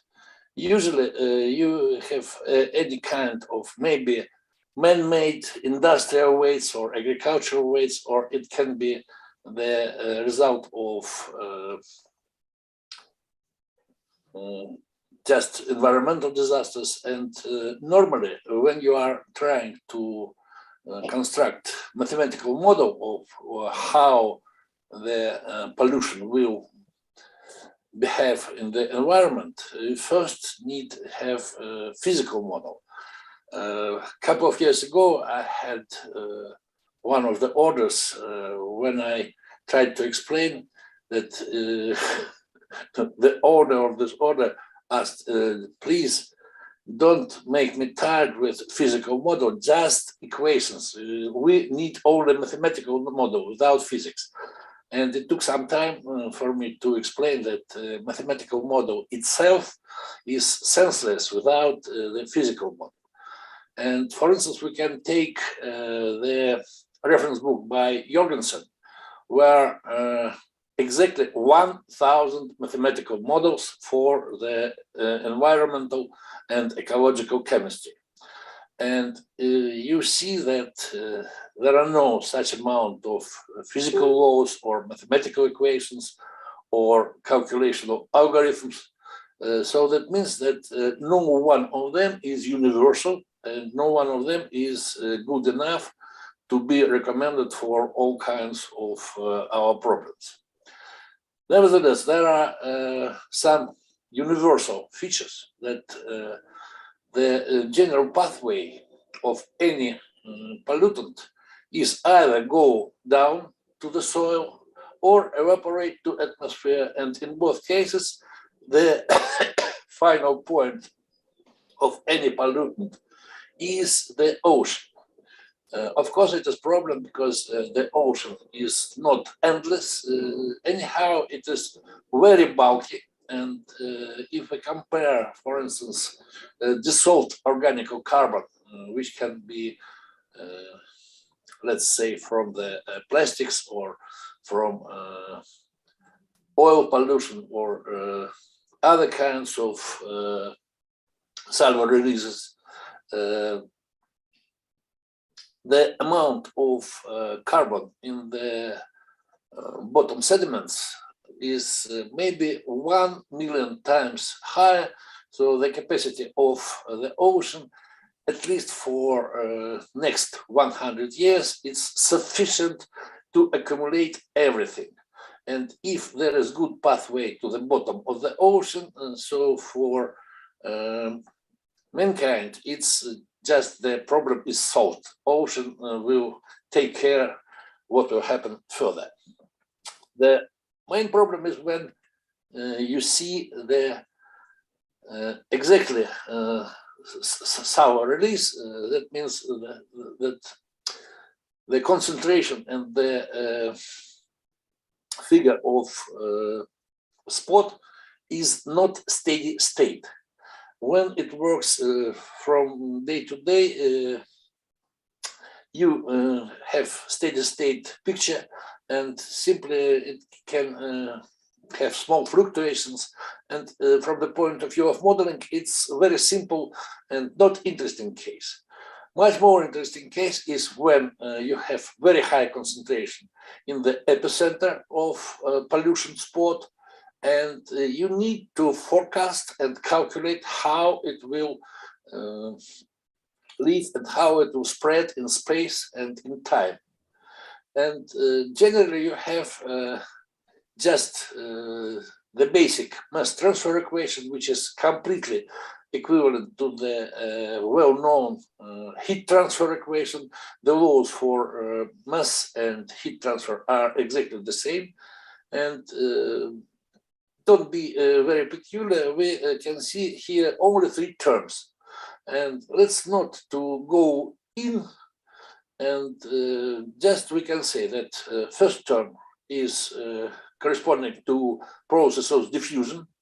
So this is some kind of probability stochastic process when the direction is not determined. The second term is concerned with determined direction of spread, and it is convective mass transfer. And the third one is exactly chemical reaction, chemical transformation. It can be either redox reactions or hydrolysis or evaporation or something. For mathematical point of view, it's just the same. And it can be written in more compact form using nabla, Hamilton's operator, and nabla squared, which is operator of Laplace. So it looks very nice, but it is not so, it's not nice for modeling, for calculation. Even in case if you take the simplest first diffusive term, neglecting second and third ones, then you have a fundamental solution of the heat transfer or mass transfer equation, which is given by Gauss function. Also, it looks not very complicated, and we can look on its profiles. Here is the Gaussian itself, here is the first derivative, and here is the second derivative of Gaussian. And to make numerical modeling of mass transfer equation, you at least need to calculate accurately the second derivative. It seems promising, and we can use, for instance, Taylor series, and if we'll take 5-point approximation, it looks, at least on the graph, on the diagram, it looks perfect. Anyhow, it isn't so, because even smallest discrepancies of theoretical curve from numerical modeling gives, because we have positive feedback, it gives oscillations and shows instability in the solution. It starts from small fluctuations, then they, after a few steps of integration, they became bigger, and on the plots on the bottom side of this slide, on the left and on the right side, the amplitude of fluctuation is much bigger than even original amplitude of normal signal. So the quality of such model is unbelievably bad. And first decision which seems that it can improve the situation, how it is, we have in Russian proverb that it's never when the nut is going too tight, you just simply have to take a hammer, a bigger one hammer. And in case of solution of mass transfer equation, it looks like a good decision that will crush and will split step. On the previous slide, it was not 0.20, that's mean 1/5, and here it is sorry, may I continue? Hello, is anybody here? Yes. Okay. Yeah, go ahead. Okay, I'll continue. Yeah. So if we will take several times more short step, it seems that we will have no noises on the beginning of our modeling, but after several steps, it again will give fluctuations which are more important than main signal. And the problem is in the equation itself, so we must have some kind of implicit algorithm of calculation, but it is very time consuming. And our decision was to use not solving of differential equation, but go to the direct modeling by method or by Monte Carlo. It is that we simply have a set of points. Every point corresponds to the particle of pollutant, and on each step we have direct calculation of probabilities corresponding to diffusion or drift or chemical transformation. First step,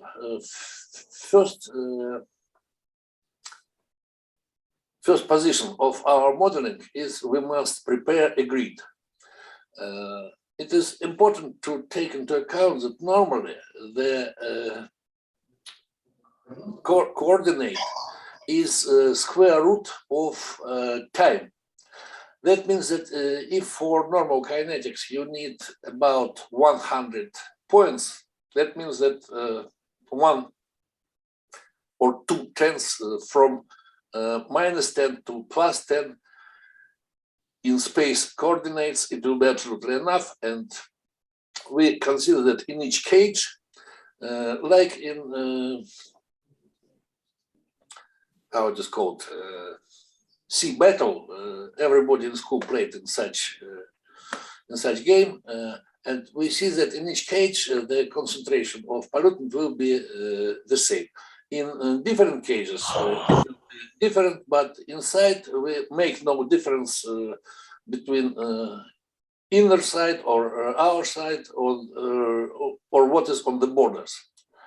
And then on the second step, we make here it is called first step, but first step is grid. The second step is to solve. We put some amount of points of pollution and we'll follow every one of it. Normally, we must take about, it is 2 to the 10th power. We must take about 1,000 points or a little bit more. And it will be enough for a very good presentation of this model, because this gives the accuracy about 3%, and normally it is more than enough for ecological modeling. Here we can see the same spot of pollution, but in two-dimensional presentation. we neglect the third coordinate because normally, even in case of nuclear wastes, we can calculate a plane model without vertical coordinate. For instance, if we look on radioactive waste from nuclear plants, the altitude will be about a couple of 100 meters, and the horizontal coordinates will be about a couple of 100 kilometers. For instance, if we look on oil waste, normally it goes to the soil on the depth like 20 centimeters, and the size of the spot can be 20 kilometers. So the plane model, two-dimensional model, it will be absolutely enough for the vast majority of predictions. Then, next step, we must determine the field of velocities. It can look like this, like that, or it can be sometimes very tricky. But for the most important tasks, there are absolutely enough simplest models with constant field or with, here we can see what will happen in case if we have river with vertical in sense of this diagram. That means from south to north, vertical transfer of pollution, and there will be horizontal flows which corresponds for transfer of, let's say, agricultural pollutions with along soil with rains. So these two scenarios are most important, and we can look how it will then behave in time. For instance, here, this is the simplest modeling of fluctuations. Now we must take another approach, how here is a special distribution, and on the next slide you can see the time distribution for one selected cage. Before this time, the pollution spot doesn't achieve this point, and after that it goes through. So we can see the kinetic curve like this. Here is the same curve, but after splining, after smoothing with kind of spline. This is the reason why we use degrees of 2, namely 1024 points, because for such filtering we must make fast Fourier transform, which usually in normal systems it works only with 512 or 1024 with numbers like this. Then on next slide we can see just normal pure drift without diffusion and without chemical transformation. On the left side we can see the prediction of Monte Carlo model, and on the right side it is the numerical solution of heat transfer, mass transfer equation by Crane-Nicholson scheme. It is one of variants, very powerful variants of implicit scheme of modeling. Anyhow, we can see noise on the left part of the modeling plot. Here we have no such distortions due to positive feedback. So Monte Carlo approach is more powerful and more peculiar, more exact than direct solution of a set of differential equations. Next case, this is just pure degradation, without drift, without diffusion. We start from the high level of pollution, and in time it goes down. This is just chemical degradation. Next case, this is pure diffusion. It is the most interesting slide because we can start, for instance, with rectangular distribution. And this demonstrates that Gaussian is not occasionally the fundamental solution of this equation. We can start from rectangle, triangle, any kind of distribution. After a few steps, it will become Gaussian. And exactly the same we can see on solution by Craig-Nicholson. So again, we have the complete correspondence of Monte Carlo approach and solution of differential equation. But for this algorithm, we spend maybe 20 times less of computer time. It is much more fast. And here is comparison of all three processes. That means chemical degradation, diffusion. The spot becomes more broad and it moves to the right due to drift. And again, we can see a complete correspondence between Monte Carlo and numerical solution. Exactly the same thing for kinetics. This case, the calculation was a little bit more than 10 seconds. And here, when we have, this is very exact curve, including 16 accumulations for 16,000 particles. In case if we'll take 1,000 particles and one accumulation, it will last only less than 1/10 of a second and gives exactly the same kinetical curve. The difference in calculated rate constant is less than 3%. How we promised when we took 10 units of coordinates in horizontal and in X and Y directions, and about 100 steps in time. And next slide demonstrates that sometimes the kinetic curves for different points in landscape can have a wide variety of very bizarre shapes like this, and sometimes they correspond to first order reactions, especially if chemical degradation dominates. Sometimes it looks like this and you have no good approximation. You have only numerical modeling by either a solution of set of differential equations or by Monte Carlo. Next very interesting thing is what will happen if we have adsorption of pollutant to the soil. Normally, the behavior of substance which can be adsorbed is given by a well-known isotherm of Langmuir. This is this equation, Ka in the nominator and 1 plus Ka in the denominator. And sub-zero is the total capacity of adsorbent.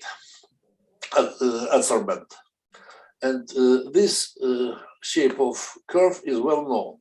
Anyhow, we need absolutely different solution. We need, this is a view from a point of view of adsorbent, and we need the point of view of adsorbate, because we must calculate what fraction, what amount of pollutant will be free.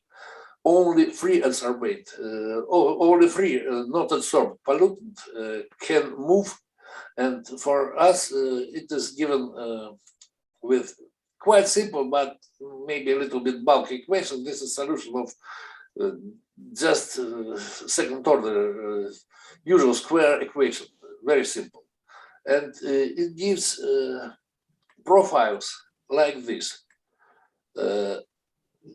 When the equilibrium constant, until the whole surface is filled, we have no free substance, and after that we have linear dependence. If the equilibrium constant is small, we from the very beginning have proportionality. And if we'll divide this amount on the total amount of pollutant, it will be the ratio, will be the fraction or effective of rate constant for diffusion. And it looks like this. Now, we can, maybe it will work, or I don't know, will or not. No, here it doesn't work. I have a movie how it spreads, but maybe next time, not now. And this is the initial distribution, and this is the final result, which we can obtain after a lot of steps. And on the next set of pictures, we can see that it starts here, then moves, and the concentration of pollutant is on the front side, then here, next one, and next one. Here is 10 steps, 25, 50, 100 steps, 200 steps. It is very important to emphasize that, look, the concentration of pollutant on the front side of spot.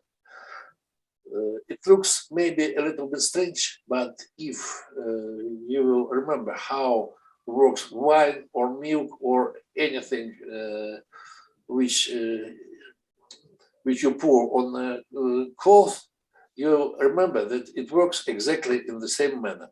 So it simply demonstrates that the model is very adequate. And here are the one-dimensional and two-dimensional profile of pollution distribution, and we can see that really it has the maximum concentration on the front side of the spot. So this is a very powerful approach. It is first we have open source code in VBA, Visual Basic for Analysis, and Excel.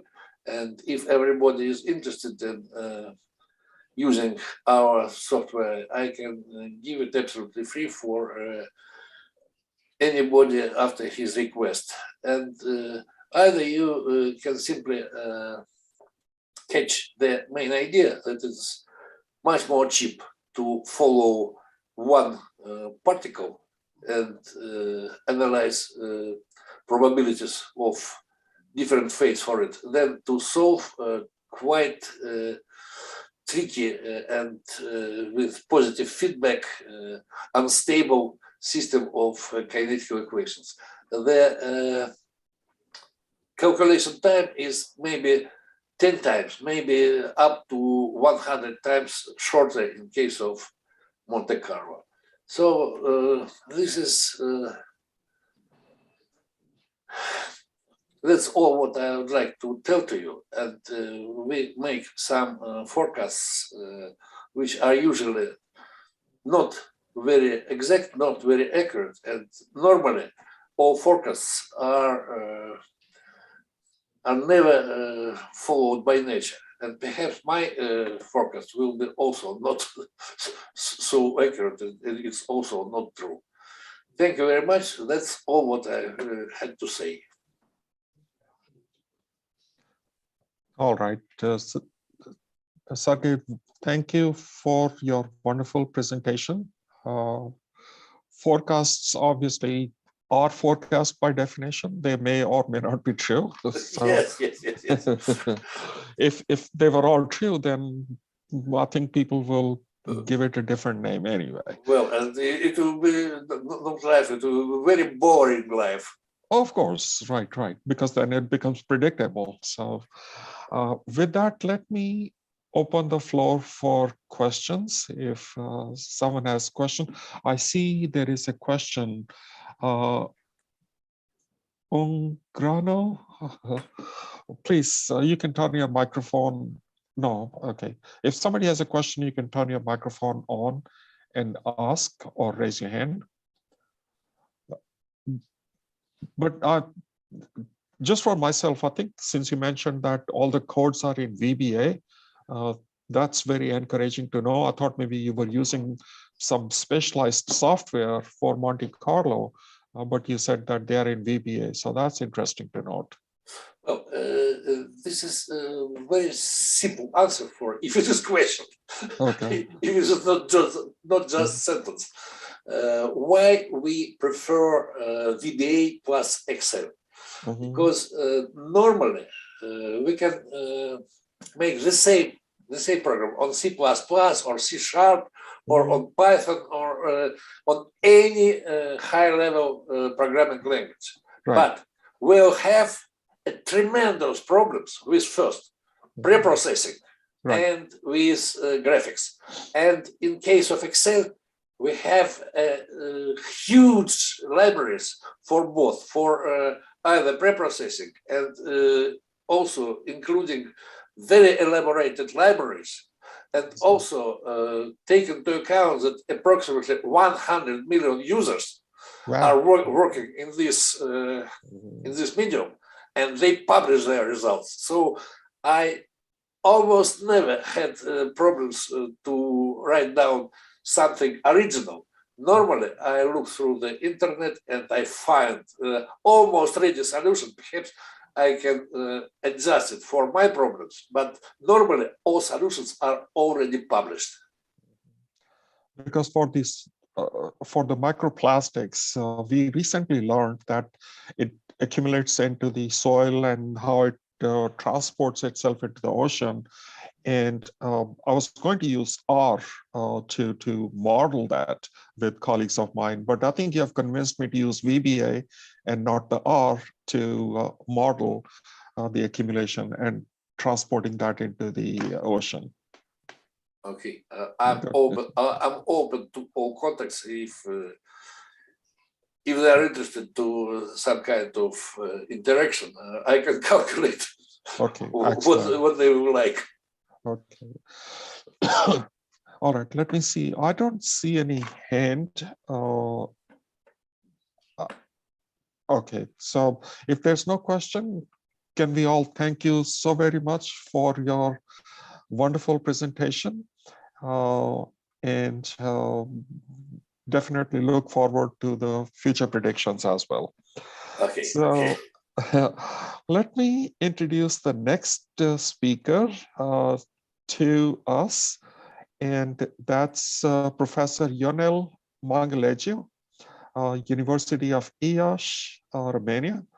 And he's going to give us presentation on ecologically friendly methods used in hydrocyclic chemistry.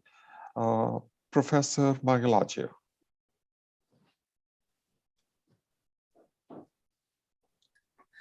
Thank you very much. Did you see my screen? Not yet. We can see you, but not the screen and not the presentation just yet. Okay, so I will share the screen. And did you see it now? Not yet. Not yet. I really don't know how to do it in this case. So share the screen, yes. Share. Green button, yes. Okay, the green button. The green button, you're right. Right now it's okay? Yes, we can see the screen. It's almost okay, but it's not full screen. Oh. Okay, perhaps. Anyhow, I presume that you see it, right? Okay, perhaps it's enough. Yeah, okay. We can, exactly. So. Okay, so first of all, hello to everybody, and allow me to say Professor DUCA in my double quality as a friend of him and as a vice rector of Alexandru Ioan Cuza University of Iași, the best wishes of happiness, good health, and the continuously fruitful career in all his entire life. And finally, happy birthday, la mulți ani, domnule profesor DUCA, din partea mea și a Universității Alexandru Ioan Cuza. Now, I will come to my presentation. In my presentation, I will try to touch the ecological problems from a particular point of view, more specifically, the influence of microwave and ultrasounds concerning green chemistry. How could these two tools use it rationally in heterocycle chemistry and in chemistry generally, could solve some problems related to the green chemistry and ecological problems. So in my team, we are focused in the area of heterocycle chemistry, mostly in the nitrogen heterocycle chemistry, but I will not go in detail concerning this. Before I start, I wish to present you only two slides, one concerning ultrasound and one concerning a microwave. Most of you are relatively familiar with the ultrasounds, and you know very well that ultrasound irradiation, it's a very powerful tool that could be used in chemistry. Why is that? Because it could increase the reactivity on chemical reaction by nearly 1 million-fold. So how it is doing this? Right now, the mechanism it's quite well known. So it's related to the compression of the bubble and to the cavitation phenomena. The bubble increase and to a moment collapse, and then they release a lot of energy. And in this way, they could produce a lot of heat and accelerate the reactions. In the case of microwave, there are several theories that explain the effect of microwave irradiation in chemistry. There are mostly accepted that the electromagnetic, the electric component of the magnetic, of the electromagnetic wave cause the heating in the chemical reaction by two mechanisms: dipolar polarization mechanism and ionic conduction mechanism. In the first one, the dipoles are involved, and in the second one, the ions are involved. However, it seems that the contribution of the ionic conduction mechanism is determinate and much powerful. During the time, and even now, it was talked about some specific effect of microwave. These are still highly debated. We bring our own contribution in this respect, and as some other scientists, we believe that this specific effect of microwave could function only in some particular cases. In the others, in the greatest majority of the involving of microwave in chemistry, it is very clear that the effect is caused by the heating effect. In my presentation, okay, I will present you how microwave and ultrasound could affect the reaction pathway in different type of reaction. And I will focus to quaternization, alkylation, acylation, and cycloaddition reactions. So, as I told you, we are interested in obtaining nitrogen heterocycles with different environment around them.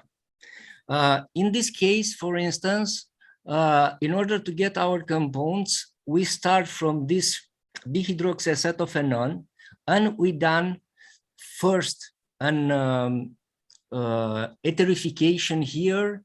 Then after we done the esterification, we done a bromoration here, and then we did the quaternization. So basically you have three types of reaction here: esterification here, then bromoration, and then enalkylation. And I will treat it all one by one, and I will present you the influence of microwave and ultrasound.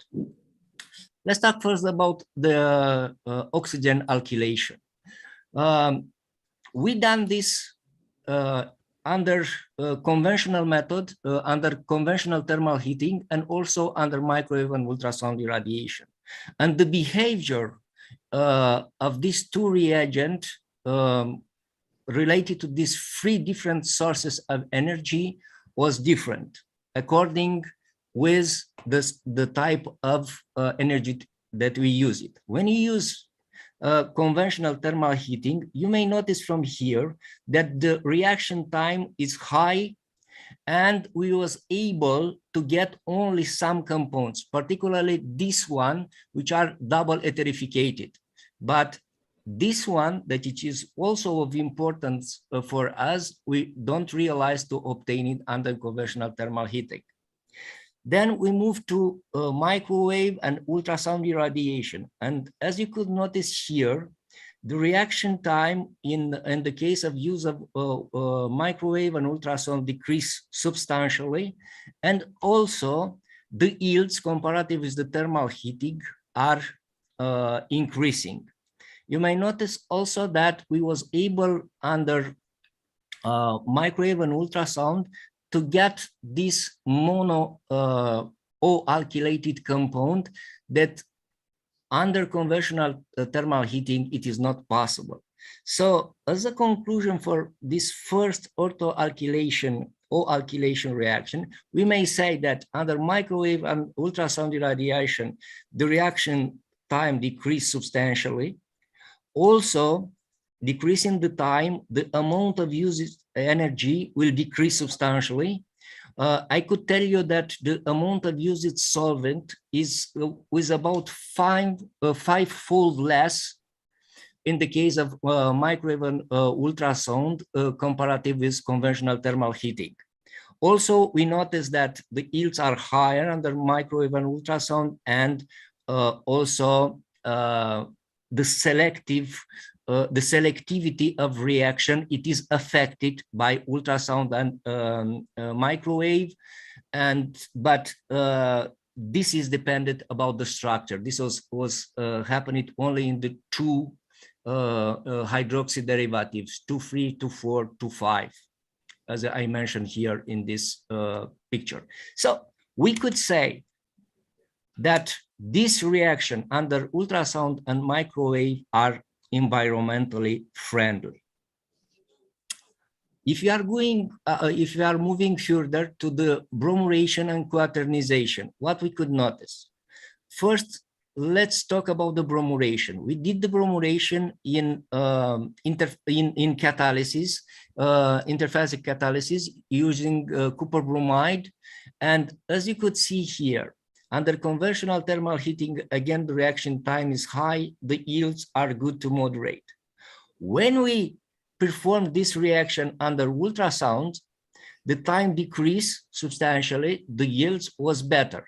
But under microwave, it was surprisingly that we did not get our compounds in the bromoration reaction.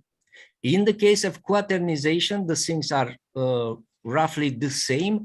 The reaction time is very high, the yields are moderate, while under microwave and ultrasound, the yields are better and the reaction time decreased dramatically for the enalkylation reaction. So again, we could say that this reaction could be considered under microwave and ultrasound environmentally friendly reaction.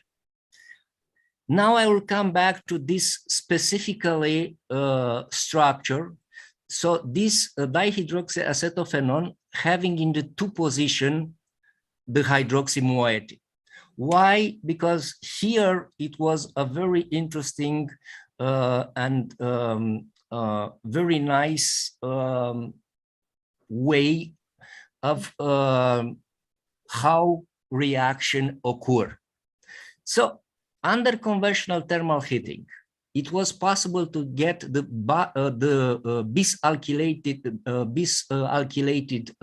alkylated compound, and we get only trace about this monoalkylated, and we notice that there is something fluorescent inside of the system. So we was quite happy about this. We was not happy about the long time of reaction, as previously I told. When we jump to using of microwave and ultrasound, we notice that it was happening in the compounds having a 2-hydroxy in this 2 position of phenyl ring, something interesting. The situation was changing, and it switched from the bisalkylating to monoalkylating the reaction. So instead to obtain the bisalkylating, we obtained the monoalkylated derivative, and in a yield from 50 to 90. And some traces about this.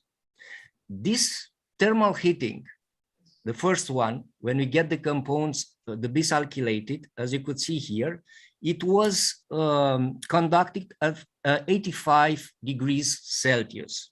And we get this compound, bisalkylated.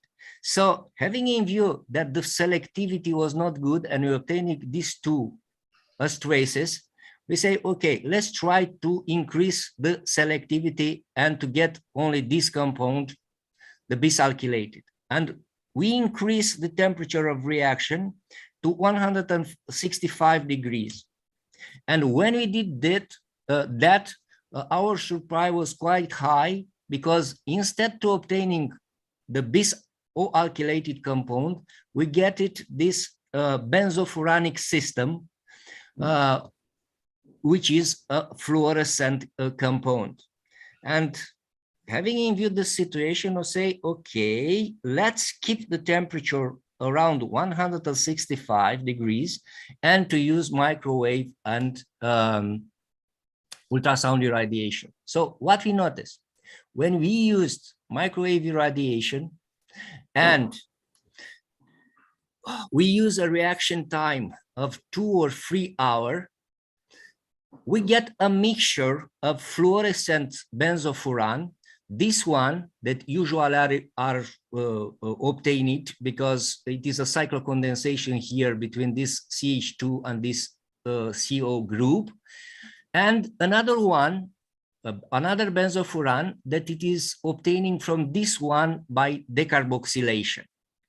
And because we was still not happy to have 2 compounds, and we wish a better selectivity to get only 1, we increase the time of reaction, and indeed, via a decarboxylation, we obtain only 1 compound.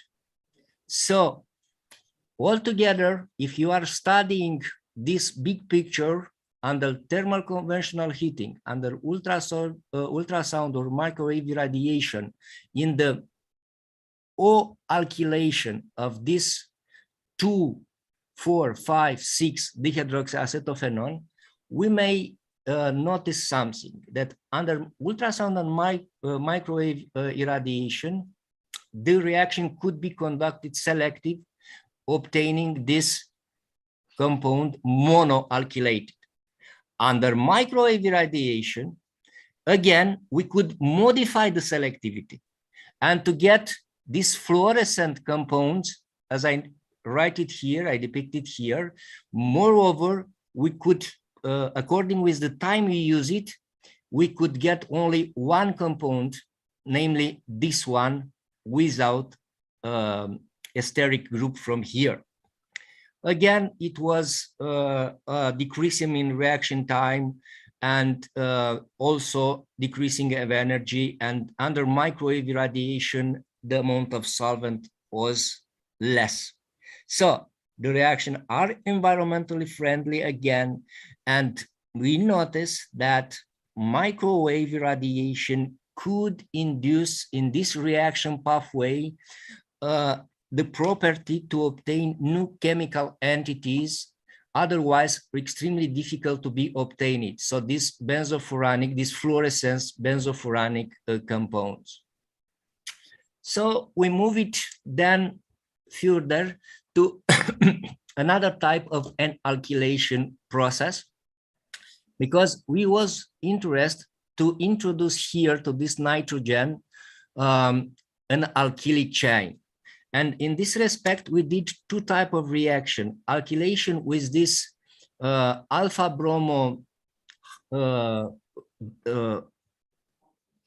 esters, alpha bromo esters, and with this chloro derivatives in which this alkylic chain it's an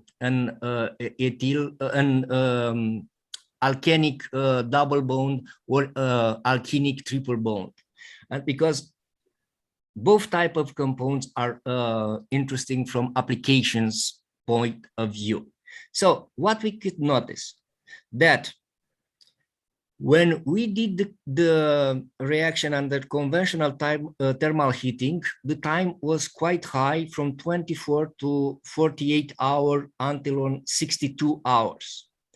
And when we jump under ultrasound irradiation, the reaction time decreased to minutes, 65 minutes, 60 to 90 minutes in some cases. No, 10 to 5 minutes, according with the compound that we use it to alkylation. These are the yields that I was talking. So the reaction time decreased from 2 days roughly to 5 minutes or to 10 minutes, which is quite a good achievement. Also, we may notice if you compare the yields in these two type of reaction, so that means the alkylation uses the bromine derivatives, you could notice that the yields are quite good, better than this one under conventional thermal heating. They are 2 or 3 times more, much higher comparative with conventional thermal heating. Also, in the reaction, we noticed that under ultrasound irradiation, the amount of used solvent is 3 to 5-fold less. So we could say again that for this type of N-alkylation, the reaction are also environmentally friendly. We move it then to another type of heterocycle. That means the 5-member ring as a heterocycles. And here we have a particularly type of N-alkylation, call it Michael addition, because it is used at an alkene derivative for alkylation process. And we study the reaction under conventional thermal heating and also under ultrasound irradiation. What you could notice that the reaction time from in the case of conventional thermal heating is about 20 to 35 hours, while under ultrasound only 2 hours. The yields are comparable for one type of compounds. I am talking the imidazolic system, but in the case of benzimidazole, we have had a surprise. Under ultrasound irradiation, the reaction doesn't took place. Anyhow, what we could say that again, the reaction are environmentally friendly under ultrasound, but we notice a different reaction pathway according with the base heterocycle, if it is imidazole simple or benzimidazole system. Then we studied the esterification process, and here we was preoccupied by esterification of diols, diols in 1, 2, 1, 3, and 1, 4 position, and also with different haloacyl chloride having the alkylic chain with different levels from methyl to ethyl to propyl. As you could see, this N is 1, 2, or 3. So we study basically 9 types of reactions, and we study this reaction under conventional thermal heating and also under microwave. But in this case, we decided to study it not only in liquid phase, we decided to study it also in solid phase. And what we could notice, under conventional thermal heating, the reaction time is again quite high, from 17 hours to 58 hours, and the yield are moderate to good. If you jump to microwave, we could notice that the reaction time decreased to 5 minutes and the yields was better with roughly 20%. When we move to do the reaction in solid phase, because in solid phase you use no solvent, which is a good asset from green chemistry point of view. And when we perform this reaction under conventional thermal heating, no matter the condition we employed, we obtained only trace of compound. In the case of microwave irradiation, the situation was completely different. We realized to obtain the compounds in a quite moderate yield, around 40 to 50%, and in a good reaction time, 5 minutes. So again, we could say that this type of reaction under microwave could be considered as environmentally friendly reaction, but with different reaction pathway according with the phase you are working in. In liquid phase, the yields are higher, while in solid phase, the yields was lesser. But however, both could be used in this sort of reaction, both phases, liquid phase or solid phase under microwave. Then we move it to another sort of esterification. The esterification reactions of 3,4-diols with aromatic acyl chloride, bis aromatic acyl chloride in orthometa ampara position. We was interested actually to get these coronants of this type, but here we have had also a surprise when we performed the reaction under ultrasound irradiation. When the acyl chloride groups are in meta-ampara position, we get the coronant here that we was planning to obtain it. And as you could see here, it is the A and B. Under conventional, the thermal heating, the reaction time was quite high and the yield was really very low. When we move to ultrasound, the reaction time decreased dramatically and the yield was better. Don't look too nasty to this yields of 20%, because in the area of coronants, these yields are quite acceptable. But when we moved to this bis acyl chloride in ortho position, we have had a surprise. So according with the source of energy that we obtain it, we use it, we get either this coronant of this type when you use conventional thermal heating, but when you jump to ultrasound, we get this spiroheterocycle derivatives, which is quite a very nice and interesting new class of compounds that could have a lot of application, especially in asymmetric catalysis, as literature described. So, according with the source of energy and the structure of the bis acyl chloride, this reaction could be considered environmentally friendly, and ultrasound have the advantage that are leading to a new type of chemical entities, these spiroheterocycle compounds. We move then to another type of reaction that we have had to study it, I'm talking about cycloaddition reaction. In cycloaddition reaction, we used the ILID chemistry, this one free dipole, and we use different dipolarophiles with triple bond or with double bond, non-symmetrically or symmetrically, as you could see here. And we use also thermal heating, microwave, and ultrasound irradiation. And for instance, in the case of these phthalazinic derivatives, what we could notice, that under conventional thermal heating, the cycloaddition reaction occurs in a very long time, 360 minutes to 1 week, and the yields was moderate. When we jump to ultrasound or to microwave, the reaction time decreased to 20 or to 10 minutes, and the yields was much better. Again, the amount of used solvent was less.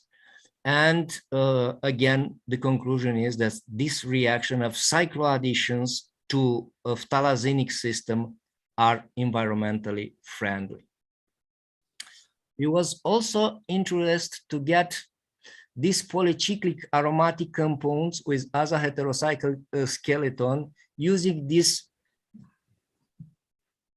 canonic system, mostly this double bond from the canonic system. And what we noticed that when we studied the reaction pathway under conventional thermal heating, microwave, and ultrasound, the behavior of reaction is different. Again, we may notice that the reaction time decrease substantially in the case of microwave and ultrasound. And what we notice in the case of ultrasound, that according with the power of the reactors we employed, 130 watts, respectively 200 watts, the reactions occur differently in terms of reaction time and in terms of yields. The best way is to use a reactor of 200 watts that reduce the time dramatically to 1 minute to 6 minutes, and the yields are much higher. So again, under microwave and especially under ultrasound irradiation of 200 watts, this reaction could be considered environmentally friendly. I wish to mention this time that we studied different power of reaction. Here you see 130 and 200. The next one is 500. But to 500 watts, already the starting material decompose, and you don't get the right products. So the power of the reactors under ultrasound should be under 200 watts, 200 or under 200. So it is important the instrument you use it. The same in the case of microwave.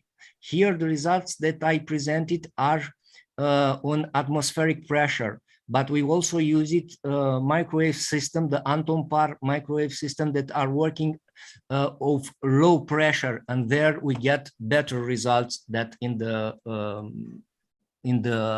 case of normal pressure. But I will not get into details to don't bore you too much here. Another cycloaddition reaction that was studied by us, it was this 3+3 cycloaddition, because this one are that I talked it until now, it was 3+2, because there are these 2 atoms and these 3 atoms involved.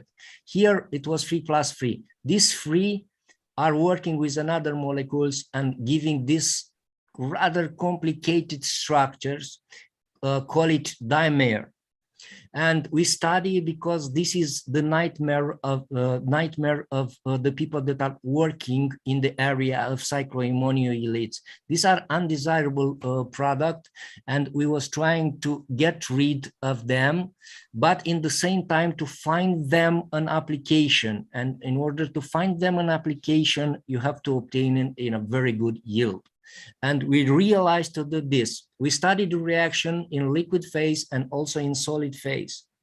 And we do comparison microwave versus conventional thermal heating. We studied also in interphasic transfer catalysis, all the type of cycloadditions. But in interphasic transfer catalysis, the reaction doesn't work properly. Only traces of compounds are obtained, and we furnish explanation for this. I will not get in right now. So what we notice in this sort of reaction, that under microwave in liquid phase, the reaction time decrease and the yields are almost double. If we move in solid phase, we may notice that under conventional thermal heating, the reaction time is very long, and the yields of reactions are not good at all. Only traces of compound was obtained. But surprisingly, when we move to microwave in solid phase, we realize to obtain our compounds in a high yield, around 80 to 90%, and in a rather low time of 50 minutes. So we may say that in the case of 3+3 cycloaddition, it is desirable to work in a solvent-free condition in solid state, and the reaction occur very smoothly with a remarkable acceleration for reaction. You notice that the time is about 15 minutes. So consequently, the consumed energy decreased considerably. And what it is important also from ecological point of view, from the green chemistry, that in this case we use no solvent. It's a solvent-free reaction. So for sure, again, this reaction are environmentally friendly. And here I wish to present you some of our results. There will be the last slides that I have it. I prepared it for today, so a little bit patient.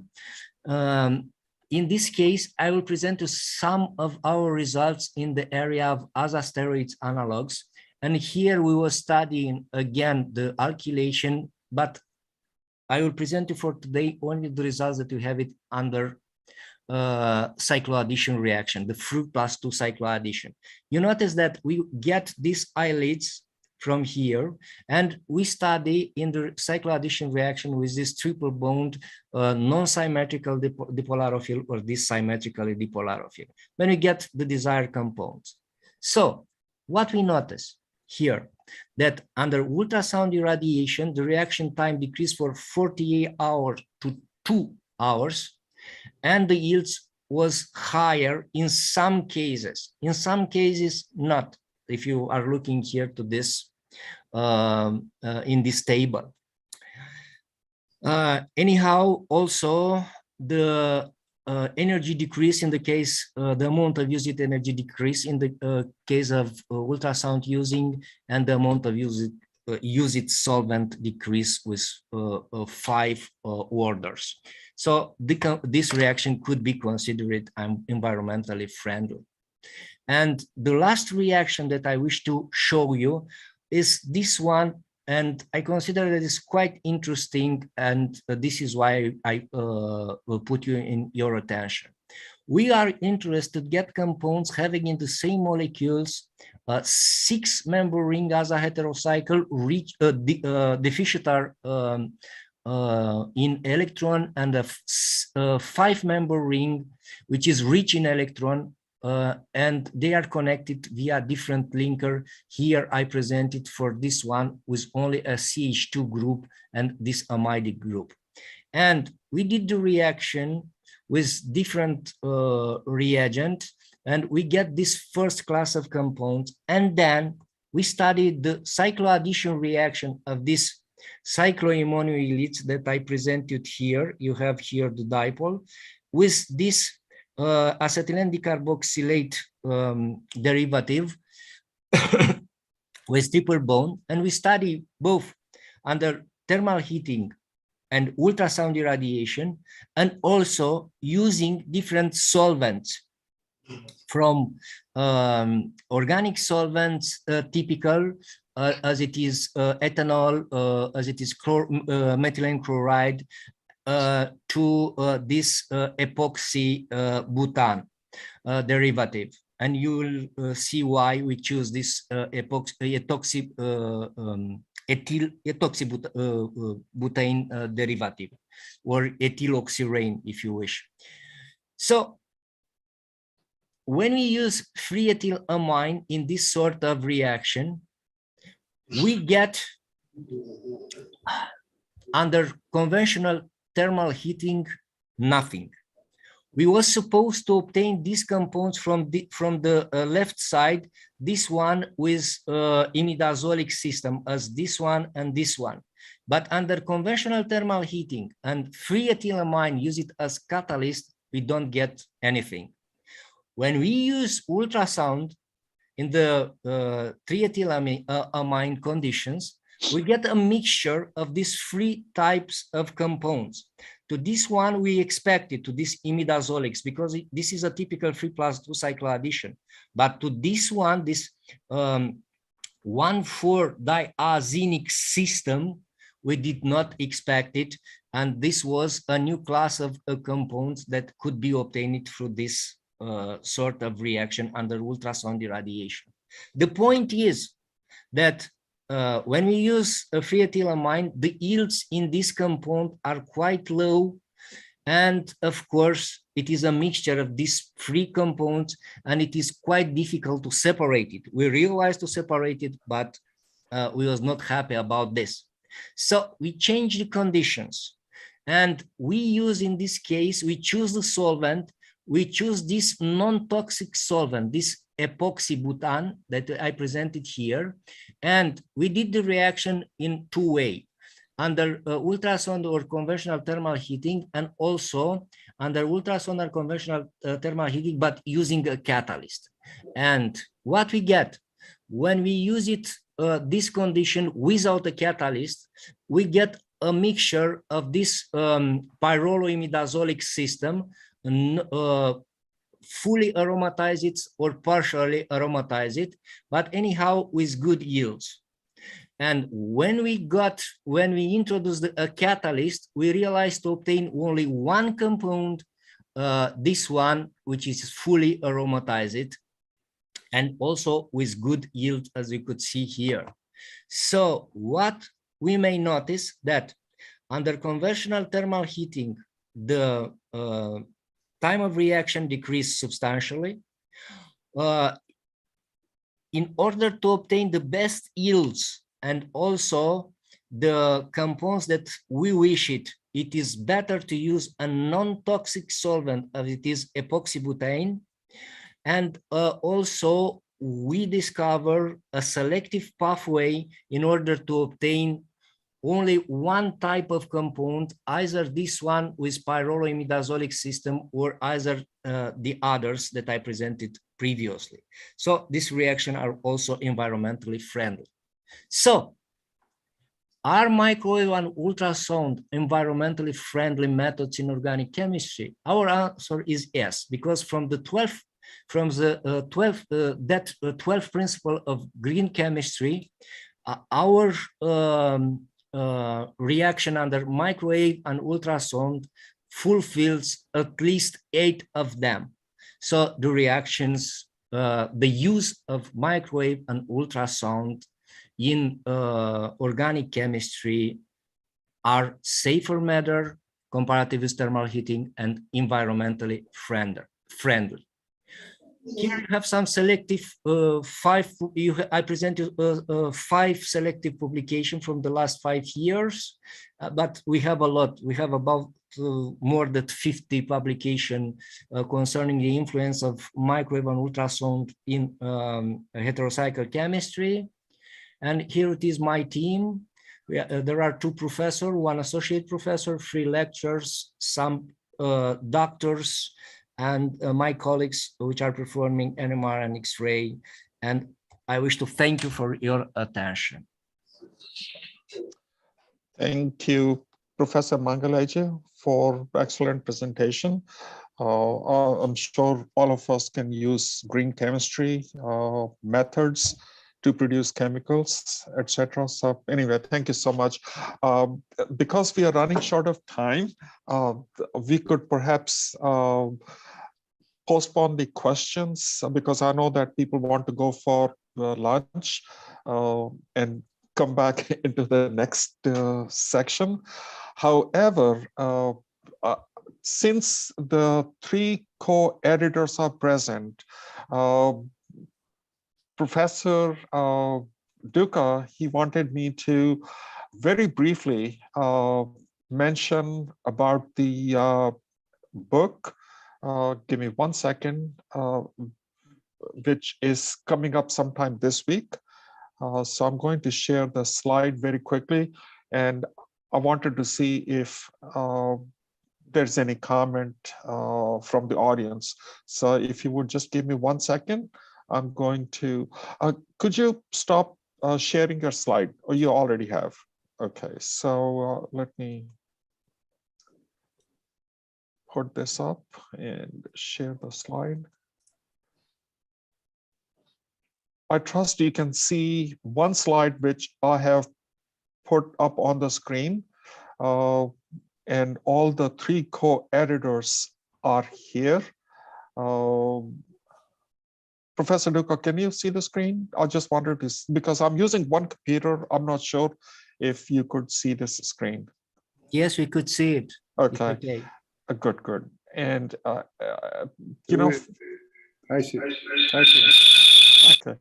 It took almost 2 years for this book to put together, because they wanted us to produce an encyclopedia, then they wanted to produce a book, and then they said, go ahead and produce the handbook. So it took roughly about 2 years. So we are excited to see the end product. Now it has roughly about 35 chapters in there, and they are going to split that into 2 volumes.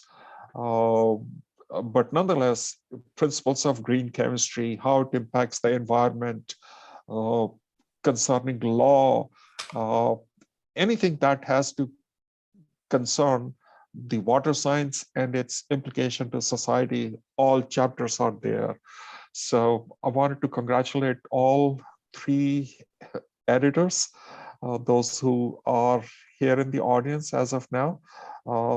Professor DUCA, you have any question? Professor Trevin, do you have any question or comment? Thank you.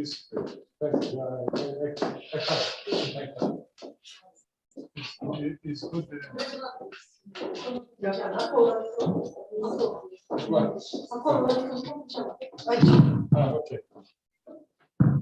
Okay. Thank you, Professor Ashok. Thank you, Professor Trevin. I think this is a good handbook. Research of Water Science and Society is very good. First volume is ready. We'll wait second volume. Is good presentation chapters from Moldovan scientists from the Institute of Chemistry, State University, Technical University. I think this is a very good opportunity for us to promote our science in the world. Thank you. Right, and also in the audience, I noticed that there are many authors, those who are present today, and of course they'll be present tomorrow. They have contribution into this book, so I think it's a good book to enhance collaboration, and also a book like this is ever present, meaning thereby that we can continue to publish subsequent editions as the research continues to progress in this field. I think. All right. Okay. Well, with that, let me thank all the speakers for this session. Thanks to my co-chair for co-chairing, Professor Trevin, for co-chairing this session. So with that, let's adjourn for lunch. And I'm sure there are sessions after lunch, and then there are co-chairs for that. So with that, thank you so much. Thank you, Professor Vasyashta, for good moderation. Now we will have a break for lunch till 14:30. 14:30. Okay, good. After lunch break, I asked Professor Mangaladiu and Professor Pascual to moderate the afternoon session. We will have 3 plenary presentations in afternoon plenary session. Professor Pascual from Italy, Professor Janusz Lipkowski from Poland, and Professor Momir Djurovic from Montenegro. And the last. Thank you, dear director. I invite all persons who is here physically and who is online to drink one toast for ecological chemistry. And for you. And for you, Professor DUCA. Moldovan cognac. Especially who is online. Water is HOH. It's very good alcohol. It's very clean alcohol. HOH, not C2H548. HOH. By the way, do you know that Moscow alcohol plant Crystal, they had announced alcohol-free vodka. Pure distilled water. Yes. We will meet in 3:30 p.m. 3:30 p.m. Thank you. So we will come back in 30 minutes, yes? 14:30. Okay. I mistake. 14:30. I wait. Thank you. Okay. All right. Thank you.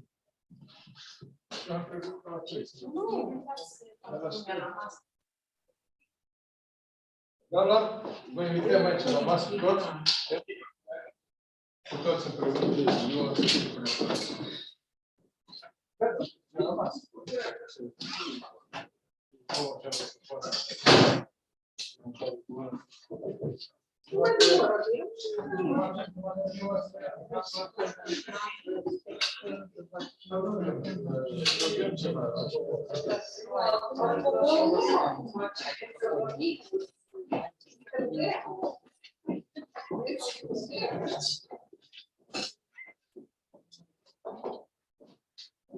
Violată, doamna director. Violată, mi-a fost condiție. Doamna director, este violată, mi-a fost condiție. Eu pot să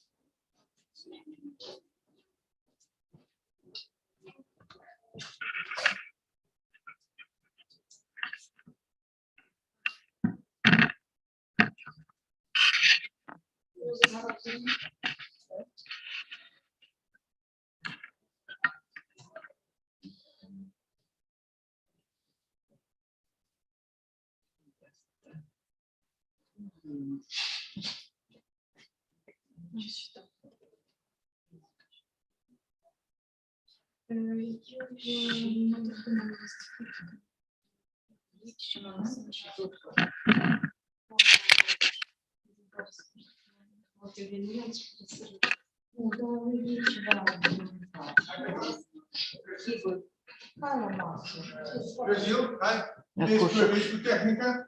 Bine? Igor? Da, vă așteptăm acolo.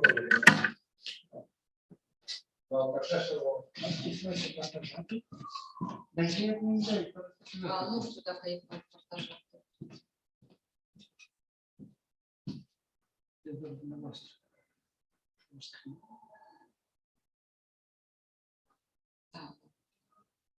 Ну,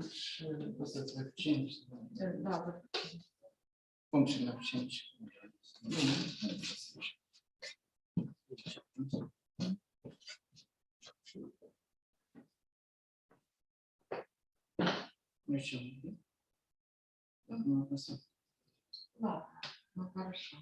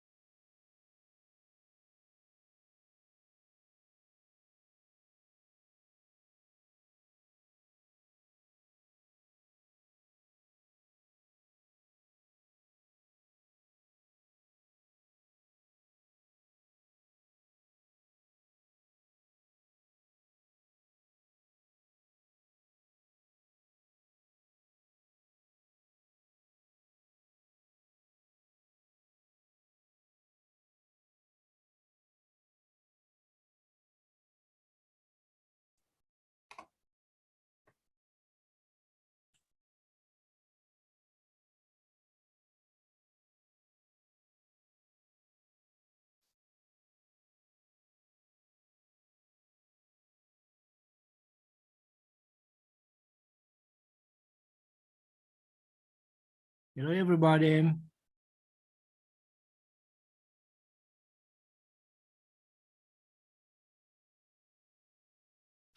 So, hi, how are you? Hello, everybody. Hello, Avino. Hello. So we are the co-chairman during this afternoon section.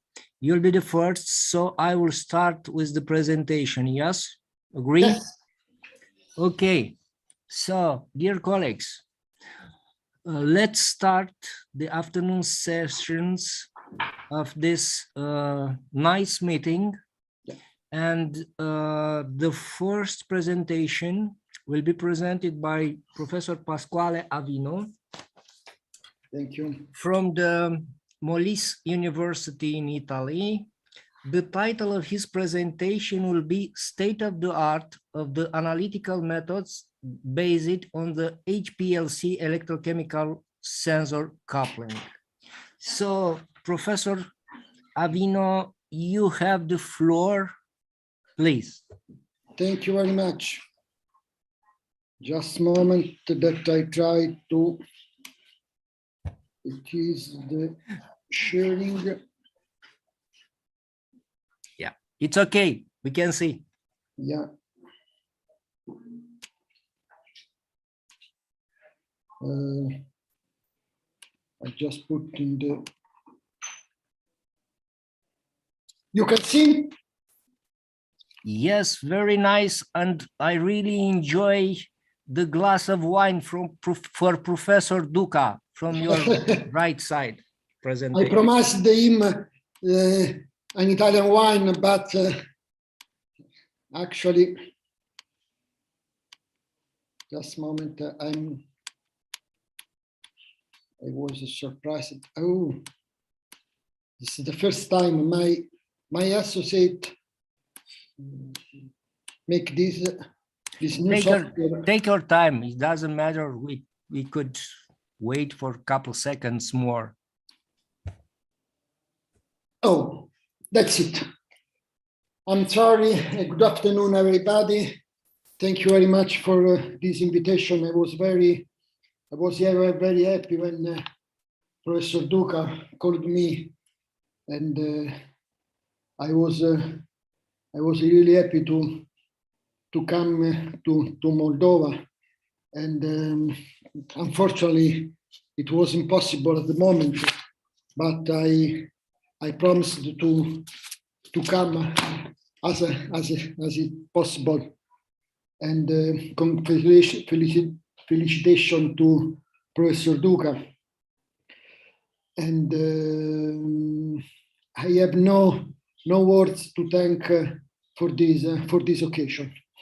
And this occasion is also really important for me because I started this new research line in my laboratory. We were born as analytical chemistry group.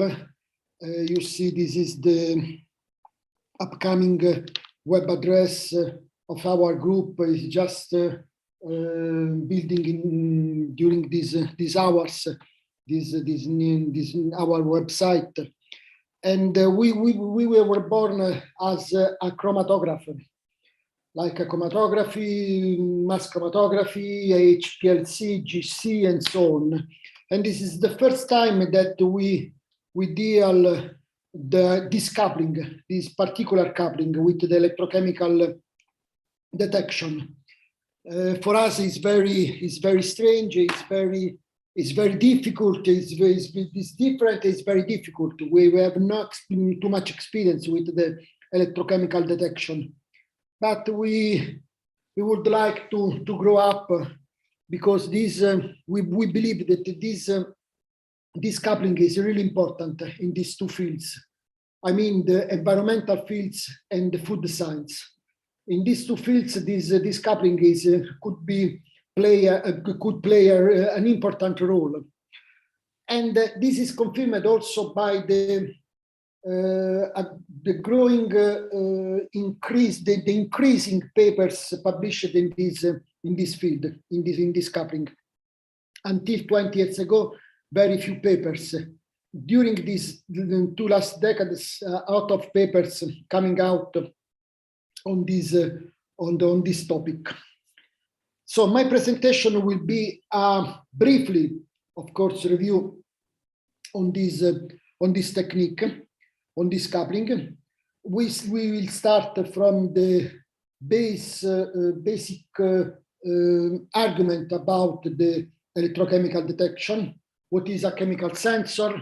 What is the chemical sensor classification?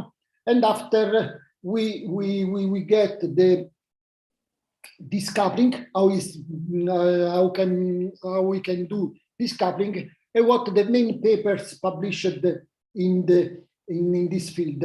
We have divided this field according to different food: cereal, meat, oil, fruits, beverage, honey, which is very important, aromatic plants.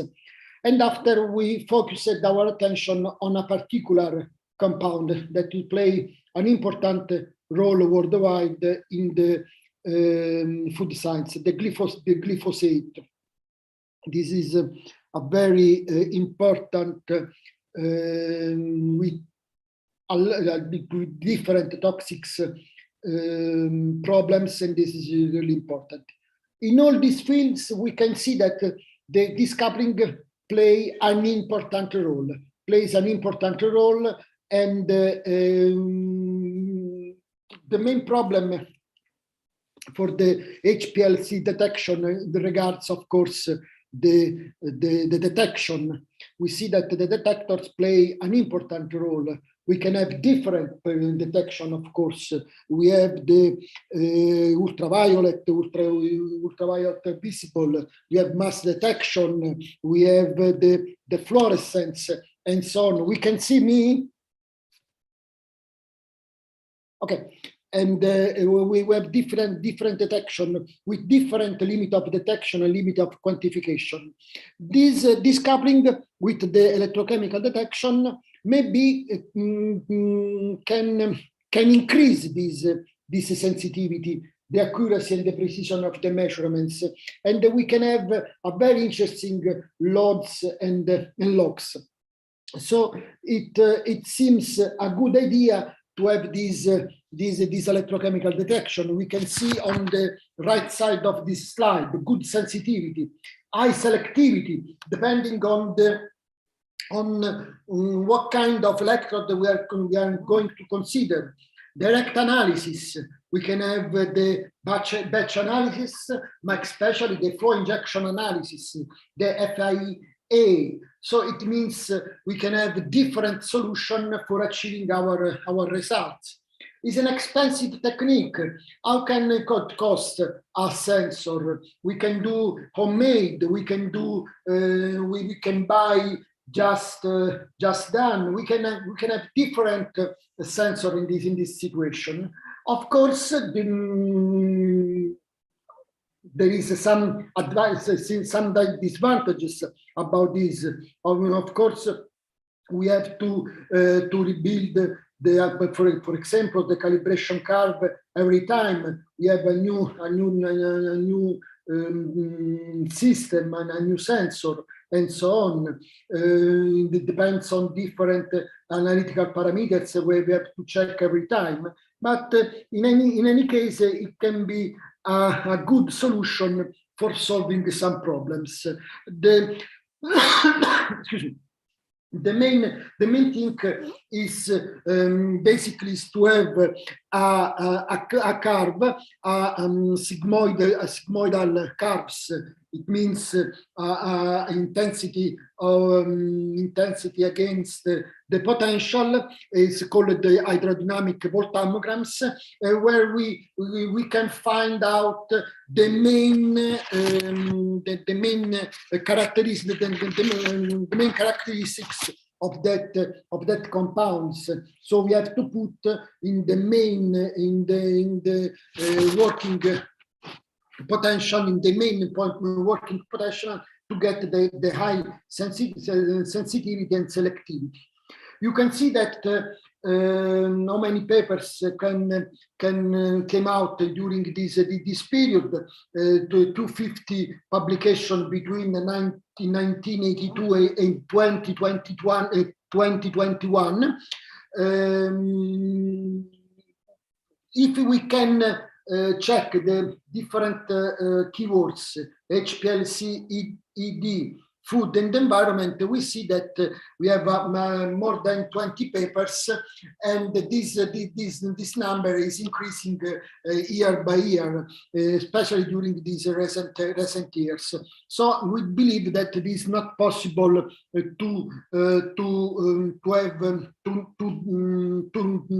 not to consider these techniques. What is a chemical sensor?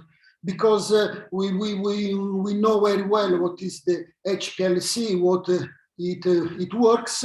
Sometimes it's not so common to use a chemical sensors. We have different definition about this. We believe that this definition by Wolbis in 1990, which could be considered the best. It means chemical sensor is a miniaturized devices capable of continuously and reversibly providing the measurements of a chemical concentration by means of a recognition element, a transducer, and a signal processor. It means it's a very easy instrument. This is the main goal. This is the large advantage of these detection systems. It's very easy. You can see in this slide we have the receptor. It can be different. It can be inorganic, organic, biological receptor. A transducer. It means it is able to transform to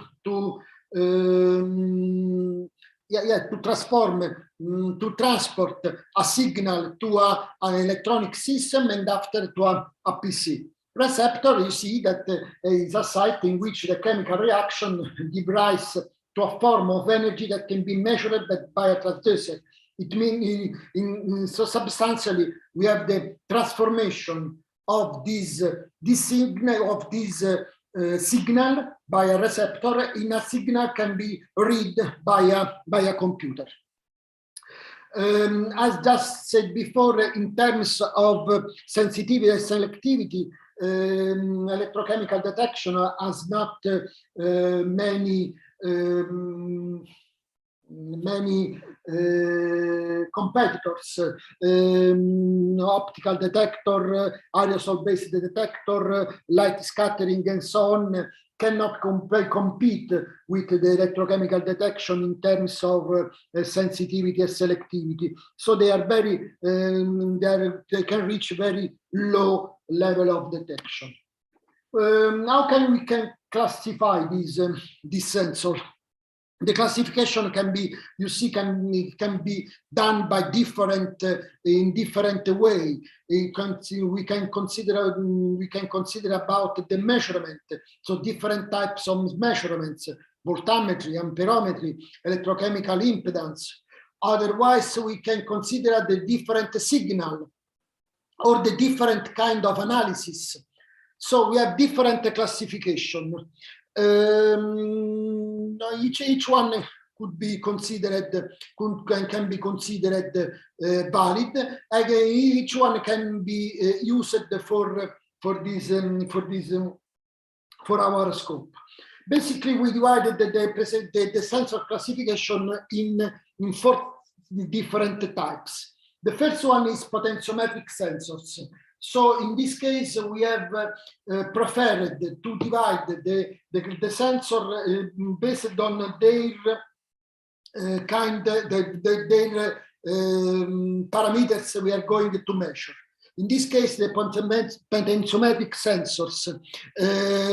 Historically, potentiometric sensors was related to the classic galvanic cell. In this case, the system is, of course, is really miniaturized, and we have the small and large scale instruments.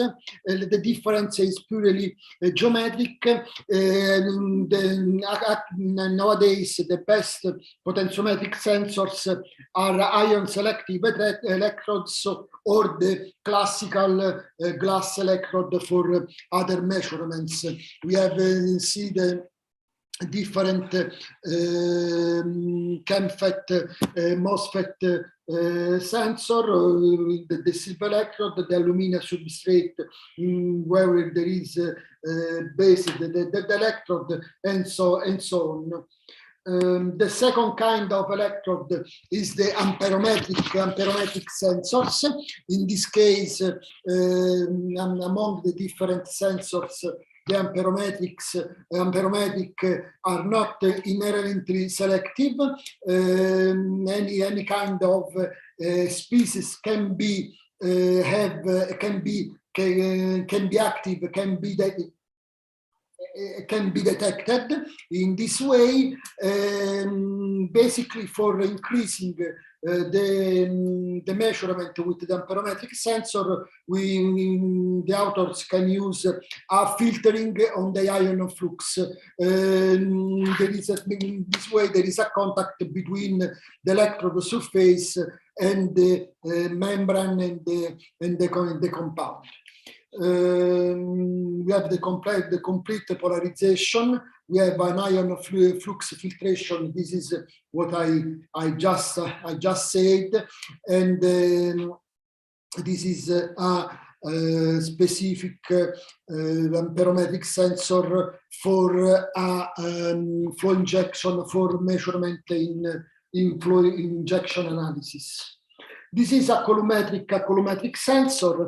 It's an electrolytical technique based on the measurement of the electrical charge necessary for the complete conversion of the analyte. We have, you see the reference electrode and counter electrode. The working electrode gives us the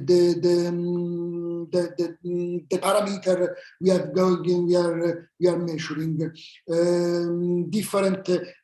Of course, there is about the three system, and the fourth is the biosensor, has the different advantages, disadvantages according to the compound that we are going to measure, and then also as well as the matrices we are going to analyze. The fourth classification, the fourth sensors are the biosensors. Biosensors are very it's not a new devices, but is well done, is well studied, they are well investigated. Different types of receptors. The biosensor is a combination of a sensor, electrochemical sensor, and a biological system. At the beginning, the biosensor was called bioselective sensor for this reason. The electrochemical biosensor are a class of biosensor that function using an electrochemical transducer, different kind of sensors. In this moment, for example, the molecular imprinted polymers, MIP, are really important for measuring different kind of organic compounds, especially, for example, the toxins. They are very specific, they are very selective, and in this case, the sensitivity is really high because they are selective. So, for concluding this first part, this is we have the coupling between our HPLC system, classic PLC system, column, column, HPLC column, or whatever we need, the injection system, of course, and after we have the electrochemical detection. This electrochemical detection is different, can be different, of course, the profile, the layout according to the detection we are going to consider, but this is basically the profile, the layout. Very, very easy, but very effective from another point of view. So, starting from our matrices, we can say, when the different analyzed substances in different products. We start with the cereal, rice, and wheat. Different matrices, but the same. We can say the same type. Different, of course, different papers. We concentrated. We focused our attention on on few papers, of course, because we can say the mechanism, the action, the papers are still quite similar among them. The first thing is to set up the elution. What is the best elution? What is the best column to have a good elution, a good separation? Further, we have to check what is the hydrodynamic voltammograms, what I said at the beginning, because we have to check the potential working, what is the maximum potential where we have the oxidation or reduction of the investigated compounds, and after we have the dilution. This is the scheme of such studies. All these studies are performed according to this procedure, to this master scheme. Three different profiles, three different papers in this case. In the first paper by Visconti et al., they are analyzed the alter toxins, some kind of different toxins in a fungus. This fungus is Alternaria alternata. In this case, they did not use a gradient elution, but just an isocratic elution, and they analyzed with the dual serial electrode detection, dual in series electros detections. They reached a very interesting LOD, limit of detection. We are talking about sub ppm levels, 30 picograms, with a very good RSD around and below 60%. So they reach a very high performance of their system. And we worked in the redox mode. It means the electrode was, the indicator electrode was set up at minus 0.1 volt, whereas the generated electrode was at 1.00 volt. And another paper was in 2001 was by Noe et al. According to for determining the nitrophenols, the nonylphenols, pardon me, in rice, in cooked rice, or in this case they used the colorimetric electrode array detection, and they determined the potential working at 60 670 millivolt for the potential working. We plug and Dental instead studied the citrin, this particular compound in weight. This slide, the next slide, reported all the analytical parameters determined by the author. The main parameters. This is the most important column, which is the potential working for the potential of the working electrode. Meat and fish are two different matrices where the HPLC elution is largely applied. Basically, this detection is made of UV detection or mass spectrometry, but there are some papers reporting this determination with the electrochemical detection. We just focused our attention on 4 different kind of compound: tyramine, ortho and meta tyrosine, heterocyclic aromatic amines that are very important from the toxicological point of view. Heterocyclic aromatic amines are considered probable carcinogens, group 2A or 2B, so they are very important from this point of view. And at the end, the rosmarinic acid, which is like a phenolic compound, you use it with the electrocolorimetric detection with different kind of the detector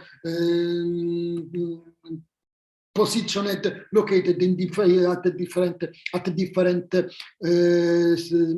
potential of working electrons. This is the different matrix, the different analyte considered, the column, and the limit of detection reached. We see nanograms to grams, ppb, picograms to microliters, so very low limit of detection with very good recoveries and very low relative standard deviation, minus 4%. Very good, avoiding different complex system extraction procedures of extraction that they are necessary with the HPLC mass spectrometry or UV detection. Oils, seed, and vegetables are other different matrices where only the electroactive compound can be measured. This is not easy in this case. You see the example, butter, palm oils are very margarine, virgin olive oils, very difficult compounds. But in this case, you are different, the different papers dealing this determination. They use the HPLC electrochemical detection better than the ultraviolet detection. In this paper, the different authors established a comparison between the AED and the UV detections, and they found out that the HPLC ED detection is better than UV. It means it reaches a lower LOD with high sensitivity in this case. Another interesting determination regards the strobilurine in beans. This fungicides is interesting. It's a group of natural products, and with a longer half-life, the authors developed an analytical method based on a boron-doped diamond electrode with amperometric detection. The amperometric detection are not so common in this case, but this is an important application. We reach the very low limit of detection, micrograms per kilograms, and it is important from this point of view. With an NRSD below 9% and recovery around 60 to 95% of the different compounds. Another classes of compounds of matrices where the electrochemical detection is used for determining nutritional compounds is fruit and fruit juice. Especially fruit juice, we see different papers. So one, this is related to strawberries, this orange juice, and this apple fruit, especially this last one, fluoretine glycoside, is used for detection the adulteration of a fruit juice. Very important, because we can avoid all the extraction procedure or the analytical procedures for determining such compounds. Also, in this case, the limit of detection reached are quite good. In this case, for the orange juice. In the other case, we have no information about the text, but they analyze for the first time this kind of compounds. Also, the recovery in orange juice is very good. It's quite a quantitative determination. I'm going to rush for avoiding to overpass the time. We have the determination. We have an application of this coupling in beverage. Of course, beverage.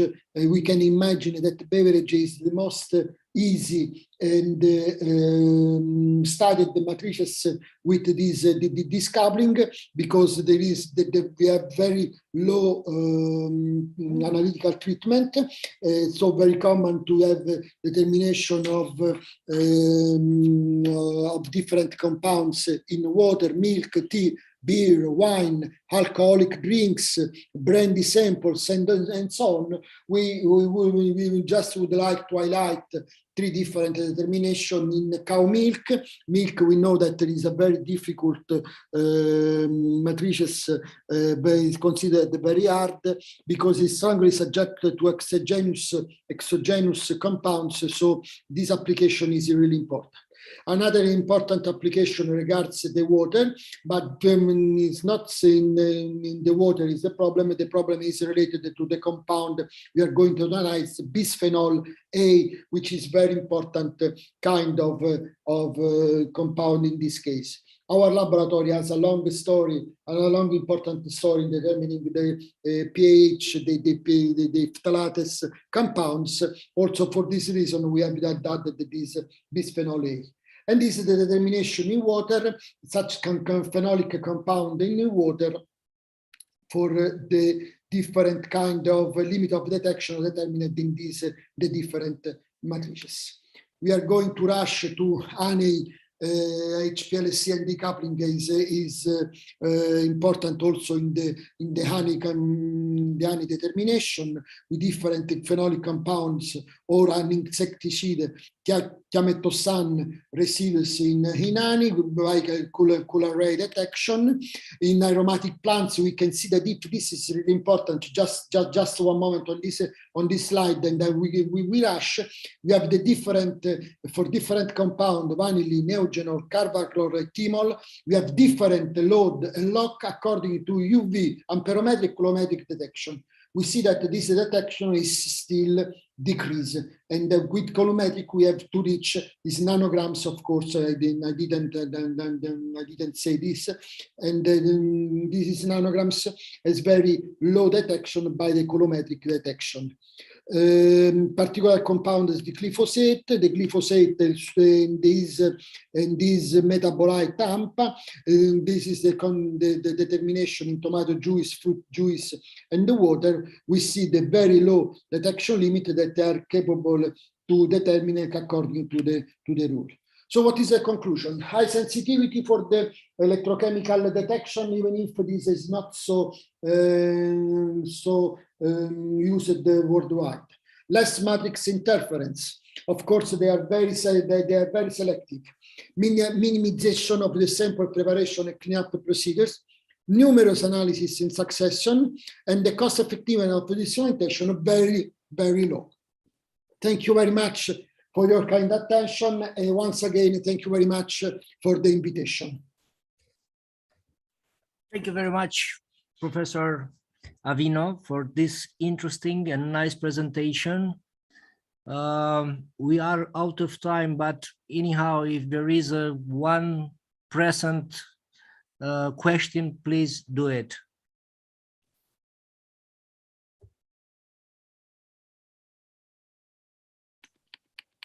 Okay, in this case, I think that it is better to move to the next presentation, and for this, I think, Professor Avino, you have the floor. Okay, thank you very much. Thank you very much, Ionel. The next presentation will be by Professor Lipkowski from the Cardinal Stefan Wyszyński University in Warsaw, Poland. The gaseous sword of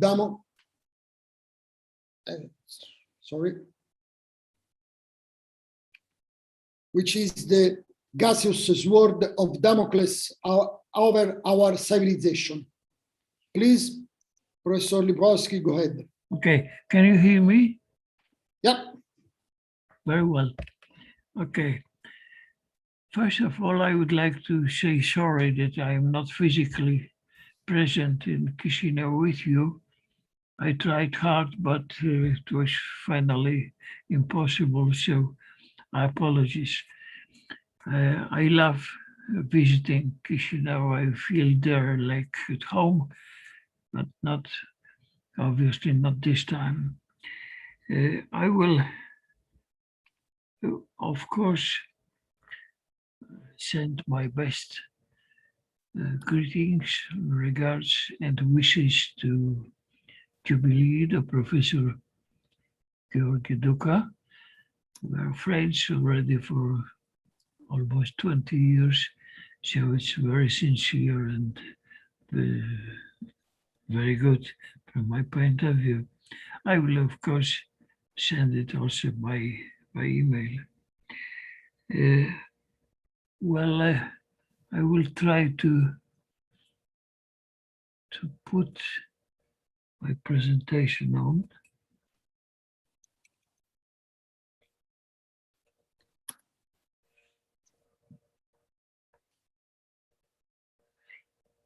Okay, and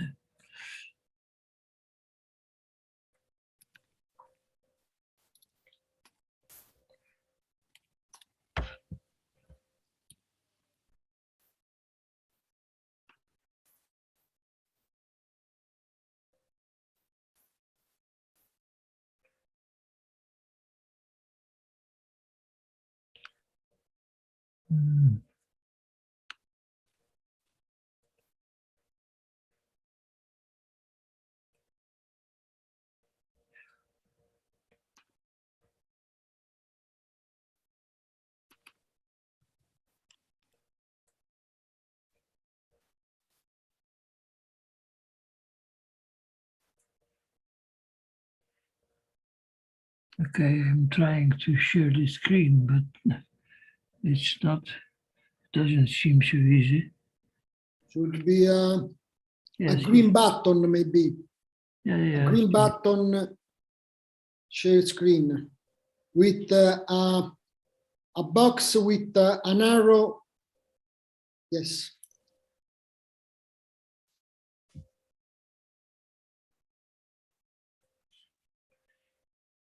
Can you see the title? We see the file manager.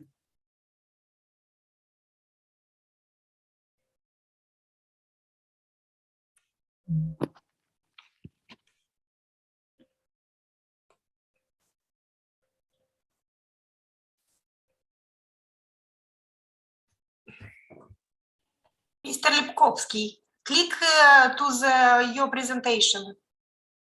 Well, this is my presentation. I see it on my screen.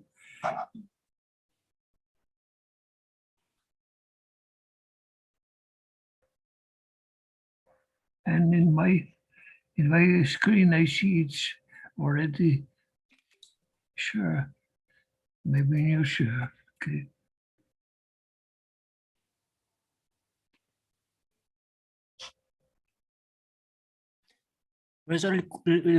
Maybe it is a good idea to use the mouse, the left button, click twice on our PPF presentation. Maybe it works like that.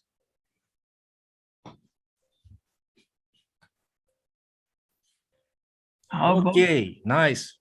Can you see it? Yes? Yes. Very well. Thank you very much. Well, as you can see, I slightly changed the title of my presentation. I will explain it during the presentation where it's shown.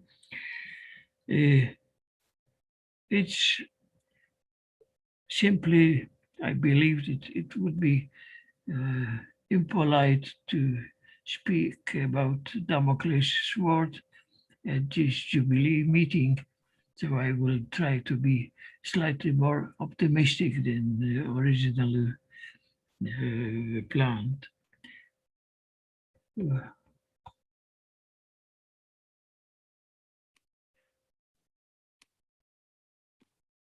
Okay. First of all, I would like to say that water is a mysterious substance.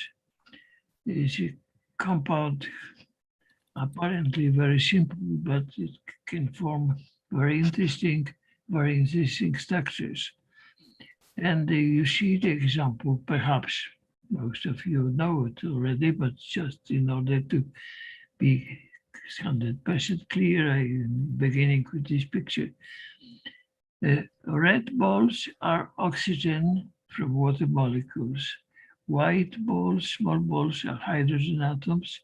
And inside these molecules, these 20 molecules of water, form a kind of cavity, which inside can accommodate different chemical species. One of those is methane, CH4. And it is bonded quite strongly inside, and is bonded as long as this cavity is stable. This cavity is a sort of, this compound is a sort of snow or ice, if you like. It melts at slightly higher temperature than ordinary ice. It depends on the conditions. So if we melt the structure, if we decompose the structure, methane goes out. But as long as the structure is stable, it sits there.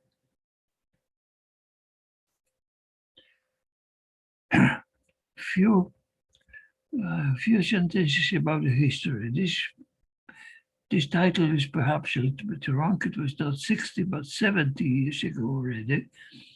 And you see on the picture something which is very strange. The picture was taken somewhere in Siberia and published in a Russian daily newspaper long time ago, and then was just copied and reproduced by Makogon and his interesting paper in La Recherche many years later. What you see, please have a look at the bottom of this picture. You see big Siberian pine trees, which look very small compared to this very big giant icicle. What happened? They were drilling for oil or gas, I don't know which one, and very early during drilling through shallow permafrost part, suddenly big outflow of water happened. There was no chemical explosion, just simply water flowing out of the drilling place. And of course, since outside temperature at that time was very low, reportedly it was minus 63 degrees centigrade. So this water was frozen outside and formed this giant icicle. Well, Russian scientists, of course, quickly discovered what was the reason. And the reason was just methane, which was frozen in the form of this cavity compound in permafrost. And during the heat of drilling, melted this and the water flew out. So this was something interesting, also important, because it happened many times in different places in Siberia during drilling. But knowing the phenomenon, it was under control. Typically, there were no problems. But I will show you another example, which already points, the extreme importance of this phenomenon. This is American satellite picture from 1960s or 60s or so, from Arctic Sea, this part. You see Bennett Island and Bennett Island, and there are two islands. What is important? You see this banana-shaped white field, this one. It is 130 kilometers long and about 30 kilometers wide. And it was, according to American satellite investigations, it was methane, enormous amount of methane. The reason and the secret was that in this part of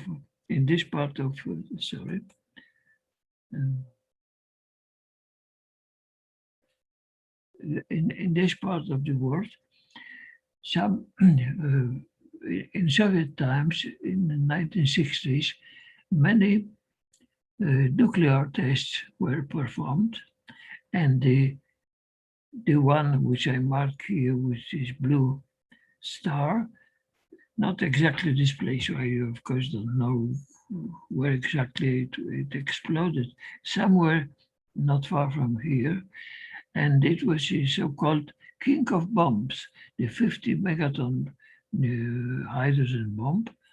And as you know, ocean under such an explosion boils, and when it boils, then if there is methane in the form of clusterate, of course it melts, and this is the reason why so huge amount of methane appeared.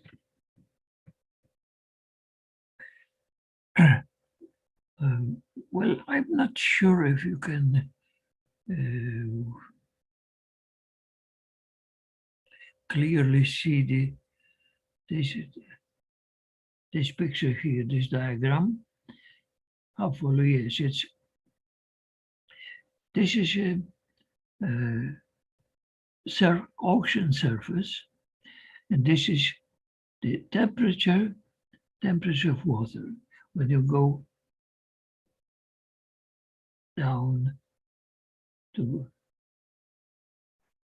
at about 500 meters below the sea level, this line, this temperature, crosses the area of stability of methane clusterate.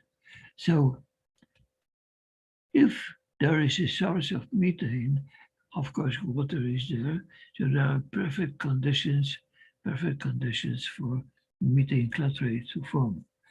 These data are taken from the US Geological Service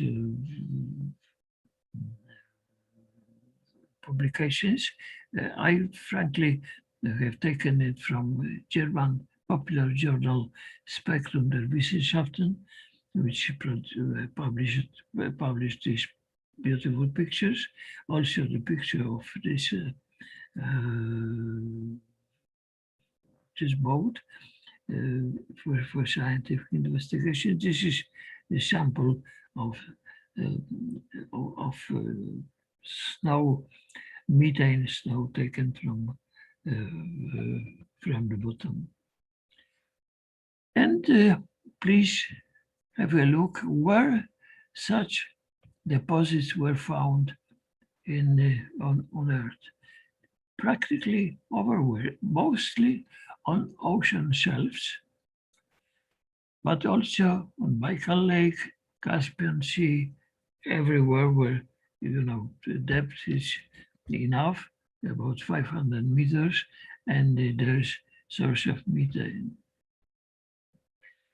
Now, I have to make a short comment because these data taken from US Geological Survey, they are now already about 25 years old.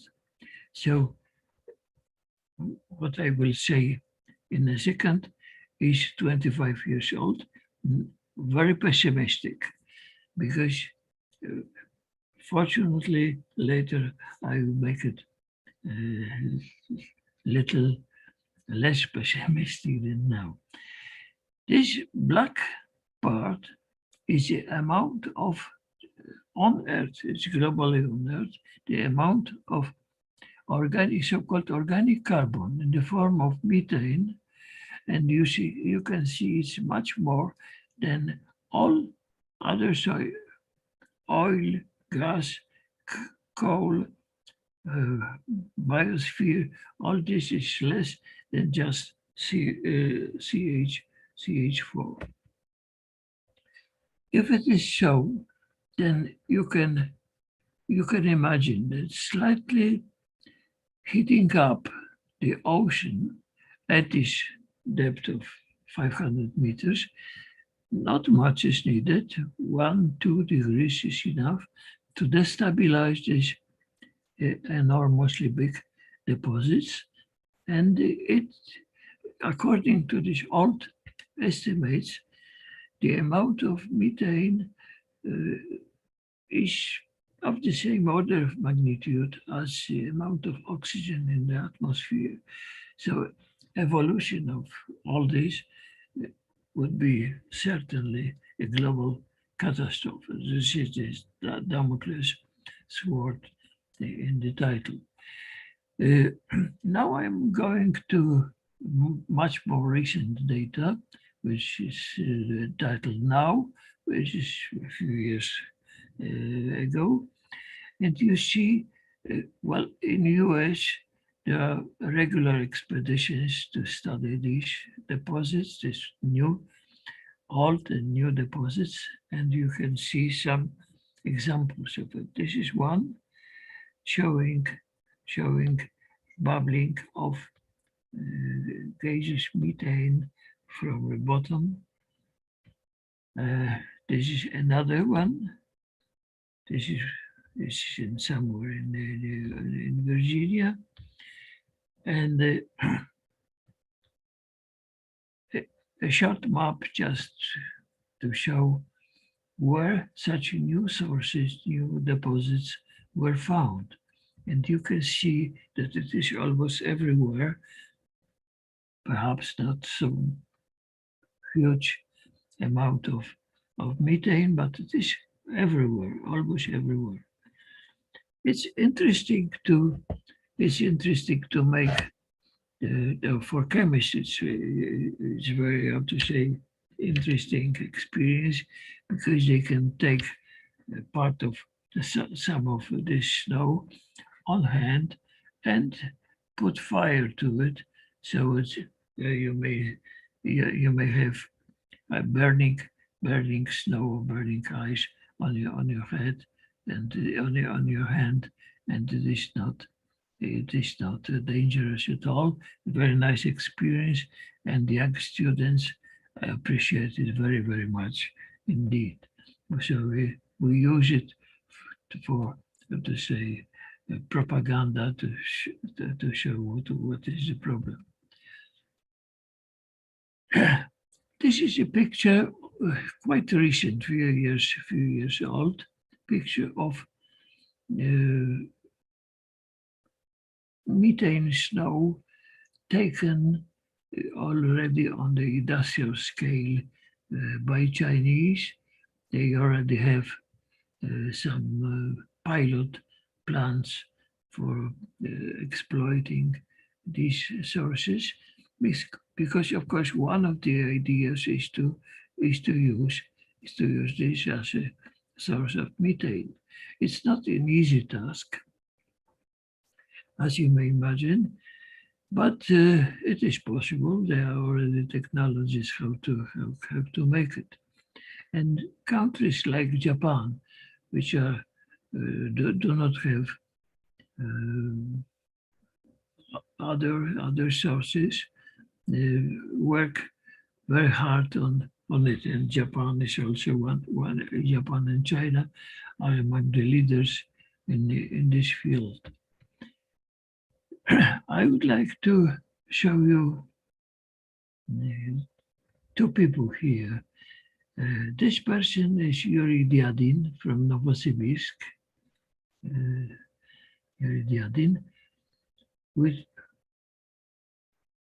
I'm sorry to say that he passed away a few years ago, and so he's not working any longer, of course, but very one of the world-class experts in the field of water clathrates, of water inclusion compounds. But what is also interesting, behind him here you can see Adi Manakov, the co-author of this presentation. And what I would like to show you also in this context is something completely different. Water, of course, may be host material to enclose methane or enclose many other compounds. I mentioned that we're working on it for a long time. I would, of course, I have no time to discuss it in detail. But water can be also trapped in a special chemical species like metal organic frameworks or covalent organic frameworks. And what you can see here in the picture is Omar Yagi, one Jordanian from origin, but of course working permanently in the United States. And what he did was to construct special metal organic framework able to entrap water molecules and with very high affinity to it. So, for example, if you take this material to Sahara Desert, so at night where temperature is very low, even 10 or 15% humidity is enough to fill these cavities with water. And then when the morning sun starts operating on this material, this water comes out because of heating. And Yagi and his co-workers, they not only built chemical species with high affinity to water, high absorption ability to water, but also they built a special set of materials with some graphite as a compound absorbing heat from sun in the morning. So now, if you use this device already ready to use, so to say, then you, instead of carrying a huge amount of water, in your visiting Sahara or the deserts, you may simply take a few kilograms of this material to absorb water at night and give it back at the daytime. Very interesting. So what I wanted to say, and of course, but this is the reference to the short paper, making a little bit propaganda about this achievement of Gheorghe. What I would like to say is that methane from one side is a very interesting source of material. Methane is, of course, valuable stuff for chemists, for technology. So if we are able, like China and Japan, to exploit such sources, it is of high values, of high value. As far as exploiting permafrost places, it is already known by Siberian people, by Russians. It's already known for decades how to use it, and it is economically okay.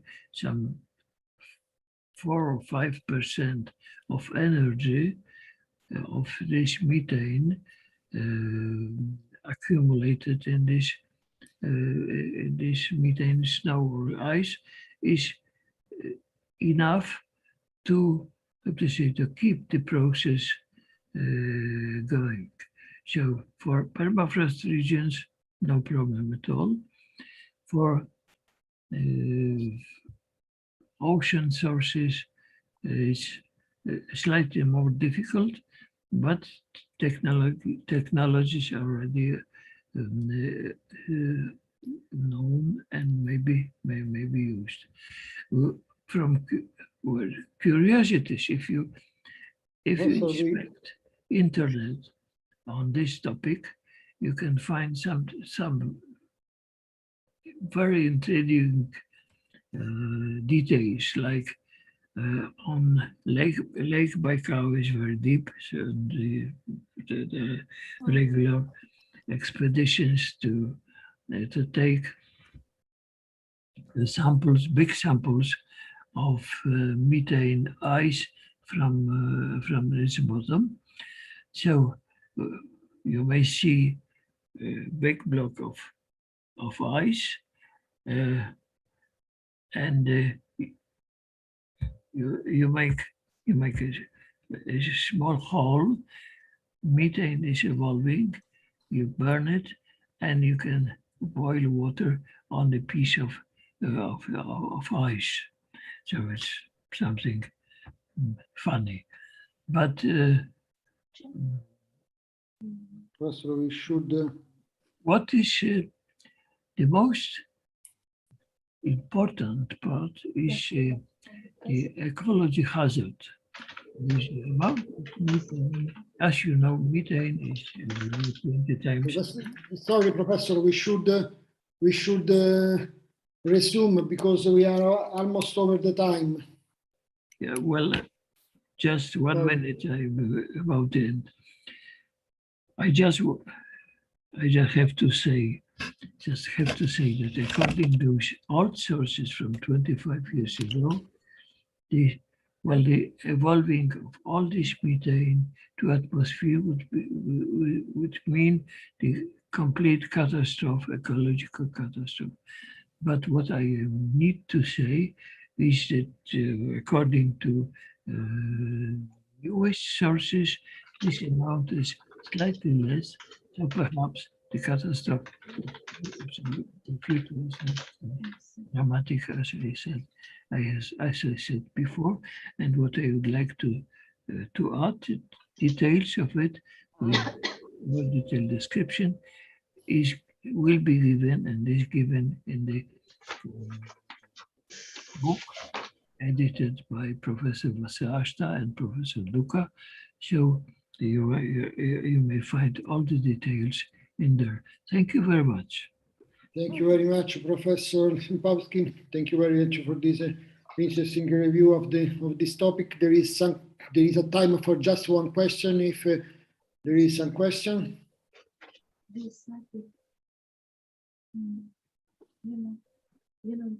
So we go. I don't know, we can see, you can introduce the last presentation. Yes. Thank you very much, Pasquale. So, dear colleagues, the next presentation, it was supposed to be kept by Professor Momir Đurović from Montenegro. Unfortunately, for really true reason, he was not able to come in this virtual meeting. So I believe that this afternoon session is already coming to an end. But below, to close this afternoon session, allow me, in name of all of you, to thanks to our colleagues from Chisinau that organized this nice meeting, despite of the fact that it's in the virtual way. Of course, as all the other colleagues, speakers said, I would prefer to be in Chisinau and to talk each other in front. Unfortunately, because of the mad Putin and his Camarilla imperialist that attack Ukraine and Ukrainian people, we was not able to come there. But I hope that this war will come soon to an end, and peace will come again, and then we could meet again in Chisinau or everywhere around this world. So Akulina and organizer from Chisinau, thanks again, and you have the floor. Thanks again. I really underline all the words by Ion.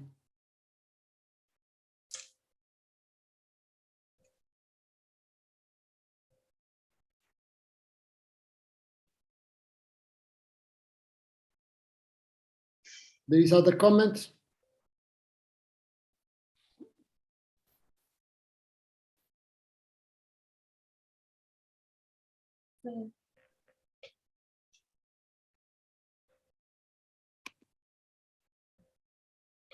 There is the microphone off. Yes, and I think Professor Lipowski should close the presentation. Okay.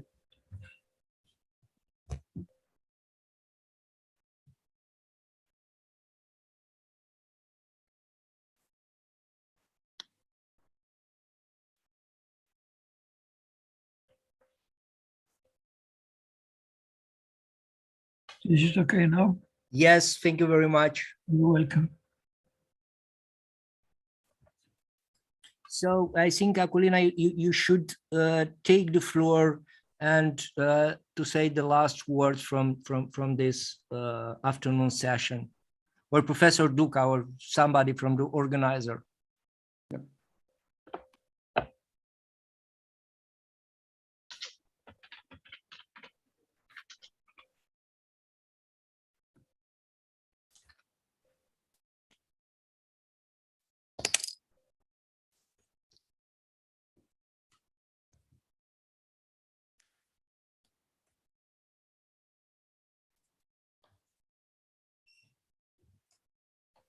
Doamna Aculina, nu vă auzim.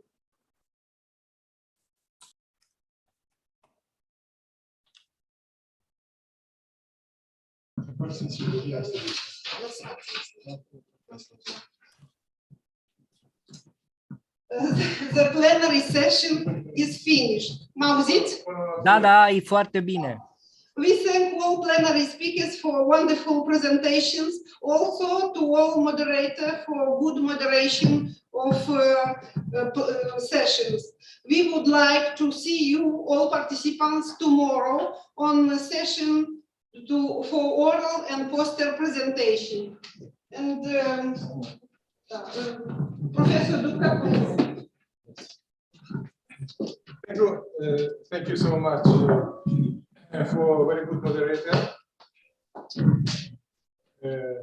Ms. Director, Professor Acolina. Thank you also for moderator of welcome session and first and second session and the plenary session. Thank you for all persons who congratulate me of this my jubilee, and I especially want to thank my colleagues who presented today very good allocation. Thank you, Professor Ashok Vasyashta, Professor Sergei Travin, Professor Sunkunov, Professor Ionel Mangalajiu, Professor let's remember, Professor Avino Pasquale, Professor Janusz Lipkowski, and again Professor Sunkunov from South Korea. And I'm sorry because he cannot present the allocation. Professor Garabadziu, Professor Jurovic, and Professor Asad Khatiyeh. I thank all for this first day of our good conference in ecological environmental chemistry. I like the intention of my colleagues, like Garabadziu, who intend to direct the organical chemistry and the green chemistry and the chemistry of friendly for environment. Thank you so much, because for us was very interesting and very important. I want to say again one also I want to say one decision for Chemical Society of the Chemical Society of the Republic of Moldova. Decision of the Board of the Chemical Society of the Republic of Moldova for the contribution to the development of the ecological chemistry. The medal of the Chemical Society of Moldova in ecological chemistry is awarded to Gonța Maria, Pașcu Tudor, Romanciuc Lidia, Gheorghe Viorica, Ricu Acolina, Bunduc Elena, Sturza Rodica, Subotin Yurie, Kovaliova Olga, Nastas Raisa, Ashok Vasyashta, Kunov Sun, Lipkovski Janusz, Mangalajiu Ionel, and Arvino Pasquale. Also Professor Sergei Travin. Thank you so much, and my congratulations. Thank you very much. Thank you very much. Yes. For brings this medal is necessary to come in Moldova. I'll come. I will also very soon. I invite you. We prepare wine, cognac, good food, good hospitality, good disposition, and health and peace. Thank you so much for first day of our conference. I invite you today to come with us in the underground winery to test Moldovan wine. Okay. Thank you very much, Professor. Tomorrow start 9 o'clock. Yes. To work in the section 9:30 a.m. and our 5 sections. Thank you so much for today. Thank you so much.